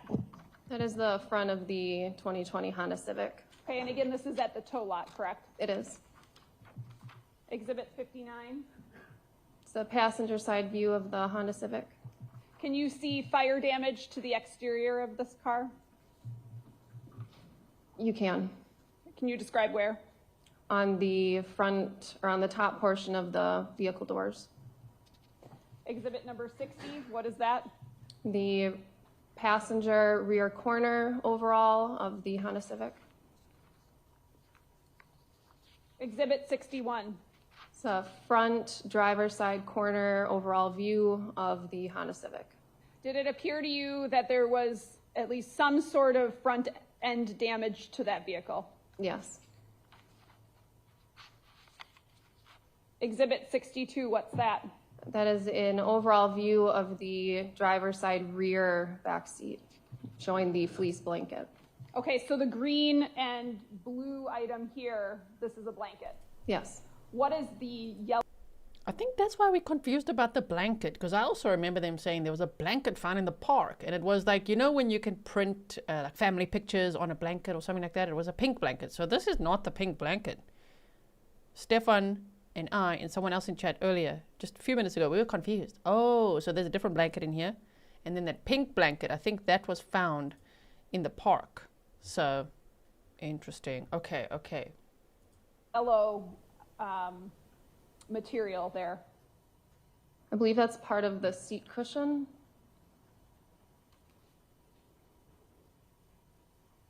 Exhibit number 63. It's an overall of the trunk view. And I'm just going to have you step down off the stand and approach that. And if you could show us where, you said there was a jacket that was recovered, correct? Yeah. Okay. And that was a black puffy winter jacket. What else can you see in that photo that you recovered?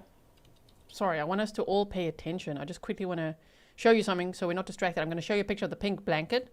But first, thank you so much, DVJ, Cold World Podcast. You said that, I think you said your girlfriend is sending the picture of the memorial that they have there for Sade at that pizza shuttle.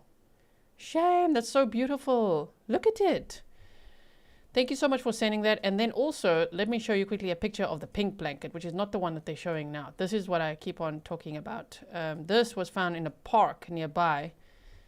And as hard as this is to say, trigger warning, right? Because this case is graphic. They found her foot nearby as well. So not in the car, at the car. The blanket was found like in a park, and also they found a foot, which was near a playground, as we read earlier in the criminal complaint. So this is the blanket I'm talking about, which, oh, this is rest in peace, my baby. I wonder, this is the blanket they were referring to, I think, in that press conference as well. And if you've never heard, by the way, of this is also why we share pink hearts. Pink was Sade's favorite color. Her family has had these like pink out events where even outside Maxwell Anderson's house, they went there and they covered the outside of the house in pink, like pink ribbons, balloons, blankets, toys, everything. They just, they decorated the outside of the house in pink everywhere. So maybe at some point during the trial, if there's a break or something that we need to, just spend some time doing something else, if we're waiting for something, then we could look at some of those clips, because it was really amazing to see the community come together. Okay, so now let's focus on everything that they found here. So it's a different blanket they found in the car is the point. And here they're also talking obviously about finding the jacket that she was last seen wearing in some of that footage that we've seen. Can you bring the microphone as far over as you can as well? Thank you.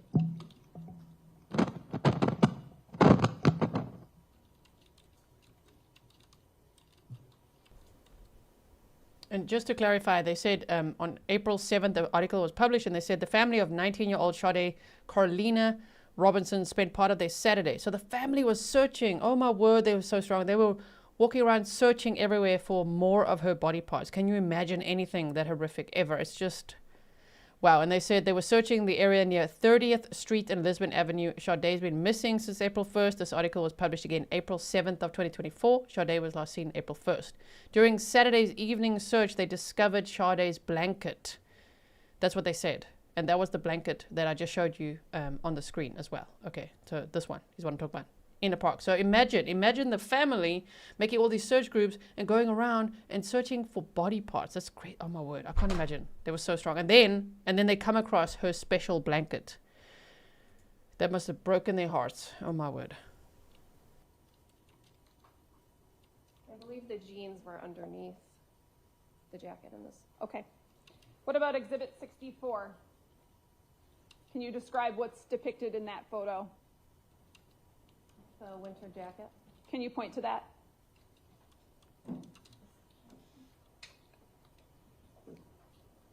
What else is, just in general, if you can recall, what else was in there? There are lots of things in that photo. There's a shovel here that was in the trunk of the vehicle. What about that item that I'm pointing to here? What does that appear to be? A windshield wiper.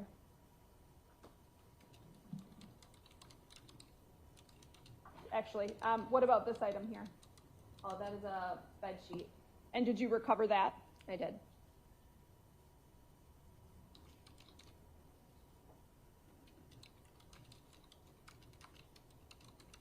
How about Exhibit 65?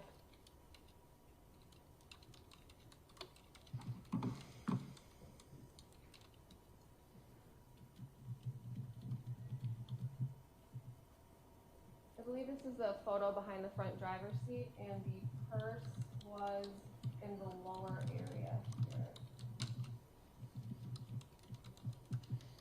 Showing you Exhibit 66. What is that? It's a black and brown purse that was located behind the front driver's seat on the floor.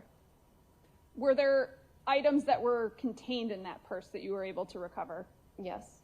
Such as? There was a laptop, an iPad, and some miscellaneous items. I believe there's another photo. Showing you Exhibit number 67. Yeah, those were some of the contents from inside of the bag. Exhibit 68. Additional items from inside of the bag. Do you know what these items are? I believe there's going to be another photo. There's paperwork with Sade Robinson's name on it. Showing you Exhibit 69. Is that the paperwork? It's a closer view, yes. Exhibit number 70. This was an apron that was located inside of the trunk with Sade's name tag on it from the Wisconsin Club. It looks like there's some cash, like loose bills of U.S. currency. Yes. But Exhibit 71. These were all of the items from that purse, all laid out. Okay, can you describe some of the other items there? Let's see. So there's 2 notebooks, a comb, there's 2 photos, like Polaroid photos, miscellaneous paperwork, a planner over here, and a phone charging block. Okay. Looks like some pencils and markers too. Yes. Showing you what's been marked exhibit number 72. What is that? That is an overall of the front driver's seat. Exhibit 73. This is a measurement that we took from the gas pedal of the vehicle to the front seat of the driver's seat. Okay, and why did you do that? To show the distance, because it seemed awfully far for an individual of her stature. Okay, so at this point you were familiar with who Sade Robinson was, correct? Yes. Including some of her demographic information, yes, such as height. Mm-hmm. Were you familiar with what she looked like? Not before the search, no. Okay. Showing you exhibit number 74. What is that? These are clothing items that were recovered from the trunk of the vehicle. Okay, describe what we're looking at here. There's a black, that outer winter puffy style jacket, light ripped jeans, tan underwear, and 2 pair of white tennis shoes. The one tennis shoe is burned. Yes. The jeans and underwear, were they like that when you recovered them? Yes. So you did not place them like that? No. Is there anything upon looking at that strikes you as unusual? I think looking at how these were recovered, it could be consistent with somebody assisting in the removal. How about exhibit number 75? Those are a close-up of the white tennis shoes that were recovered from the trunk. Exhibit 76? A closer image of the light wash jeans and the underwear. 77? A closer image of the black winter style jacket. What is 78? This is an overall of the interior components that were removed from the car. From what part of the car?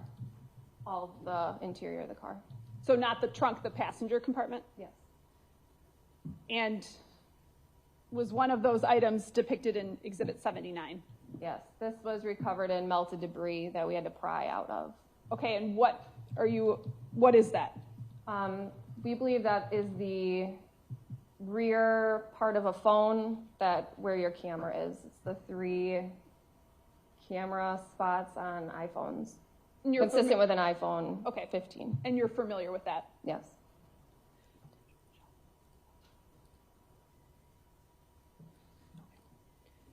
But exhibit number 80? That is an overall of the front passenger compartment. And I should ask, that's the only part of a phone that you recovered in the car that was identifiable as something on a phone? Correct. Exhibit number 81?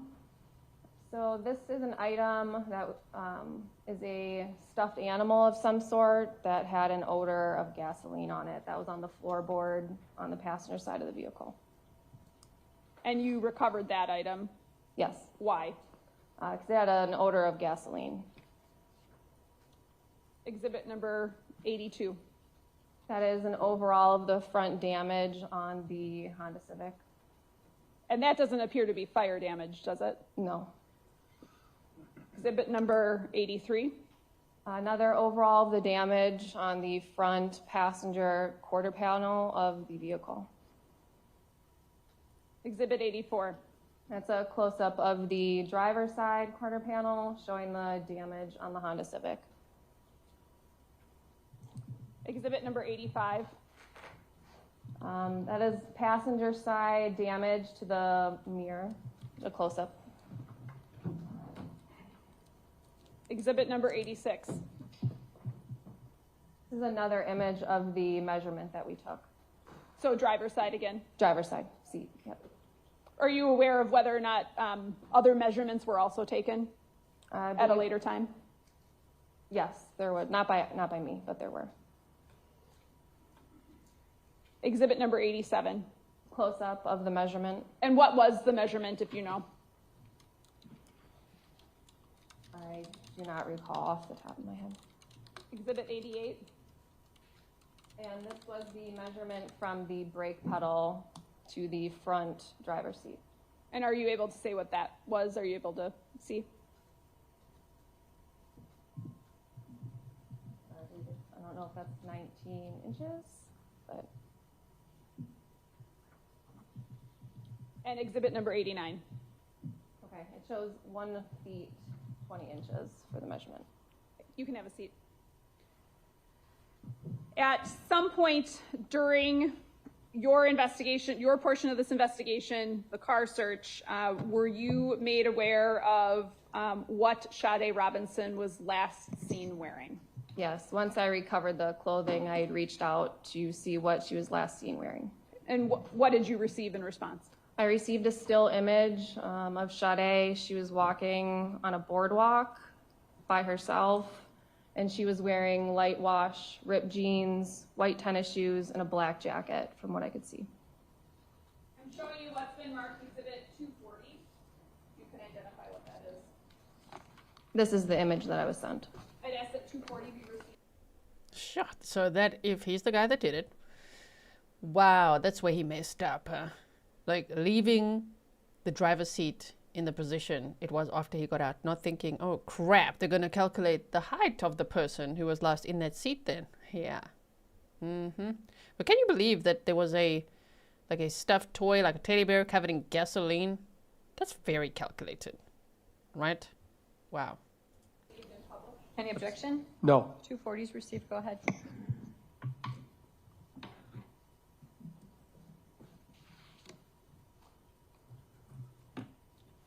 Do the jeans that Sade is wearing in that photograph appear to be the jeans that you recovered? They do. And what about the coat? Also appears to be the same. And what about her shoes? They appear to be the same. And what about the bag?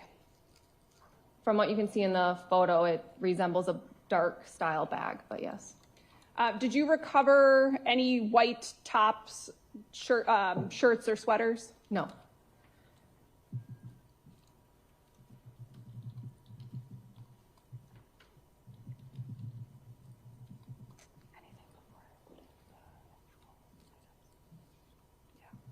The DNA, the crime lab individuals who were taking DNA swabs, did you see them taking swabs of areas like the door handles?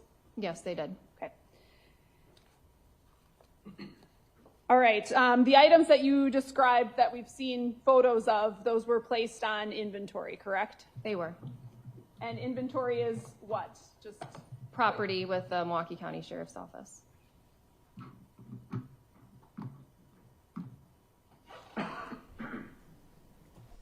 Shame. In the trial prep, I played a clip, and that young lady sitting there that we just saw was on it, just saying that Sade was the strongest person she knew and all of that. Do you remember? And I think that's her mom sitting there as well. I think that was her mom sitting next to her. Wait, as in Sade's mom. Shame. My goodness. Can you imagine? Remember this young lady. Oh my goodness, this must be absolutely devastating.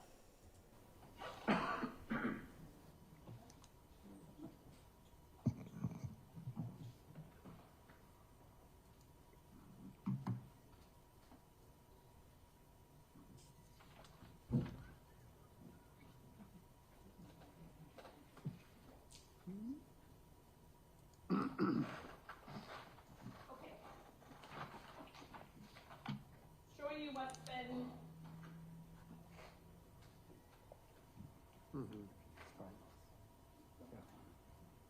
showing you what's been marked exhibit number 52. Can you identify what this is? This is the stuffed animal that had the odor of the accelerant from the front passenger floorboard of the Honda Civic. So that's what's contained in that bag, correct? Yes. Is it contained in something? A paint can. Okay. What condition is that in? It had been to the crime lab already. Okay. I'm asking that Exhibit 52 be received. Any objection? No. It's received.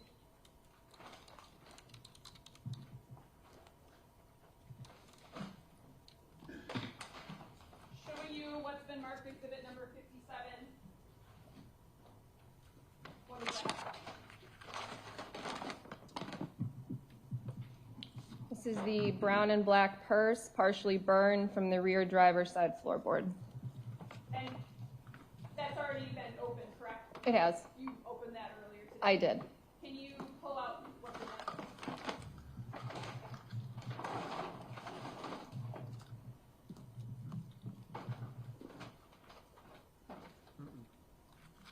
This is the purse that was recovered. I'd ask that Exhibit 57 be received. Any objection? No. 57 is received. Showing you Exhibit number 54.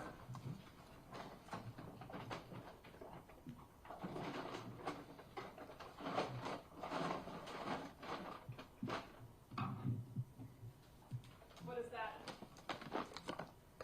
These are the light wash ripped jeans with the tan underwear that were recovered from the trunk.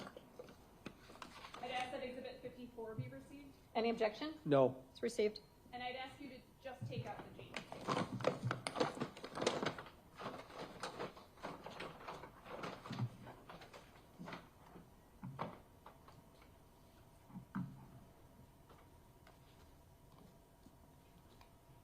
Thank you. Damn, I'm just thinking of a poor family sitting there in the courtroom. This must be devastating.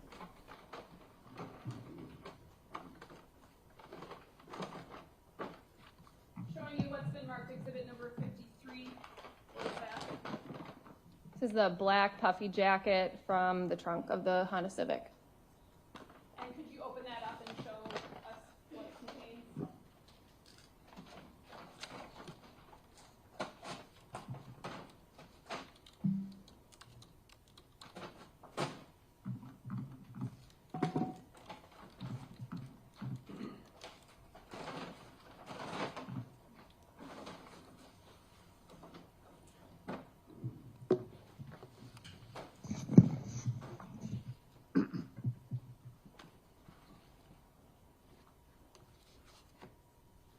Thank you.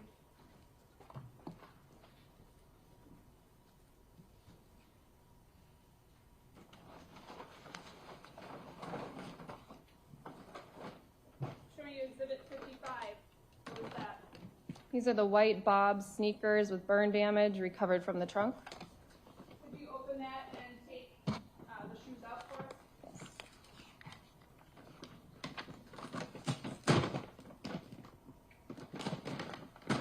Any scissors? Probably. Thanks.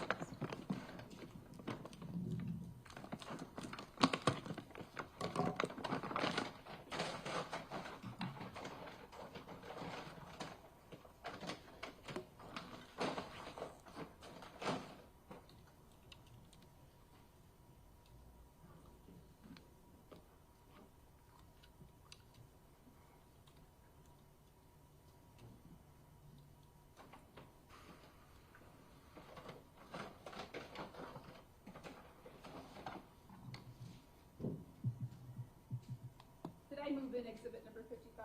No. Okay, No. move in Exhibit 55. Any objection? No. It's received. 53 too. I'd move in Exhibit 53. I don't object to that either.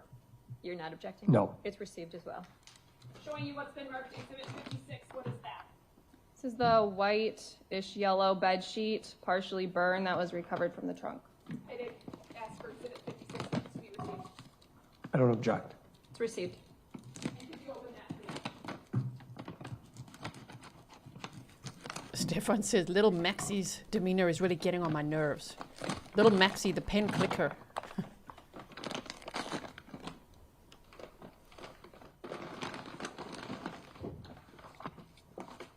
I'm trying to mimic this look, okay?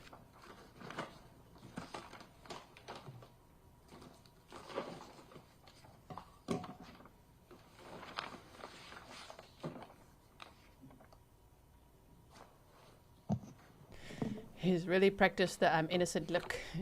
Of course he is until proven guilty, okay? State has to prove their case. No, that's okay. That was found in the trunk. You showed us where it was, right? It was. Okay, thank you.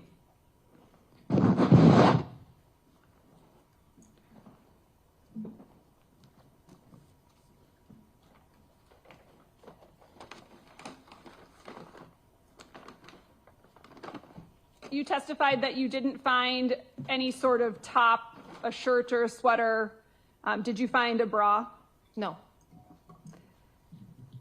Are you aware of whether or not the DNA swabs that you testified the crime lab was taking, that those were ultimately taken to the crime lab? They were, but not by me. I don't have anything further. Cross?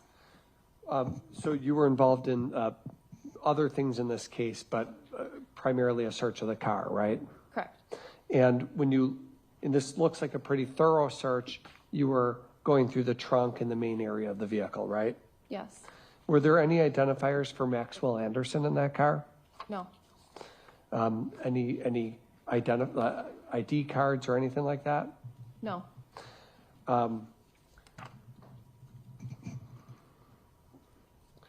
There was obviously some clothing in the trunk area that you've testified to that belonged to Miss Robinson, obviously, right?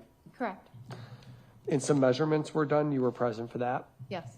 Now, did you go to the scene of, excuse me, were you present at the scene of the burning car or no? No. Your investigation was done once the car had been towed back to a lot, right? Correct. Or maybe a building that you use. Yes. And do you know whether the fire department, well, by the time you got the vehicle, the fire department had already been in the car and hosed it down and opened the doors and things like that, right? I can't speak to what they've done, but there was clear water inside the vehicle. I mean, clearly they had put out the fire and cut open the hood and things like Yes. that, right? And in terms of the seat distance from how far forward or how far back it is, do you know whether the fire department moved it forward or backward as they're putting out the fire? No, I'm not sure. All you know is those measurements are what they are for when you have the vehicle at the lot, right? Yes. DNA swabs were done really throughout the vehicle, isn't that fair to say? I On believe various- it was just the exterior. The exterior driver's front door handle, right? Yes.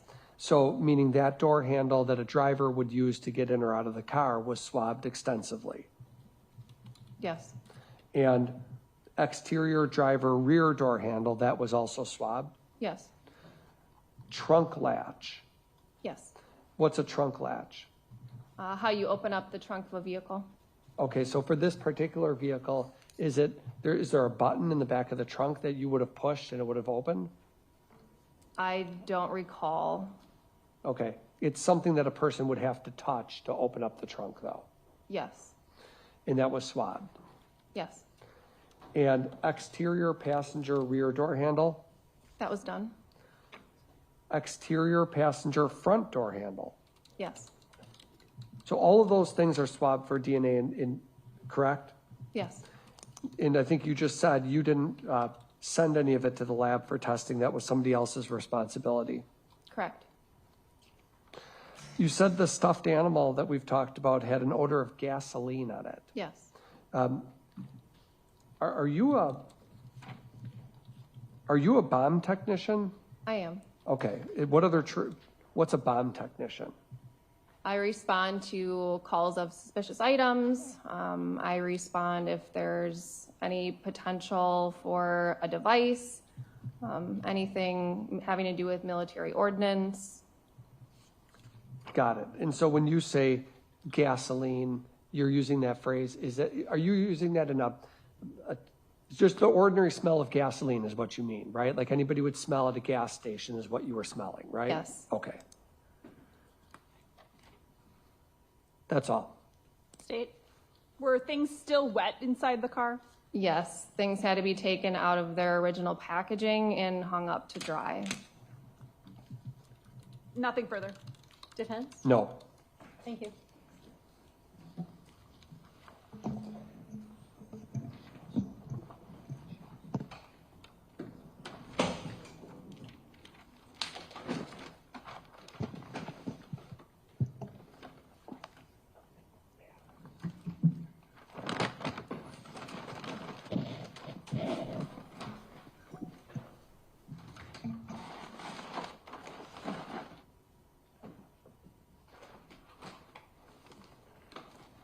Anybody need a break at this time?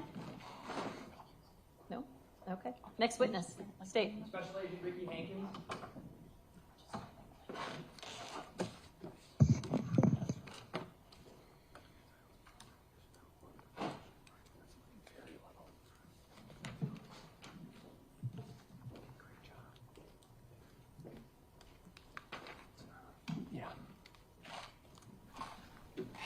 Hey, defense, we can hear your microphone a little bit.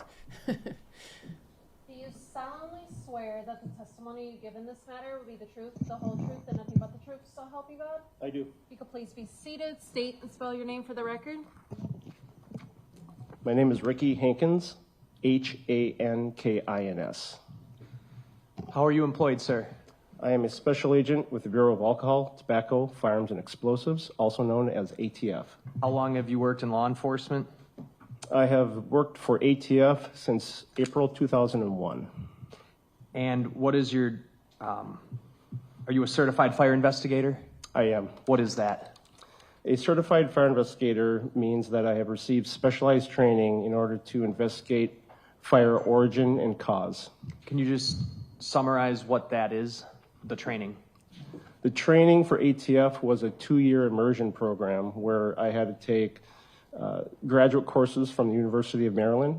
I had to investigate a minimum of 100 fire scenes under the mentorship of more senior ATF CFIs. I had to do a research project. I had to do reading reports. At the end of it, I had to take written tests. And I'm also an International Association of Arson Investigators, CFI, through their process as well.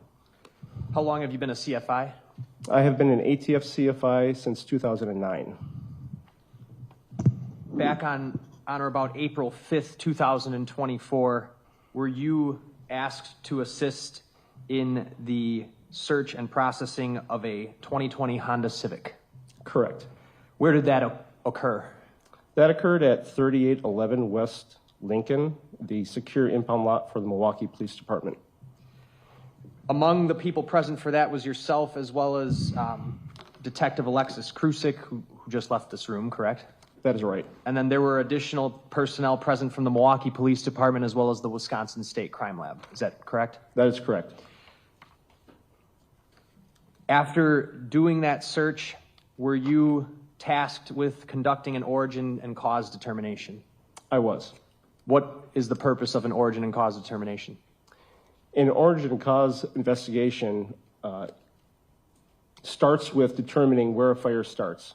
The purpose of an origin and cause investigation is to determine where a fire starts and how it started, to determine if it's an accident, if possible, or an intentional act.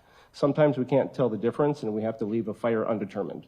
In this case, after you conducted that search with those other people, were you able to come to a conclusion as to origin and cause of this fire? Yes. Can you tell us basically the process? Take us through it. In order to get to the final conclusion, the first thing we look at is origin. And to put it simply, when you're looking for the origin of the fire, we're looking at materials or locations that do not look like their immediate surroundings. So mass loss is different, so things are just burned away, and there's not as much left of an area as its immediate surroundings. So there's mass loss, there's discoloration, all right? There's deposit, there's deformation, melting, warping. When we see areas like that, we explore those areas as potential areas of origin, keeping in mind that the greatest area of fire damage or greatest area of mass loss doesn't always mean origin. Sometimes that mass loss is caused by ventilation. So if ventilation comes in an area, that can cause more mass loss. So we explore first origin. Once we're comfortable with where a fire starts, then we look for what are the first fuels, what's capable of burning in that area, and what are our heat sources. Are there any accidental potential heat sources that could have come in contact with our fuel load? Are they capable of igniting what's in that area? Once we explore that and we test that with prior knowledge, sometimes we have to do fire research testing at our lab out in Maryland. We have a large warehouse that sometimes we have to rebuild complete structures and test fire to see which of our hypothesis might be correct. If we are able to come to a hypothesis that withstands all scrutiny and only one hypothesis remains, then we draw a conclusion. Does this involve an assessment of the exterior damage as well as to the interior damage of the vehicle? That's correct. Can you tell us what you noticed when you did an exterior assessment? Of the 2020 Honda Civic, there was oxidation to the sunroof area, and there was also oxidation to the exterior passenger side doors. What is that? Oxidation is discoloration. So one of those things I was telling you that we're looking for is the discoloration. So there's a whitening or a peeling of the exterior paint from those doors.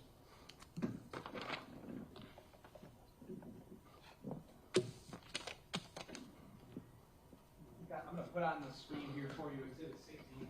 Doesn't matter what the speed is. You're talking about this discoloration right around here? That is correct. Let's talk about the interior damage assessment. What did you observe? When we're looking at the interior of the Honda Civic, we looked first at the engine compartment, and then we looked at the trunk. The interior of those compartments, the engine compartment, there was no indication of direct flame damage. There was no fire damage indicating that the fire started in the engine compartment. Same with the trunk. There was a little bit of mass loss or flame damage to contents of the trunk that were immediately adjacent to the back seat. Well, that's because the back seat had burned away from a fire from the passenger compartment, had extended a limited extension into the trunk. I'm sorry, go ahead.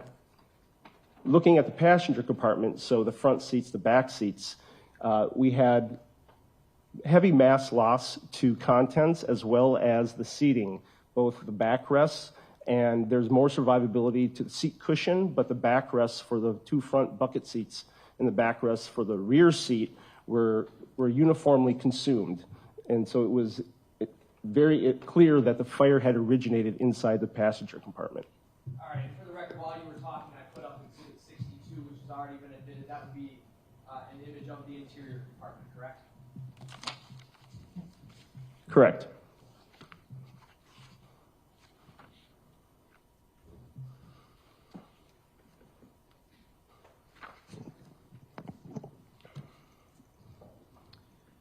What can you tell us about the windows? When I examined the windows, I had a lot of window remnants deep inside the window wells, indicative of the windows being at least partially open during the fire event.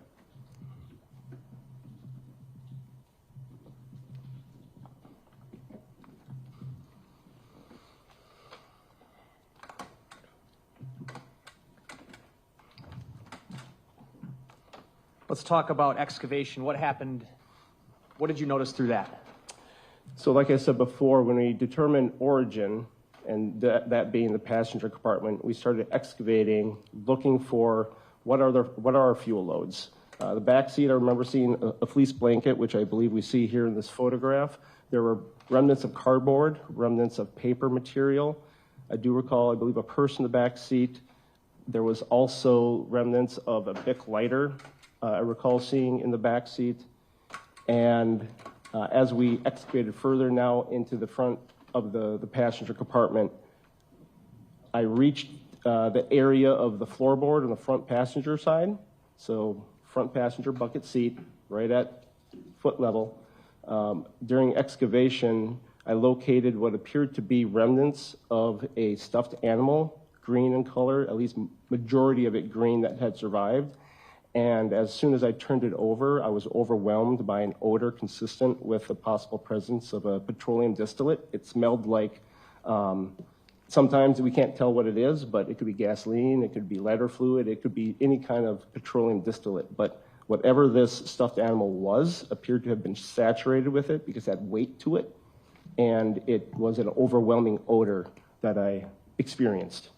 Are you able to say, when you were in that front passenger compartment, whether or not the seats would have been able to be moved after the fire was extinguished? No, they were not. How could you tell? When fire occurs and is extinguished, it creates what's called protective patterns. So pretend that there's a fire up here at the desk that I'm sitting at, and this is more of a solid, not a light combustible. If this is in place at the time of the fire and the fire department puts out the fire and we move this after the fact, this is called a protected area underneath this item, right? So just like that example, if something is moved, a seat, for example, after the fight or after the fire, after the extinguishment, you would see a protected area or a dischargement or unalignment of the fire debris. Going back to that odor of petroleum distillate, are you able to tell us what some examples of petroleum distillates are? Oh, gasoline, diesel, lighter fluid, solvents, paint thinners. Thank you. You participated in the, actually before I go there, that item that you sensed that odor from was collected by the sheriff's office? That's right. You participated as well in the x-ray of the vehicle? I did. Did you observe any remnants of weapons or keys? We did not. What was the weather like on the day of the fire? I believe it was light rain. And is that something you would take into account during your analysis? The weather in general, yes. Okay.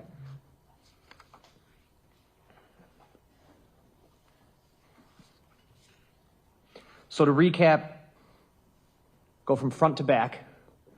The engine compartment of the trunk was not fire damaged. Correct.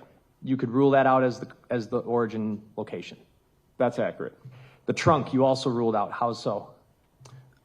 Well, looking at the trunk, there was survivability, no direct flame damage to the majority of the trunk. We located remnants, if I recall correctly, bed sheet, female clothing in the back or in the trunk. No flame damage to those contents. If a fire originates in the trunk, there's going to be flame damage.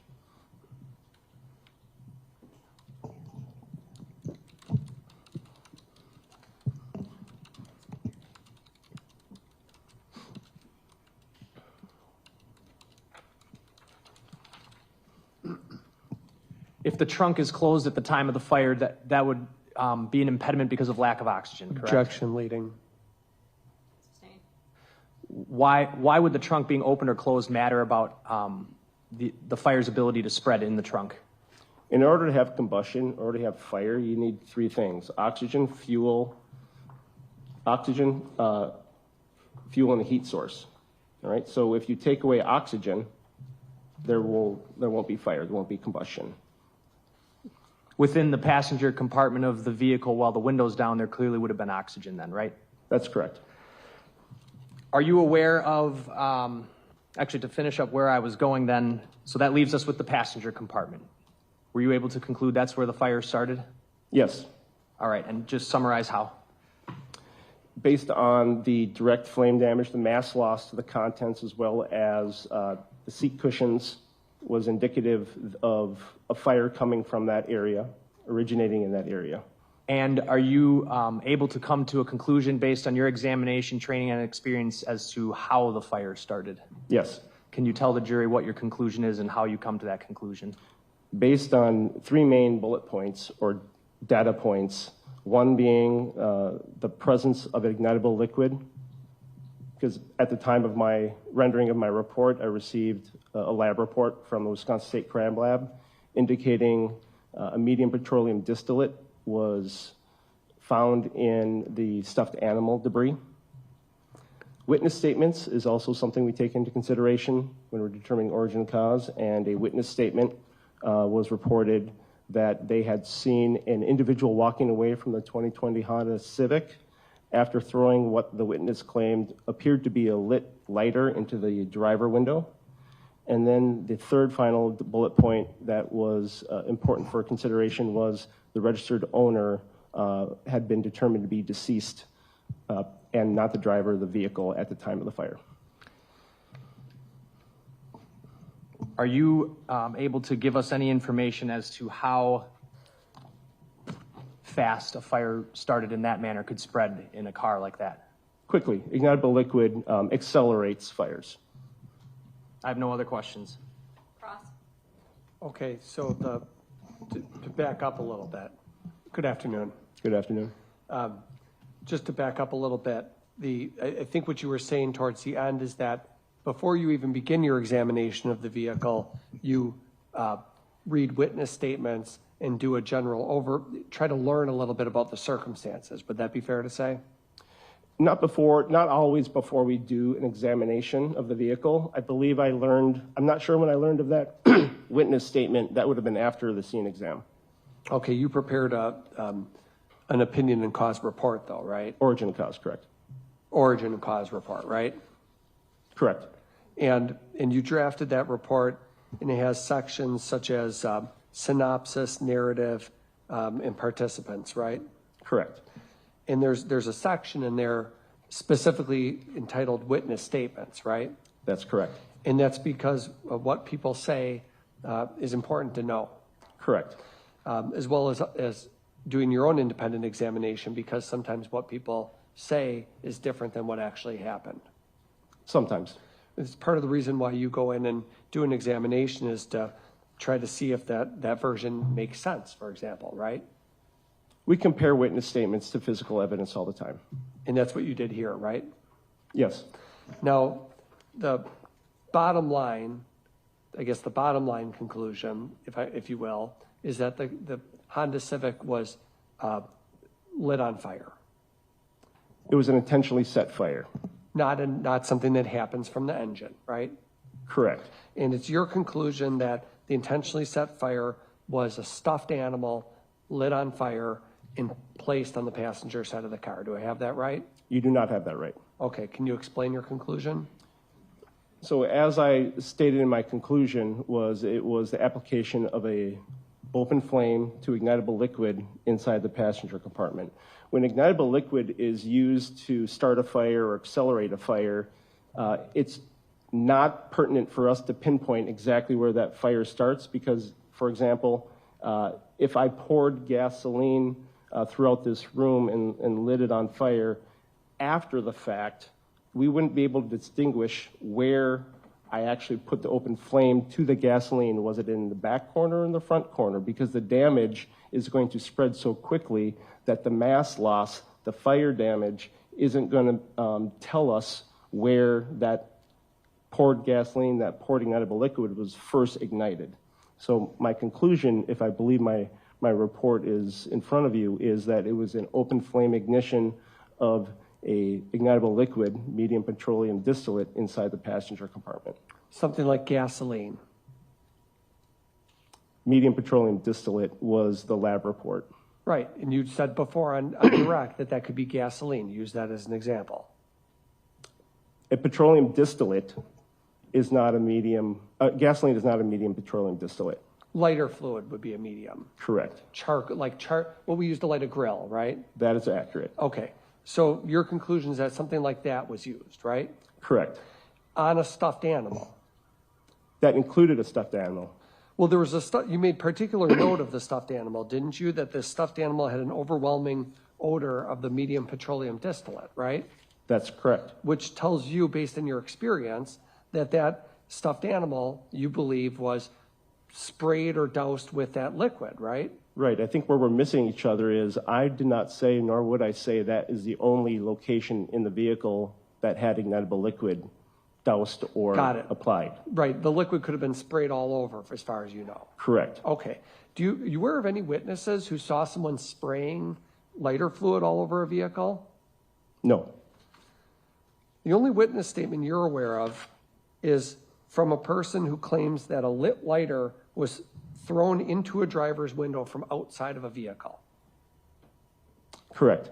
And in fact, you found part of a Bic lighter on the back of the vehicle, right? That's correct. When you say Bic lighter, are you referring to the standard thing you would buy at a gas station? Is that what it looked like? Correct. The kind where a person would use to light a cigarette, right? True. You're, as an arson investigator or ATF employee, certainly you know that a Bic lighter, if a person lights it, the moment they let go of where their thumb would go, the moment they let go, the flame goes out, right? Some lighters have a locking mechanism where you can lock the flame down. Did this one have that? I did not recover it, so I did not examine that. So you don't know? I don't. And but you do know that the 4 windows were all likely open at least partially, right? At least partially open at the time of the fire, right? Correct. And that's based on the uniform fire mass loss, right? Or no, I'm sorry, that's based on the debris that you noticed in the windowsills, right? Right, the window channel had significant glass still in it.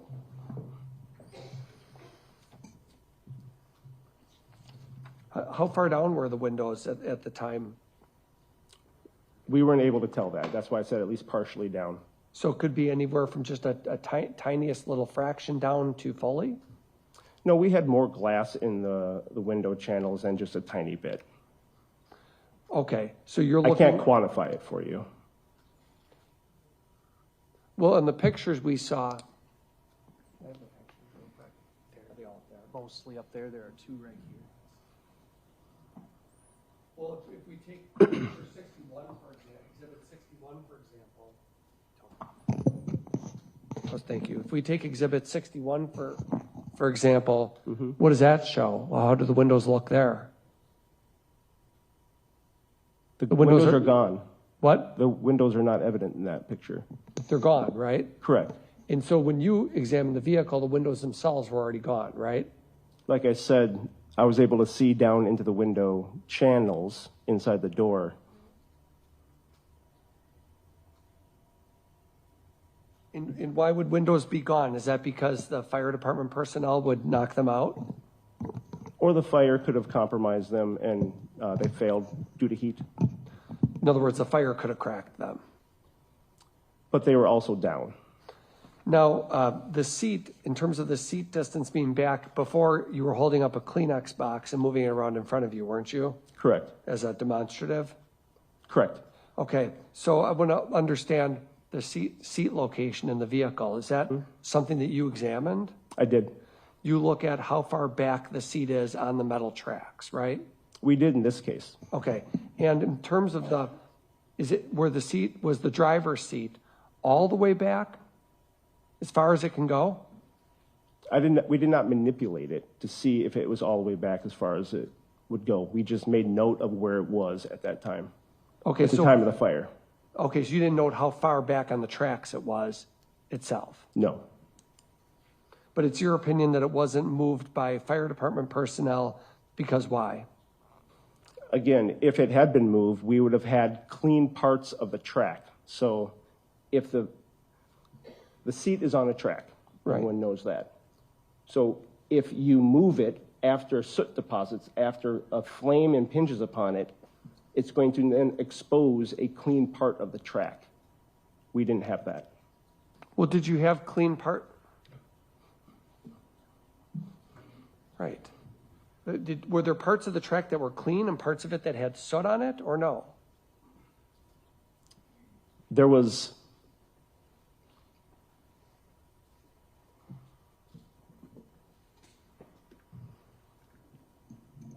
I don't recall the exact visual of the tracks. We could tell that they had not moved, the seat had not moved from the time of the fire. That's fine. Thank you, that's all. If you had not had the witness statements, would your opinion about where the fire originated have changed? No. If you had not had witness statements, would your opinion about it being a result of an ignition of an ignitable liquid changed? No. Was the fire incendiary? It was. Meaning what? It was an intentional act. Nothing else. No. Thank you. Anybody need a break now? Oh, I see some hands. Okay, we're going to take a 10-minute afternoon break, and then we'll be back with you. So just leave your notebooks on your chairs, please.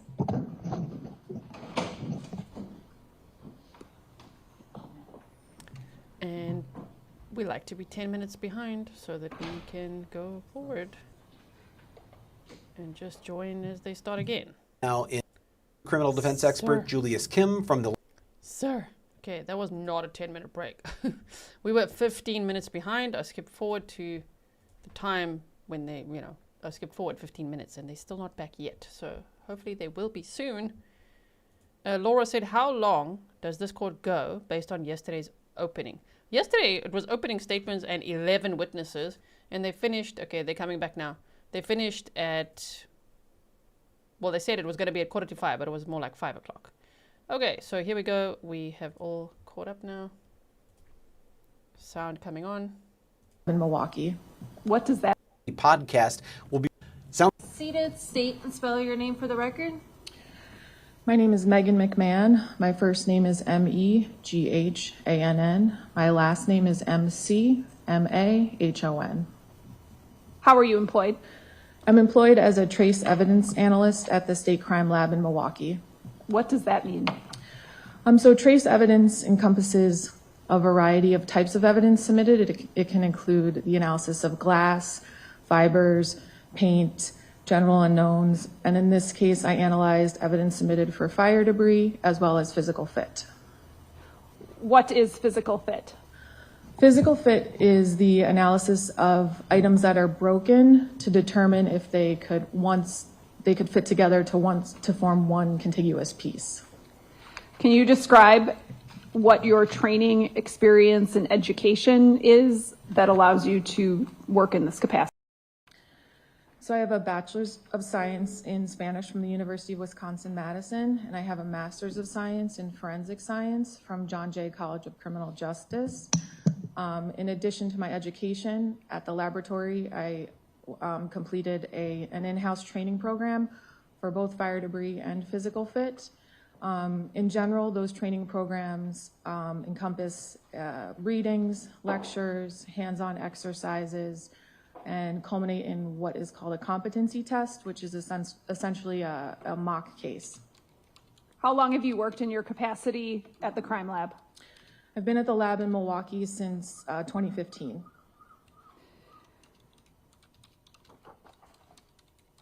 In your capacity at the crime lab, when you analyze something, you document it through a report, correct?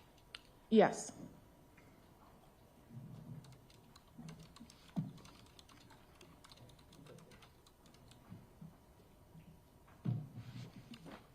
Showing you what's been marked, exhibit number 438. Can you identify what that is?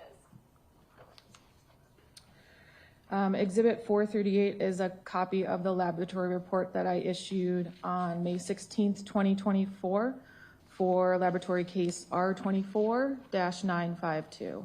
I'd ask that exhibit 438 be received. Any objection? No. It's received. And what does that report document?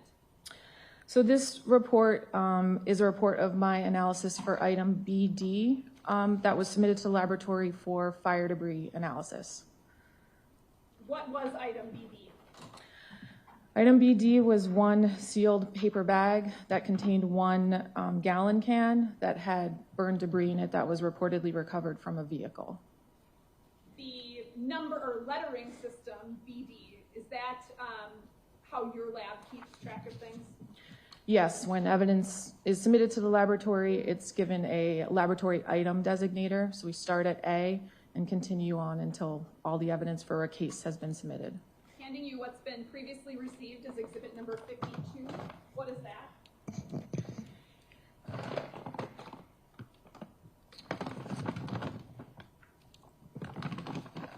So exhibit 52 is laboratory item BD for case R24-952, and I can tell that by this yellow sticker that's on the bag. So exhibit number 52 is the item that you analyzed and subsequently documented that analysis in report with the exhibit 438 sticker on it. That is correct. Okay. Can you describe what you did upon receiving item BD or exhibit 52? Yes, so I first would open up the bag, open up the can, do a visual exam of what's inside of the can. In this case, I couldn't determine what was inside the can, so I called it burned debris. After that, I take a charcoal strip and I suspend it inside of the can, put the lid back on the can, and then I put the can in an oven. So what happens when the can is in the oven is anything that's volatile or will go into like a gaseous state, we'll do that and it will adhere into that strip that I suspended inside of the can. The cans stay in the oven overnight for approximately 16 hours. After the 16 hours is up, I take the can out of the oven, I take the strip out of the can, and I put the strip into a small vial. Into that vial, I add a little bit of solvent or a little liquid. And what happens is anything that was stuck onto that strip that was in the can will then dissolve into that liquid. I then take the liquid and I analyze it on an instrument called a gas chromatograph mass spectrometer. And the data that I get from the sample that was analyzed on, or I analyzed on the instrument, I compare to a reference that was also run on the instrument under the same conditions in order to come to a conclusion if an ignitable liquid is present or not. So in this case, I was able to conclude that a medium petroleum distillate was present in item BD. What is a petroleum distillate? So petroleum distillate is one class of ignitable liquids. Ignitable liquids are classified rather than identified because there can be, because manufacturers market the ignitable liquids to their end use. For example, medium petroleum distillate could be the same liquid, but it's marketed as a paint thinner or as a charcoal lighter fluid. So for ignitable liquid analysis, we classify them as opposed to identify them.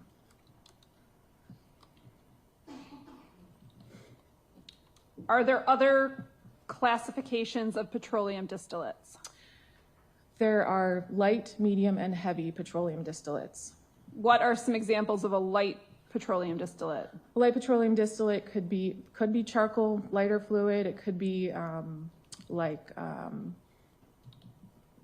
a lighter fluid that you would use to light a cigarette.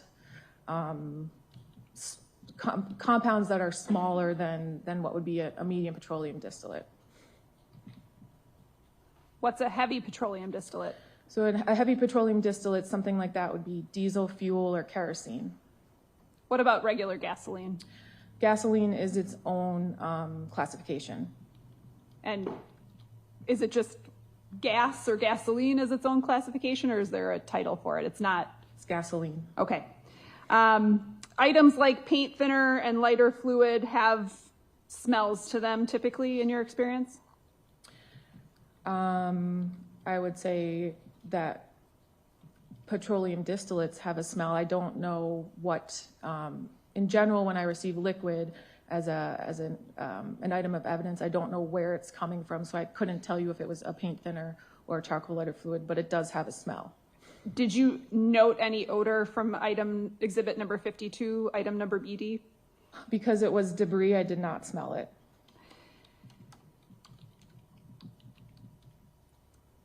Petroleum distillates, including medium petroleum distillates, are ignitable liquids, correct? Yes.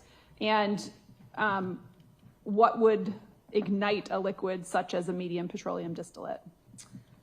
A flame. Okay, a flame from anywhere? Yes. Okay, so a flame from a match? A match, a lighter.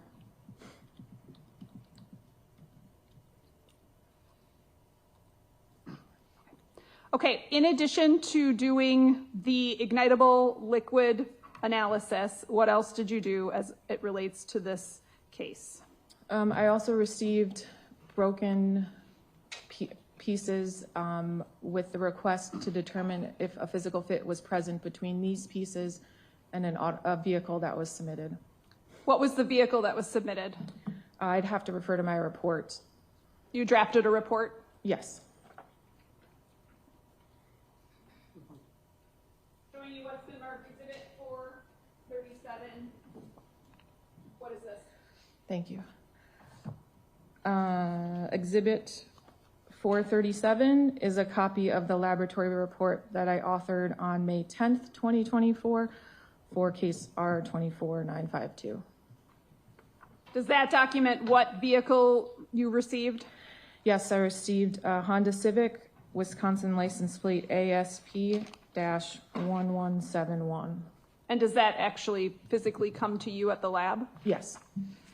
Who did you receive that from? What agency? It would have been received by our evidence technician, so I'm not sure what agency submitted it. Does the vehicle itself receive an item number? Yes. What item number was the Honda Civic? The vehicle was item BQ. What else did you receive? So I received items BR through BV, through BV, and those were all broken pieces that were submitted. Okay, let's just take a quick pause here. There's a lot of chat going on about this, like the crown next to people's name. It's a new YouTube feature, and it's based on engagement. So the more you chat, the more you engage, then it ranks engagement, and it like tallies up the engagement after each live stream as well. I don't know. It's a new feature that I've only seen from today. Okay, so don't feel left out. Don't feel like you need it. It's something YouTube has just introduced, and I'm quite fascinated by it. Thank you all for being here and engaging, typing in the chat, liking, sharing, all of that. That's very helpful, of course, so that other people can also learn about the case and come and join us over here. But just so that you know, that's what it is, okay? It's not something that I put there. It's something YouTube put there all of a sudden.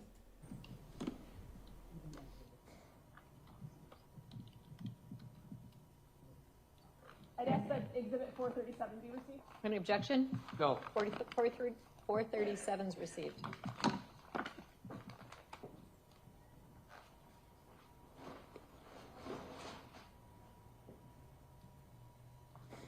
Showing you what have already been received into evidence. I'll show you first Exhibit 28, 29, and 30, if you can identify what those are, if you've seen them before.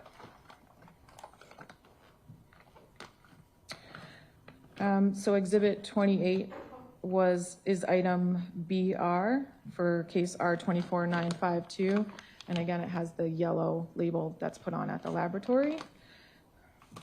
And what is item BR? Item BR was a broken mirror that was submitted.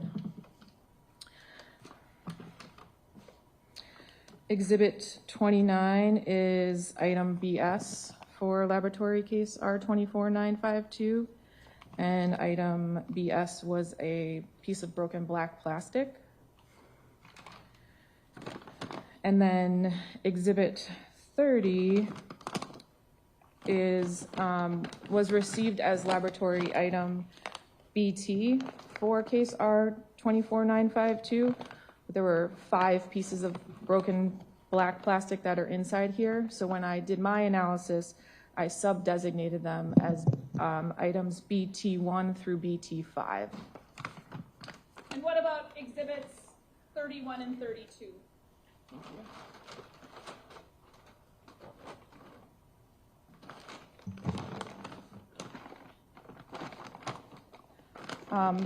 So Exhibit 31 is laboratory item BU for case R24952.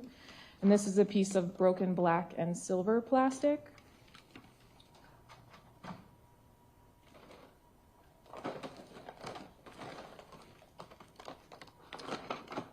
And then Exhibit 32 is item BV for case R24952. This had 8 pieces of broken plastic inside, so during my analysis, I sub-designated them BV1 through BV8.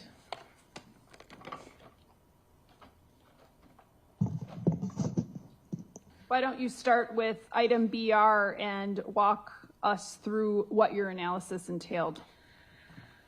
So in general with my analysis, what I'm first going to do is open up the broken pieces that were submitted, and I'm going to do a visual exam and a microscopic exam of those pieces and document what I observe. Then if there are any of those pieces that look like they would fit together to each other, I would do that physical fit at that time. After I'm done with all of that, then I took all of the pieces and I went to the vehicle, which is in a different part of the laboratory, and I attempted to do a physical fit from the pieces to the vehicle. So there were 3 pieces that I was able to physically fit back to the vehicle. And just as a preliminary question, to physically fit something together, does an item have to be broken? Yes. So if a piece of a car falls off but isn't broken, can you conclusively say that it comes from that car? No. So in general, that conclusion might be something like detached but not broken from the vehicle. There might not be anything broken for a physical fit analysis to be attempted. So it's fair to say that you're looking at how an item fragments when it's broken? I'm comparing broken pieces to broken areas on the vehicle. Okay, what was you said that there were 3 items that you were able to fit. Yes. What were those? So I was able to fit item BT3, which was broken black plastic to the vehicle, the front grille area. I was able to fit item BS, which was a broken piece of the license plate holder to the license plate holder that was on the vehicle. And then item BU, which was broken black and silver plastic to the passenger side fog light area on the vehicle. I'm sure if you guys are following the case, you understand what they're talking about. For those that are new or you're just joining now, welcome. Thank you for being here. Please like and share so others can also come and find us and chat with us as we watch this trial together. They're talking about Sade's vehicle that had crashed into the gate at Warnimont Park, and there were like pieces of the car, pieces of plastic and things there, and could they match it to the vehicle? So this is interesting testimony as well. So far, someone earlier said that you haven't seen anything yet, to point to Maxwell Anderson being guilty. And yeah, I think the state is very busy, slowly but surely building their case. There's a lot of circumstantial evidence that will come together, I think. And can you imagine eventually when they show us his house, I would hope, pictures of the house, surveillance footage from him being the last person with Sade, of course, and all of that. I think slowly but surely they will build their case. It is a lot of circumstantial evidence, of course, because also Sade's DNA was not found in his house. That's interesting. But she was there, so, and her vehicle was there and all of that. So it's going to be an interesting case to follow for sure. The trial is set to last for about 2 weeks. We're on day 2. It's officially day 3. Day 1 is, jury selection, but I always call day 1 the opening statements day, so we can all follow, right? So yeah, day 2 for us since opening statements. Heather, whatever, thank you so much. Okay, let's hear the rest of this. What about the other items? So items BV3 through BV8, so submitted broken pieces, I was able to fit back together to each other, but that piece, there was nothing broken on the vehicle for me to attempt a physical fit for that. The same thing with item BV1 and BV2. There wasn't anything broken on the vehicle for me to attempt a physical fit. And then items BR, BT1 and 2, 4 and 5, there was no physical fit attempted. So the vehicle was damaged, it was burned. So for safety reasons, we didn't want to put it up on a lift. And the pieces that were not attempted appear to be interior pieces. So there was no more analysis done. Damn, Cara says, I want to thank you so much for covering this trial. I was so worried that it would, do you mean like not get publicity like it should, right? My friend was approached by him on Facebook dating and was trying to get her to go out with him. Oh my word. And what does your friend say now? Can you imagine? Sure, that's scary. In hindsight, of course, right now he's innocent till proven guilty. I totally understand that, but he's the suspect. He's here. He's the defendant on trial, facing horrific charges. So we shall see as the state continues to build their case. But my goodness, thank you, Cara, for being here, and welcome to all the locals as well. This case takes place in Milwaukee, Wisconsin. I mean, obviously, welcome to everyone. We're an international audience watching this trial together, which is actually quite amazing, right? We're all from all over the world. I'm South African, sitting in Switzerland, and here we are together watching this trial, all hoping for justice for Sade Robinson. I just always say a special thank you to all the locals in chat as well, because I know it would affect your community so much. And if there's any family and friends of Sade watching, I hope that you feel safe and welcome here with us as well, because that is our goal. BV3 through BV8 are described as pieces of black glossy plastic, correct? Yes. And correct me if I'm wrong, but your findings were that all of those pieces fit together, correct? Yes. On the Honda Civic, item BQ, was there a part that was missing in the area where those items BV3 and BV8 would have fit? So I was able to use that conclusion, detached but not broken, for the one contiguous piece that BV3 through BV8 formed. But again, there wasn't anything broken on the vehicle for me to do a physical fit for that. Was there an area of the Honda Civic that was missing a piece consistent with what you put together for BV3 through BV8? There wasn't anything there, but again, it wasn't, there wasn't anything broken on the vehicle. Okay. So it appeared as though, again, that piece fit in there, but I'm not able to do any more analysis in the sense of I can't say there's a physical fit because there was nothing broken for me to try to attempt to do a physical fit on. And so that's where you come to the conclusion that it appeared to be detached? Yes. What about items B1 and BV2 that you described? Did you come to the conclusion that those items, when put together, appeared to have been detached from the Honda Civic? Yes, it would be the same conclusion. BV1 and BV2 both appeared detached but not broken from the vehicle. And again, that the area where BV1 and BV2 appeared to have been detached, there was the Honda Civic missing that particular piece?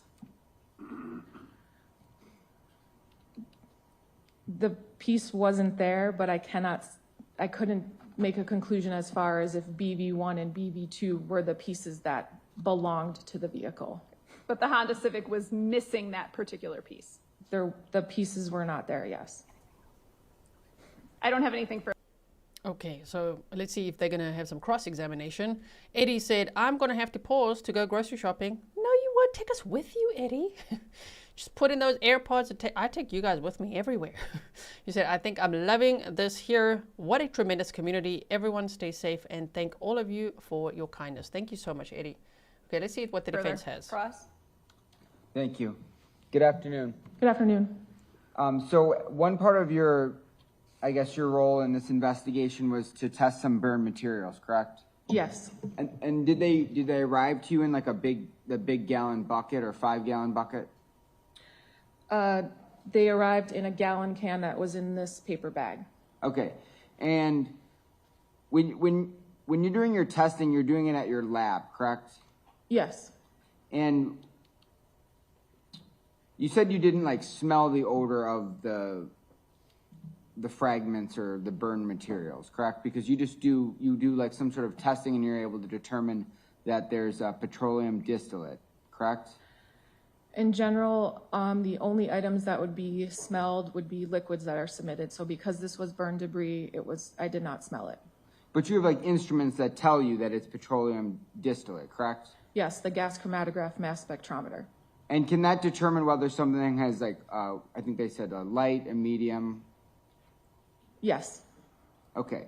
And you were able to come to the conclusion that, you know, this burn material it was ignited by like lighter fluid or paint thinner. Those are contained in petroleum distillate, correct? I was able to conclude that a medium petroleum distillate is present. There are lighter fluids and paint thinners that would be classified as a medium petroleum distillate, but there also are paint thinners and lighter fluids that might not be, which is why it's just a medium petroleum distillate. Those are just common examples, right? Yes. And like lighter fluid and painter fluid, those are things people can purchase at like a hardware store, correct? I would imagine so, yes. Like a Home Depot, a Lowe's, an Ace Hardware, something like that. I would think so, yes. And then the other part of your investigation was to kind of, I mean, I'm just speaking in layman's terms here, is to you get pieces of what might belong to a car, and you determine if you can draw that conclusion if these pieces came from that car. The pieces have to be broken in order to do the physical fit analysis. So what I'm determining is if the broken pieces would fit to a broken area on the vehicle. And your conclusion was that these broken pieces belong to this Honda Civic, correct? 3 of the pieces physically fit back to the vehicle. All right, I have nothing further. State? Nothing. Thank you. Shame. That wasn't the very best cross. Huh? Didn't go nowhere.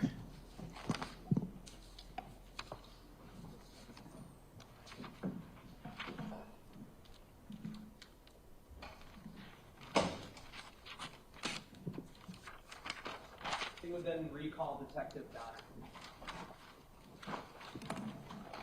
I don't think the defendant's a lefty. Eh? Someone said the defendant is a lefty.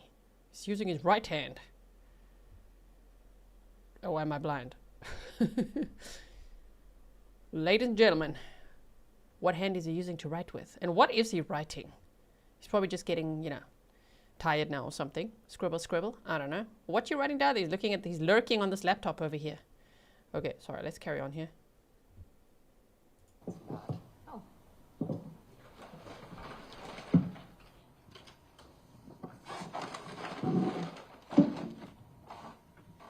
Okay, that makes more sense. Or he's never held a pencil in his life. Sorry, snark. CK said just being observant, but I think he is naturally left-handed because of the way he holds a pencil. As I say, or he's never held a pencil in his life. Okay. He also has really long fingers, so maybe it's awkward for him to hold a pencil. Oh, sure. Do you solemnly swear that the testimony you give in this matter will be the truth, the whole truth, and nothing but the truth, so help you God? I do. If you could please be seated, restate and respell your name for the record. Detective JoAnn Donner, JoAnn Donner. Detective Donner, as part of your follow-up investigation into this case, on October 1st of 2024, did you conduct an experiment related to the seat positions as they were known to have been found in Sade Robinson's Honda Civic? I did. Did that involve you going out to some car dealership in Milwaukee County? It actually was in Waukesha County, Menominee Falls. Okay. And tell us what the purpose of that experiment was. I volunteered one of my detectives who is 6'1", which is based on the same DOT height for Maxwell Anderson, and another deputy who is 5'1", which is actually 1 inch taller than Sade Robinson's DOT. I couldn't find anybody that was 5 foot, so she would have to do. What I did was then go out to the dealership and found a 2020 Honda Civic, same model and make of her car, same year, and positioned the seat according to those that you saw in the arson photos. Then I was able to place Deputy Balsamo into the seat to see if that was a comfortable position for her to drive in, or if it would work better for Detective Blanchar. In going to the dealership or dealerships, if you will, at some point were you able to determine what the value of a 2020 Honda Civic is? Yes, the average value is approximately $20,000. All right, so you took a deputy who was 5'1" and a deputy who was 6'1"? Correct. And did you take pictures of this experiment? I did. I'm gonna show you exhibits 90 through 108. Yeah. Tell me the numbers one more time. 90 through 108. Thank you. Are those the photos from the experiment? They are. Okay. Move 90 through 108 in. Any objection? No. Received. I asked to publish, not all of them, but a few. Go ahead.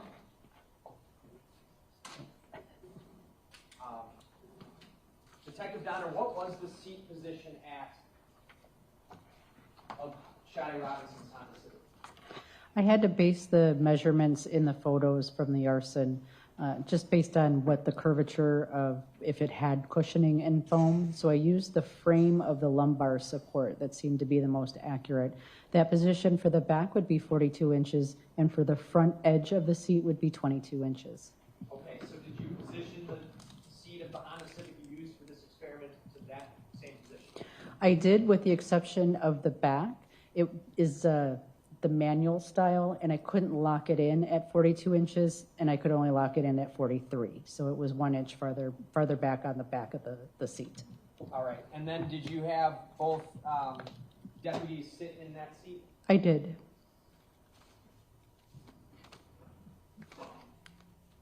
For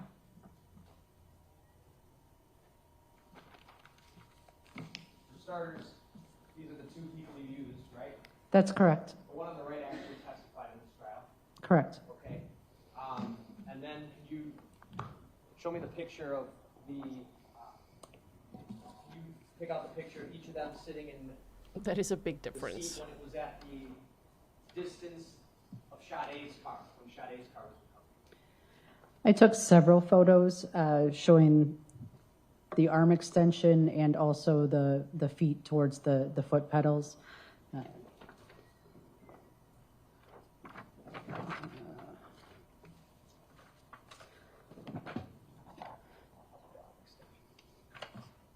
going to show on the TV 94 and 95. When you had the 5'1" deputy sit in the chair, were her feet able to touch the pedals? No, they were not.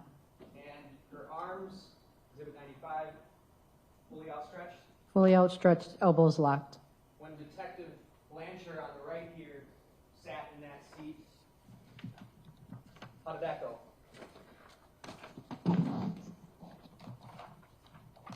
Much better. 97, feet reached the pedals comfortably Yes, they did. and sat in the chair comfortably. Correct. Looks relaxed. Yes. Busted. Did you then have, what was her name again? Balsamo.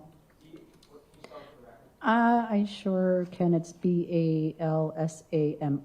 Did you have Deputy Balsamo adjust the seat to a position where she felt comfortable? I did. And did you have Detective Blanchar sit in that seat? I did. Can you show us what that looked like?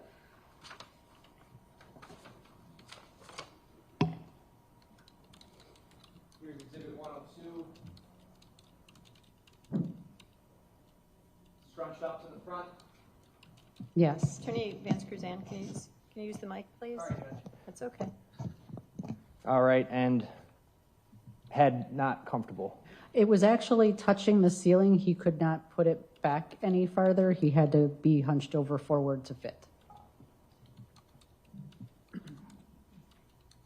Nothing else. Cross? Quick pause here. Interesting. I did not know that. Thank you so much. I see there's an email as well that I got recently. Sorry, I'm not trying to find the original comment over it. Wait, where are you? There. You said, gee, I'm way behind. Late start. Not sure if anyone said, but it's actually Attorney Cotton, who is Donna Kuchler's son, not the younger attorney. I don't know. I thought it's the younger one. Oh, like the lead defense attorney. Oh, okay. He is Donna Kuchler's son, apparently. I've got people sending me links and everything. Who's Donna Kuchler? For those of you who don't know, it is an attorney that we became familiar with watching the Eye Drops murder trial, which is the trial of Jesse Kershevsky. She did a lot of victim blaming. We were very upset. But okay, so Attorney Cotton, is her son. Thank you so much for that clarification. So if I understand correctly, all you did was test the seat for, well, first of all, the car itself was burned away.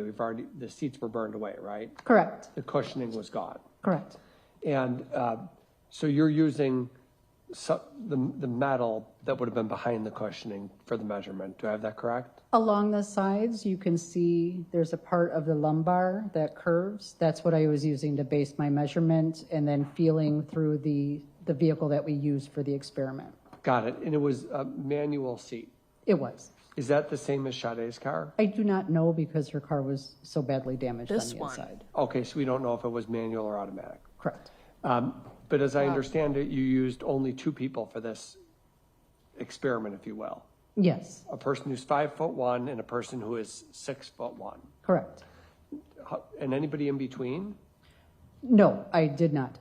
Didn't test any other sizes, 5'7", 5'6", to see how comfortable those people would be? No, Okay, different people sit with their seats at different comfort levels, obviously. correct. You're not offering this as any sort of science, are you? No. That's all. State? No, nothing else. Thank you, Detective. Thank you. State? State calls Detective Casey Donahue. Detective Donahue. Stefan says the law firm is called Kuchler & Cotton, SC. Okay. I think that height difference and the way the seat was left, that's pretty interesting evidence, right? So far. I mean, we're only on the second day. Opening statements was yesterday. Do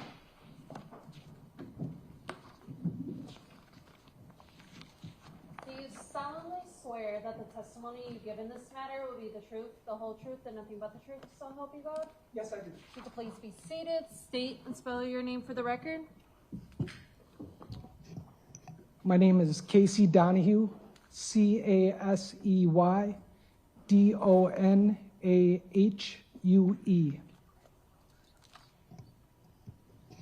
How are you employed?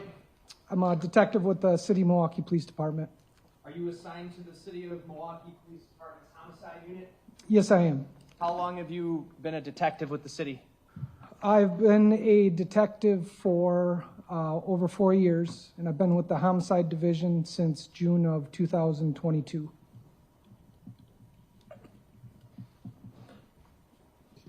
Did you assist in the investigation related to a missing person named Sade Robinson?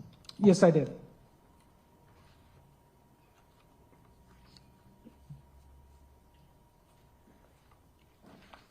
And when your department, the Milwaukee Police Department, became involved in the investigation, had you come to learn that her car was set on fire near the intersection of 30th and Lisbon? Yes, I was. And I have Exhibit 190 on the TV screen. Are you able to see that? Yes. Do you need a second to orient what the map's showing? Yes, I'm familiar with that area. Okay, we got Lisbon Avenue right here at the top, right? Yes. Okay, and then 30th Street, where my pen is here? Yes, that is correct. All right. The vehicle fire that we're talking about, were you aware that it occurred right where my pen's pointing now? Yes, it was behind 2928 West Lisbon. This entire map depicts a location within the city and county of Milwaukee, Wisconsin, right? It is, yes. Was one of the things that you were tasked with doing trying to locate video from the area where Sade Robinson's car was set on fire? Yes, I was. Did you locate video from the address of 2900 West Lisbon Avenue? Yes, I did. What is 2900 West Lisbon Avenue? 2900 West Lisbon Avenue is a liquor store that is in the area. Is it on this map? It is, yes. Would you be able to stand up and point out where that building is? Yes. The liquor store is located right here. All right. So basically at the other corner from where the car was burned. It would have been just to the east from where the car was burned. Car would have been burned in the rear of this location right here, which the building is actually no longer there. At the time you recovered video, the building was there? Yes, it was. Tiny request for the camera person. Can we pan? Can we pan so we can see the map? I'm going to bring up on the screen in a moment here Exhibit 192. Were you able to recover video footage from multiple cameras that was of interest to this investigation? Yes, we did. What were those? Can you, using the map, please tell us generally what those cameras were and where they were facing? Yes. Can you bring the mic closer to you as well? Yes. Stefan, they're listening to you. Thank you. Mike.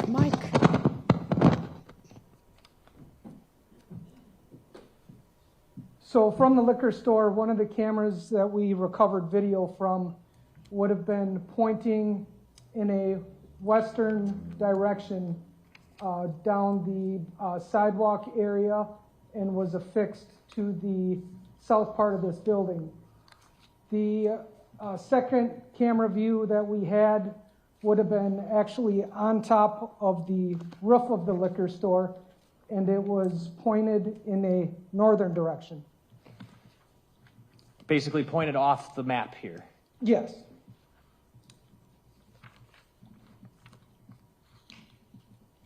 You can have a seat, thank you.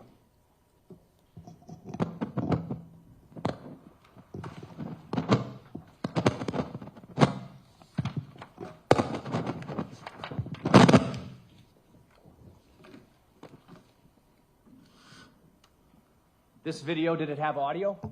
It did, yes.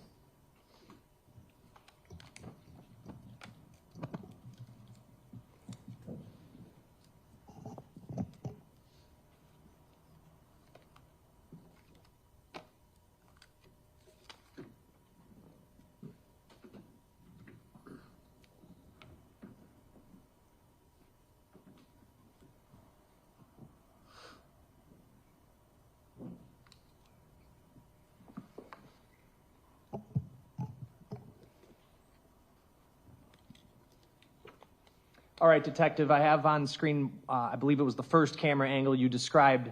So we're looking up at the date and timestamp here in the upper left-hand corner. It says February 4, 2024, 06:48:37, correct? That is correct, yes. And did you, when you were covering this video, ascertain whether or not the date and timestamp on this video was accurate? Yes, it was in fact accurate. The street... I'm sorry, before we go any further, there's a brief matter, I think, could we just be heard at sidebar real quick? Sure. And what exhibit is this? 192. Thank you.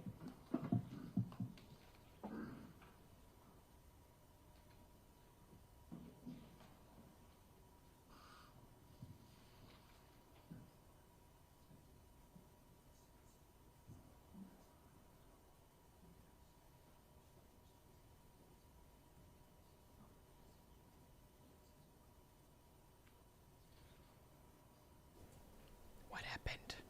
It's like so quiet now.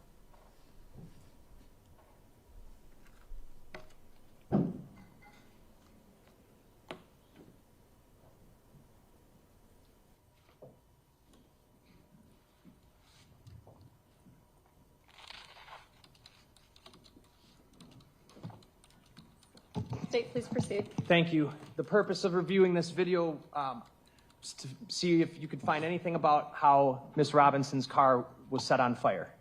Yes, and if I could just clarify one thing quick. Sure.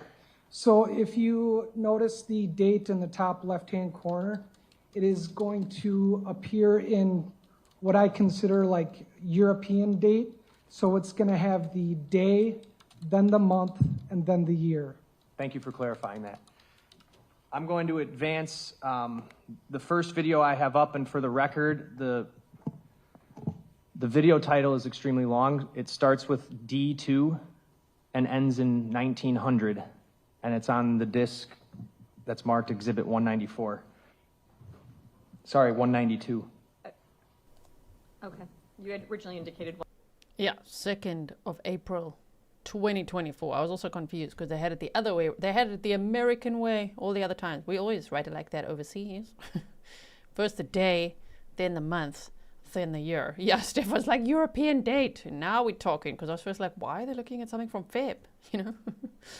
Oh, 2nd of April. Okay. 192. Yes, it is 192. Okay. All right. I'm advancing that video to 1:47. One of the things you were also looking for was to see if you could see her car driving. Yes.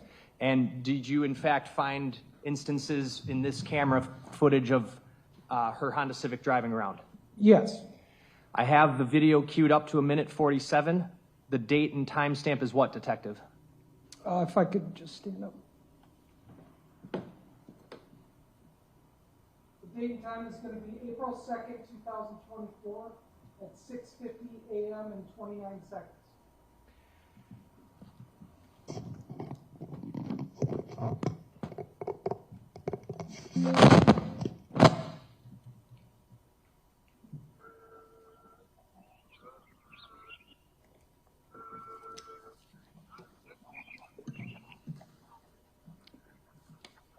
do you see? If you notice towards the top of the screen, you're going to see a vehicle that appears to be Sade Robinson's vehicle.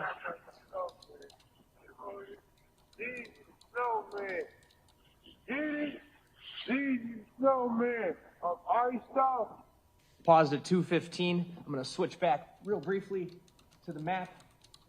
What we just watched was that vehicle, which appeared consistent with a Honda Civic, right? Yes. It traveled northbound on 30th Street through the intersection right here of Lisbon, correct? Yes, that is correct. That's what we just watched. Yes. And in a little bit, if we get there today, did you also recover a video coming from where that car came from? Yes. And where is that video on this map? That video is going to be from the H-Bar Cylinder Services, and that's located at 1651 North 30th Street. All right, so the video that you got from here actually would precede what we just watched, and it shows that car going up 30th, correct? Yes, that is correct. Is that how you knew that car was the same one? Yes, and also there's identifiable features on the car, more specifically damage, that we were able to determine that that was in fact Sade Robinson's vehicle. And related to all of this, where is the 31st and Galena playground?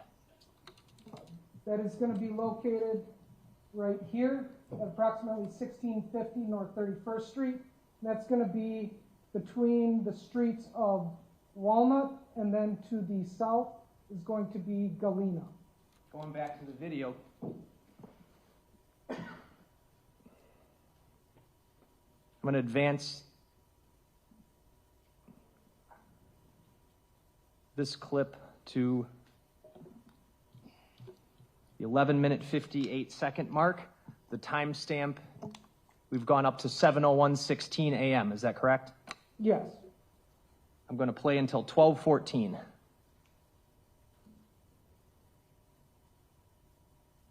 Oh, turn the volume off, sorry.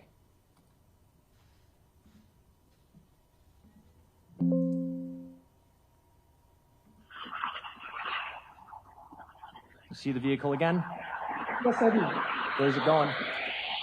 That vehicle is traveling southbound on North 30th Street from Lisbon.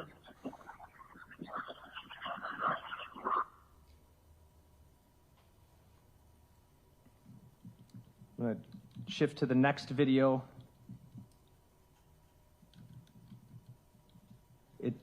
The title starts with D2 again, and the last four digits are 3935 for the record. This video picks up at 7:19 a.m., is that right? We're at the beginning? Okay. Yes, that is correct. I'm going to advance to 3 minutes and 44 seconds. 7:22:58 a.m. Yes. Playing from that time until 4:12.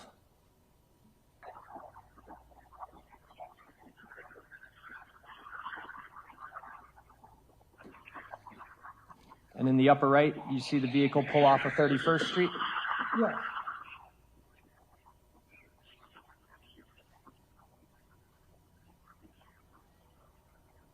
And now what's it doing, if you could point it out? It's turning northbound on the North 30th Street from Lisbon.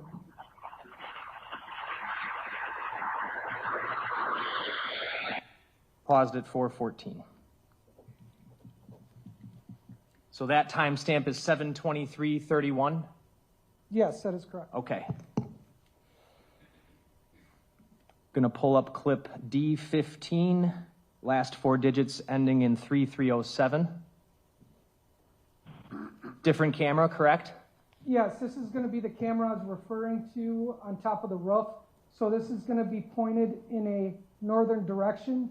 It does capture what is an L-shaped alley behind the address where the vehicle fire was located. All right, so off to the left side of this screen is where that alley entrance would be, and you're telling me you can't get out onto this street that's on the right? Not from there. This portion of the alley goes east to west and then turns to the north-south. Point So out. it's shaped as an L, which you can see would be like this. So the alley comes here, and you have to turn to go north. I'm going to advance this video to 3 minutes and 3 seconds. The timestamp on this clip is actually in the lower right. And what time do we have? This is going to be 7:23 and 34 seconds. What are we going to be looking for here, Detective? So you'll notice Sade's vehicle will pull up right down here and then conducts something like a Y-turn to go back in the other direction.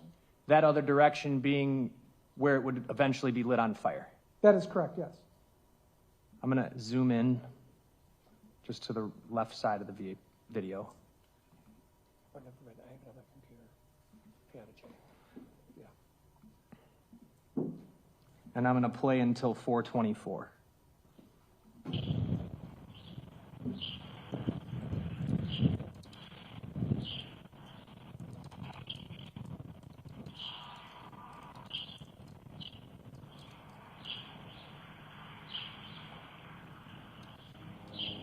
Going to be the vehicle right here.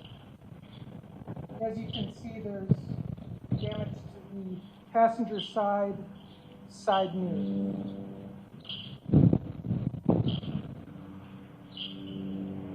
It's hanging off. Okay, hanging low, Yes, it's like playing it again at 3:35. almost like it's dangling, just attached by wiring.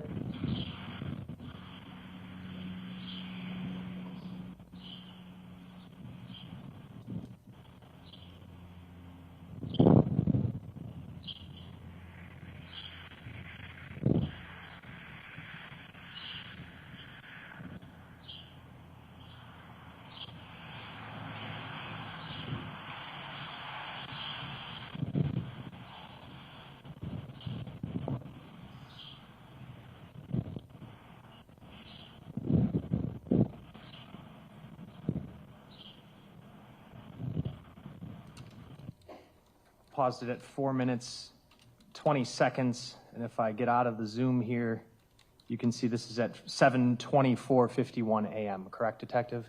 Yes, that is correct. And the vehicle kind of, once it does that turn, very slowly kind of creeps forward. Is that fair? Yes, and it goes out of camera view. I'm going to go back to D2 ending in 3935 and cue the video up to 9 minutes and 49 seconds.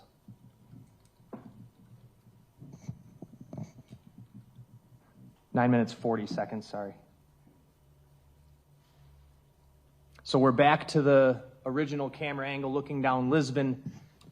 This would be just a few minutes after that vehicle pulled off of the last camera frame, correct? Yes, that is correct. All right. Playing at 9:40.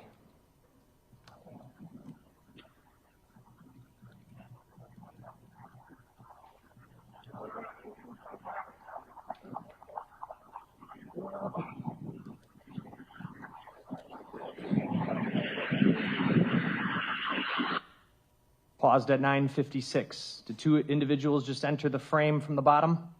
Yes, these two right here. Okay, one of them has a LeBron James jacket on, correct? Yes, And the other holding a large umbrella. yes, that is correct. Are you going to see them do anything in the upcoming clip? Yes, when they get to approximately right here on the sidewalk, you will see them react to something that's happening over here. And at that same time, you're going to see a subject wearing dark clothing with a tan camouflage backpack. He's going to then cross the street as a city bus is passing him. That's Heading gonna be south? The defendant. The person with the backpack? The person in the backpack is crossing in a southwest direction. and the bus is traveling westbound. I'm going to play until 11:51.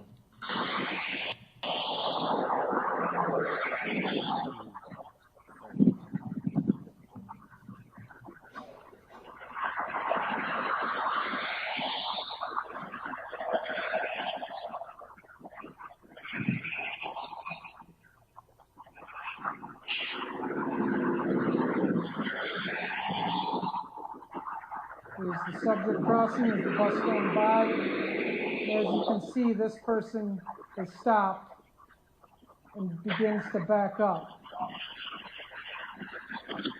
And you see the other subject up here begins to run backwards, or run back on the station.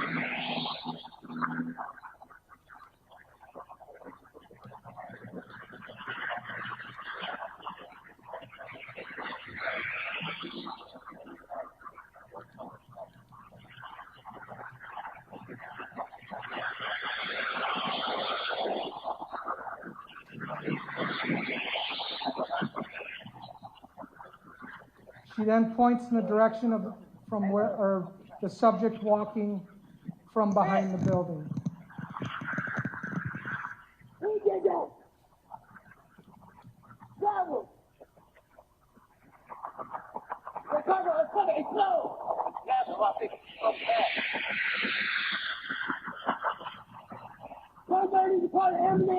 Says call the police, call an ambulance.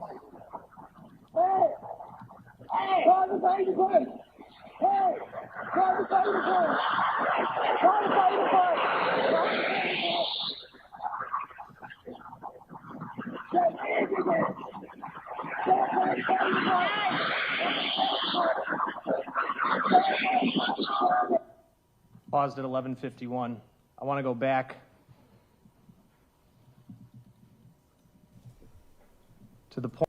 They are grizzlies, right? Shame. They're like trying to flag everyone down. Hey, hey, hey, trying to protect everyone, trying to flag them, trying to get them to call the police. Monica, thank you so much for your sticker. Point in the video. The audio doesn't seem to align up to the second with the video. Would that be fair to say? Yes, that's fair to say. But you can hear the words she is yelling, at least when you listen to this? Yes, you can hear her say... I'm going to object to him testifying to what another witness said. I'm asking him what he hears. And he's already testified to some of it.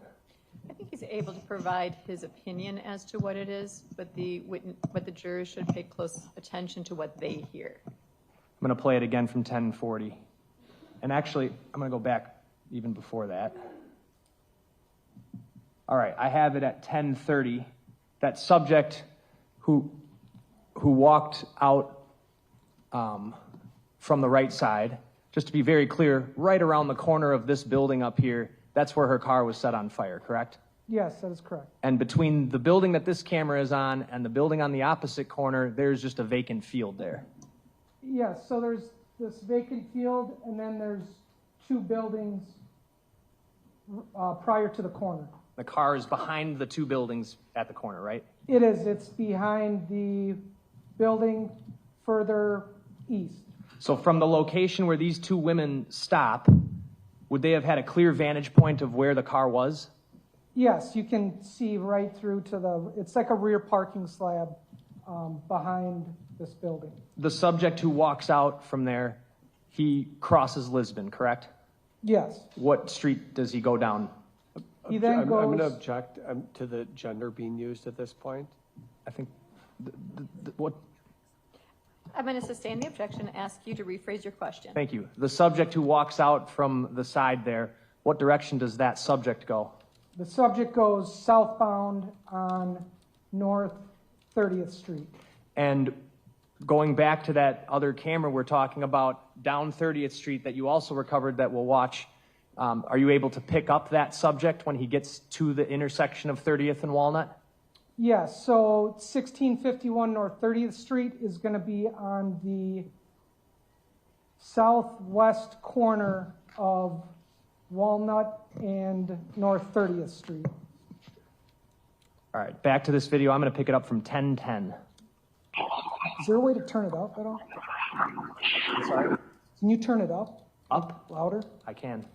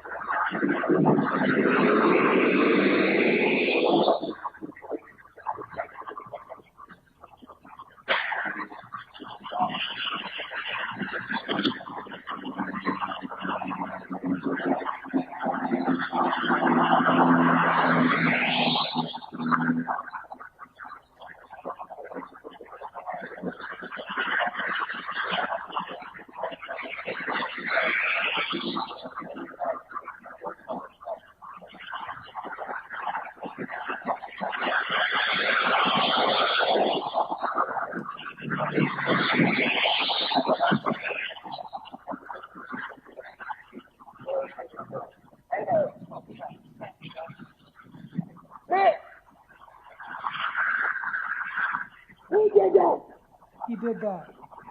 Travel! Hey, Carver, let's come in, slow! Yeah, so I'll take it. Carver, you call the ambulance! Hey! Hey! Carver, fight the fight! Hey! Carver, fight the fight! Carver, fight the fight! Pause at 11:39. What did you hear her yelling after that? After you heard he did that. Then she's saying to call the police, call the ambulance. And where does she point? She points in the direction where the subject walks off to, and she's pointing to where the vehicle fire was located. Or in a westbound direction.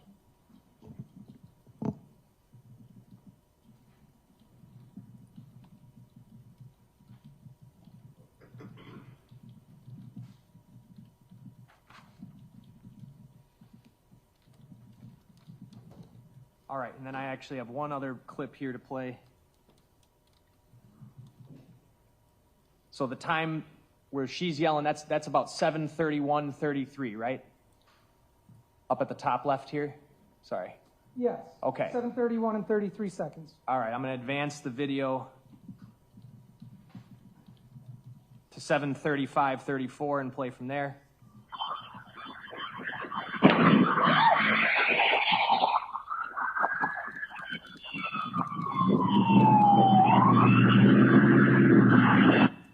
Pause at 15 minutes, 30 seconds. So by 7:35, the Milwaukee Fire Department is arriving on scene. Yes, that is correct.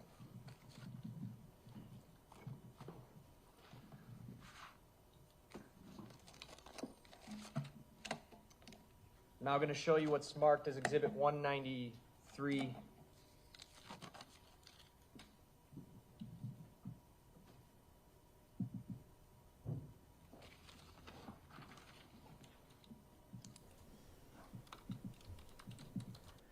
Loba Volcana says, could she ID him in trial? Ooh, that'll be interesting.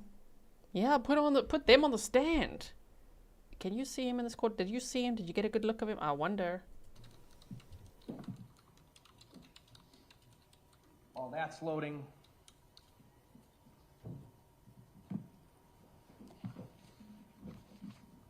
I've got the map up here. And just to be very clear, the subject who walked across Lisbon Avenue would have came out on this side of the building, right? Yes. All right, and then he walks across Lisbon and heads down 30th Street here. Is that fair to say? Yes, that is correct. And does the video you got from this business or whatever this is pick up that same person walking? Yes, it does. Where does that person walk from and towards that we're about to see? The person is on the east sidewalk of North 30th Street, and then he'll cross North 30th Street westbound. Thank you, camera person. North sidewalk. They panned. Correct. Okay, now we can see.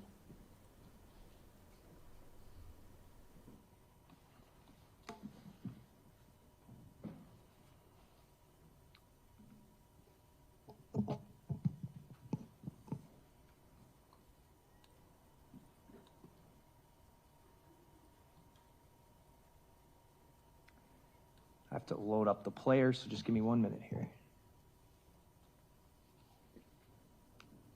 And this will be 193. Yes.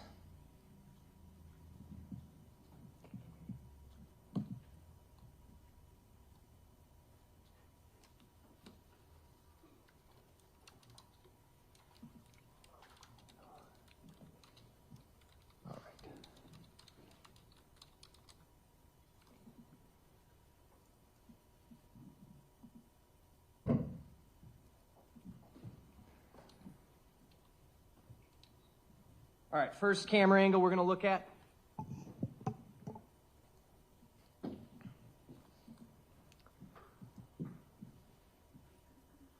So this camera angle is pointed in a west-northwest direction, and it's going to capture West Walnut, and this is going to be the north sidewalk of West Walnut. Okay. What, and the date and time?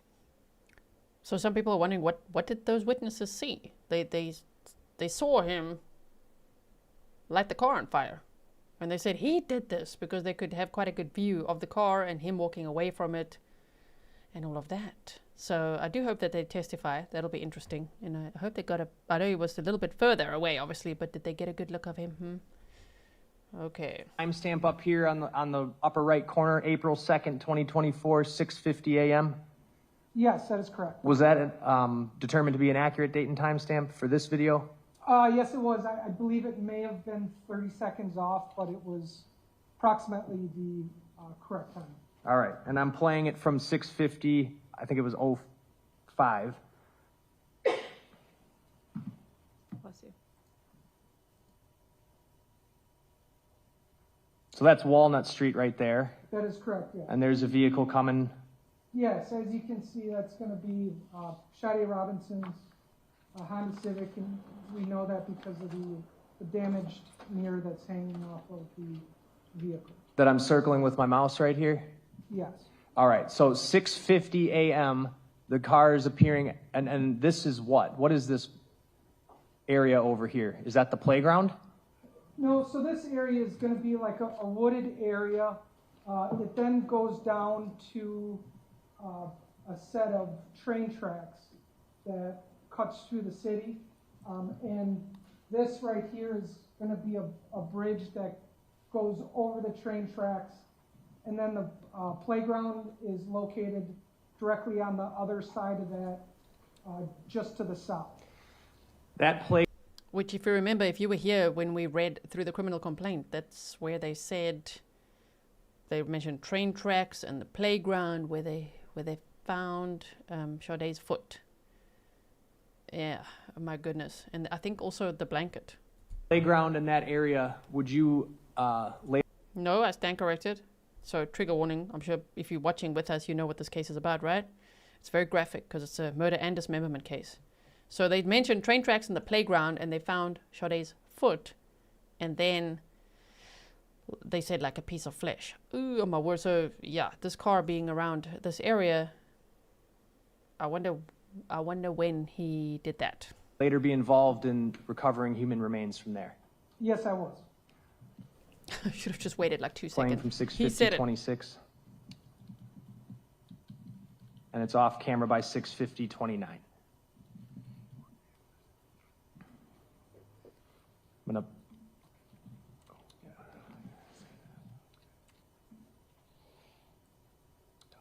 bring up channel 2.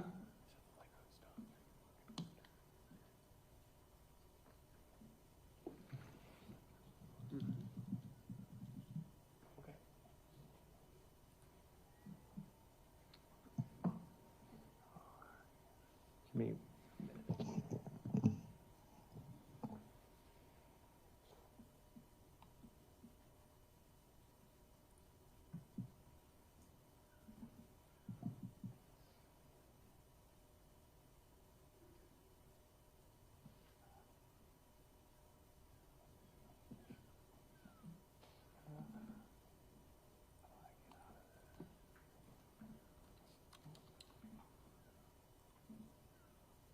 Sorry, let me just, I have to reload this up.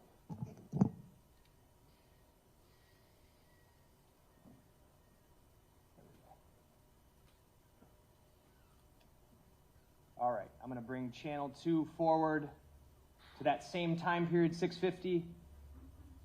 Where does this camera pick up as to where the other one left off? So the other one was pointed in a more western direction. This covers more of a panorama view and shows north and west.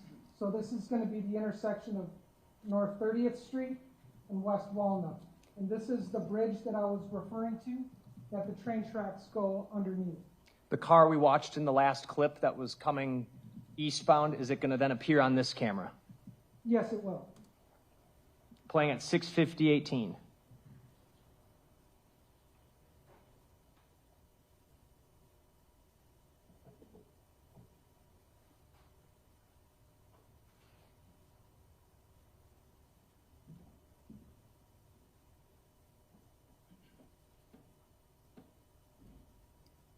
All right, you see the car there?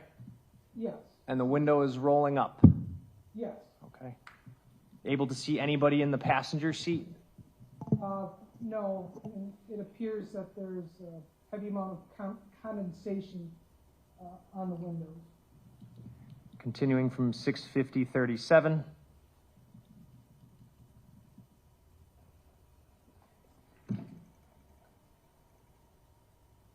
The vehicle makes a northbound turn onto 30th Street, correct?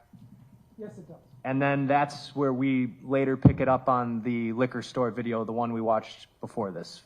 Fair to say? Yes. Okay.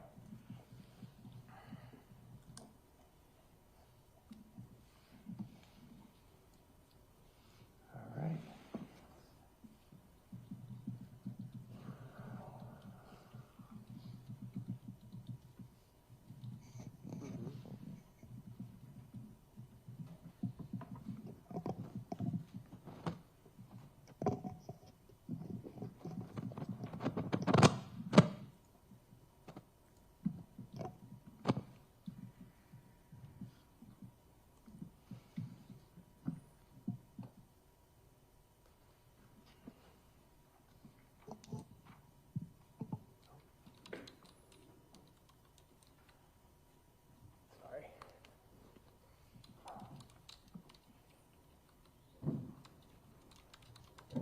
All right, same camera. We've now advanced to 7:30 a.m. And from the Lisbon Avenue camera that we watched previously, what do we know happened around 7:30 a.m.? 7:30 a.m. is where you see the subject that is coming from the vacant field area and crossing Lisbon towards North 30th Street and continuing to walk southbound. Do you pick him up on this camera? Yes, you'll see him. He's going to be walking southbound on the east sidewalk. Playing. I'm going to advance the video to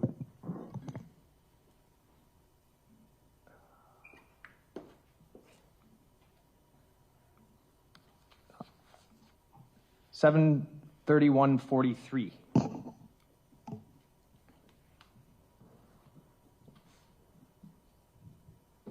All right, so that's not the same subject that I'm circling with my mouse here, correct? No, that is not. Okay. How about over here?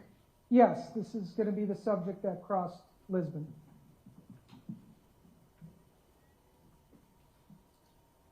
As you can see, he's carrying a very large backpack. What race does he appear to be? He appears to be a white male.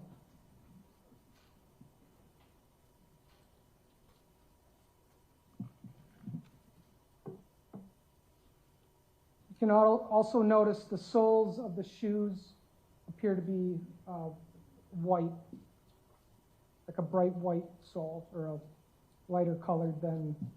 All right, I have it paused at 7:32:33 a.m. Just going to zoom in on him. The soles, you're talking about the shoes down here, correct? Yes, that is correct. Dark pants? Yes. How about the top? It appears to be a dark hooded sweatshirt or zip-up jacket. And large backpack? Yes.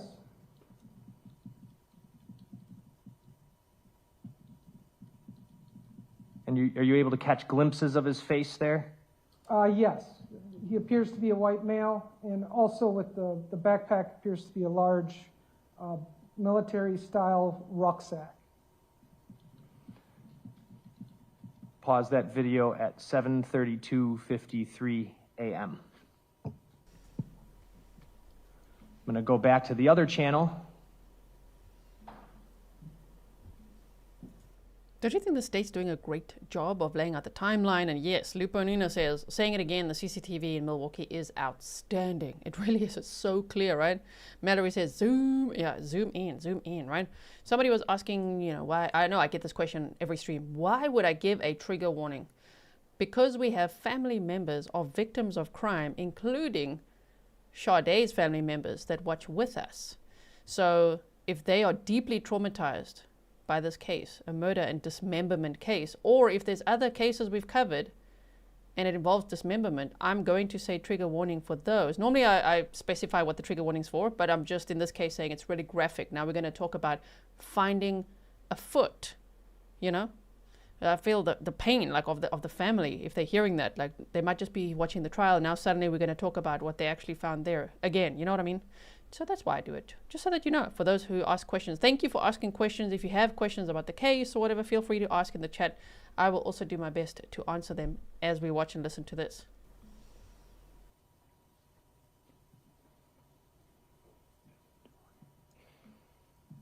And cue that video up to 7:33:22. What are we going to see here? Where does this pick up from where the last video leaves off? So this is going to be further west down West Walnut, and it will take us further down the sidewalk area. I'm going to play from 7:33:22 a.m.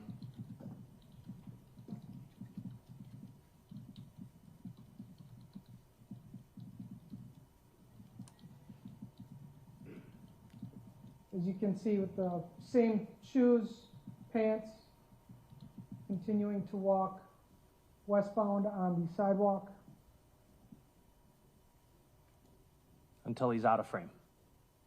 Yes, that is correct.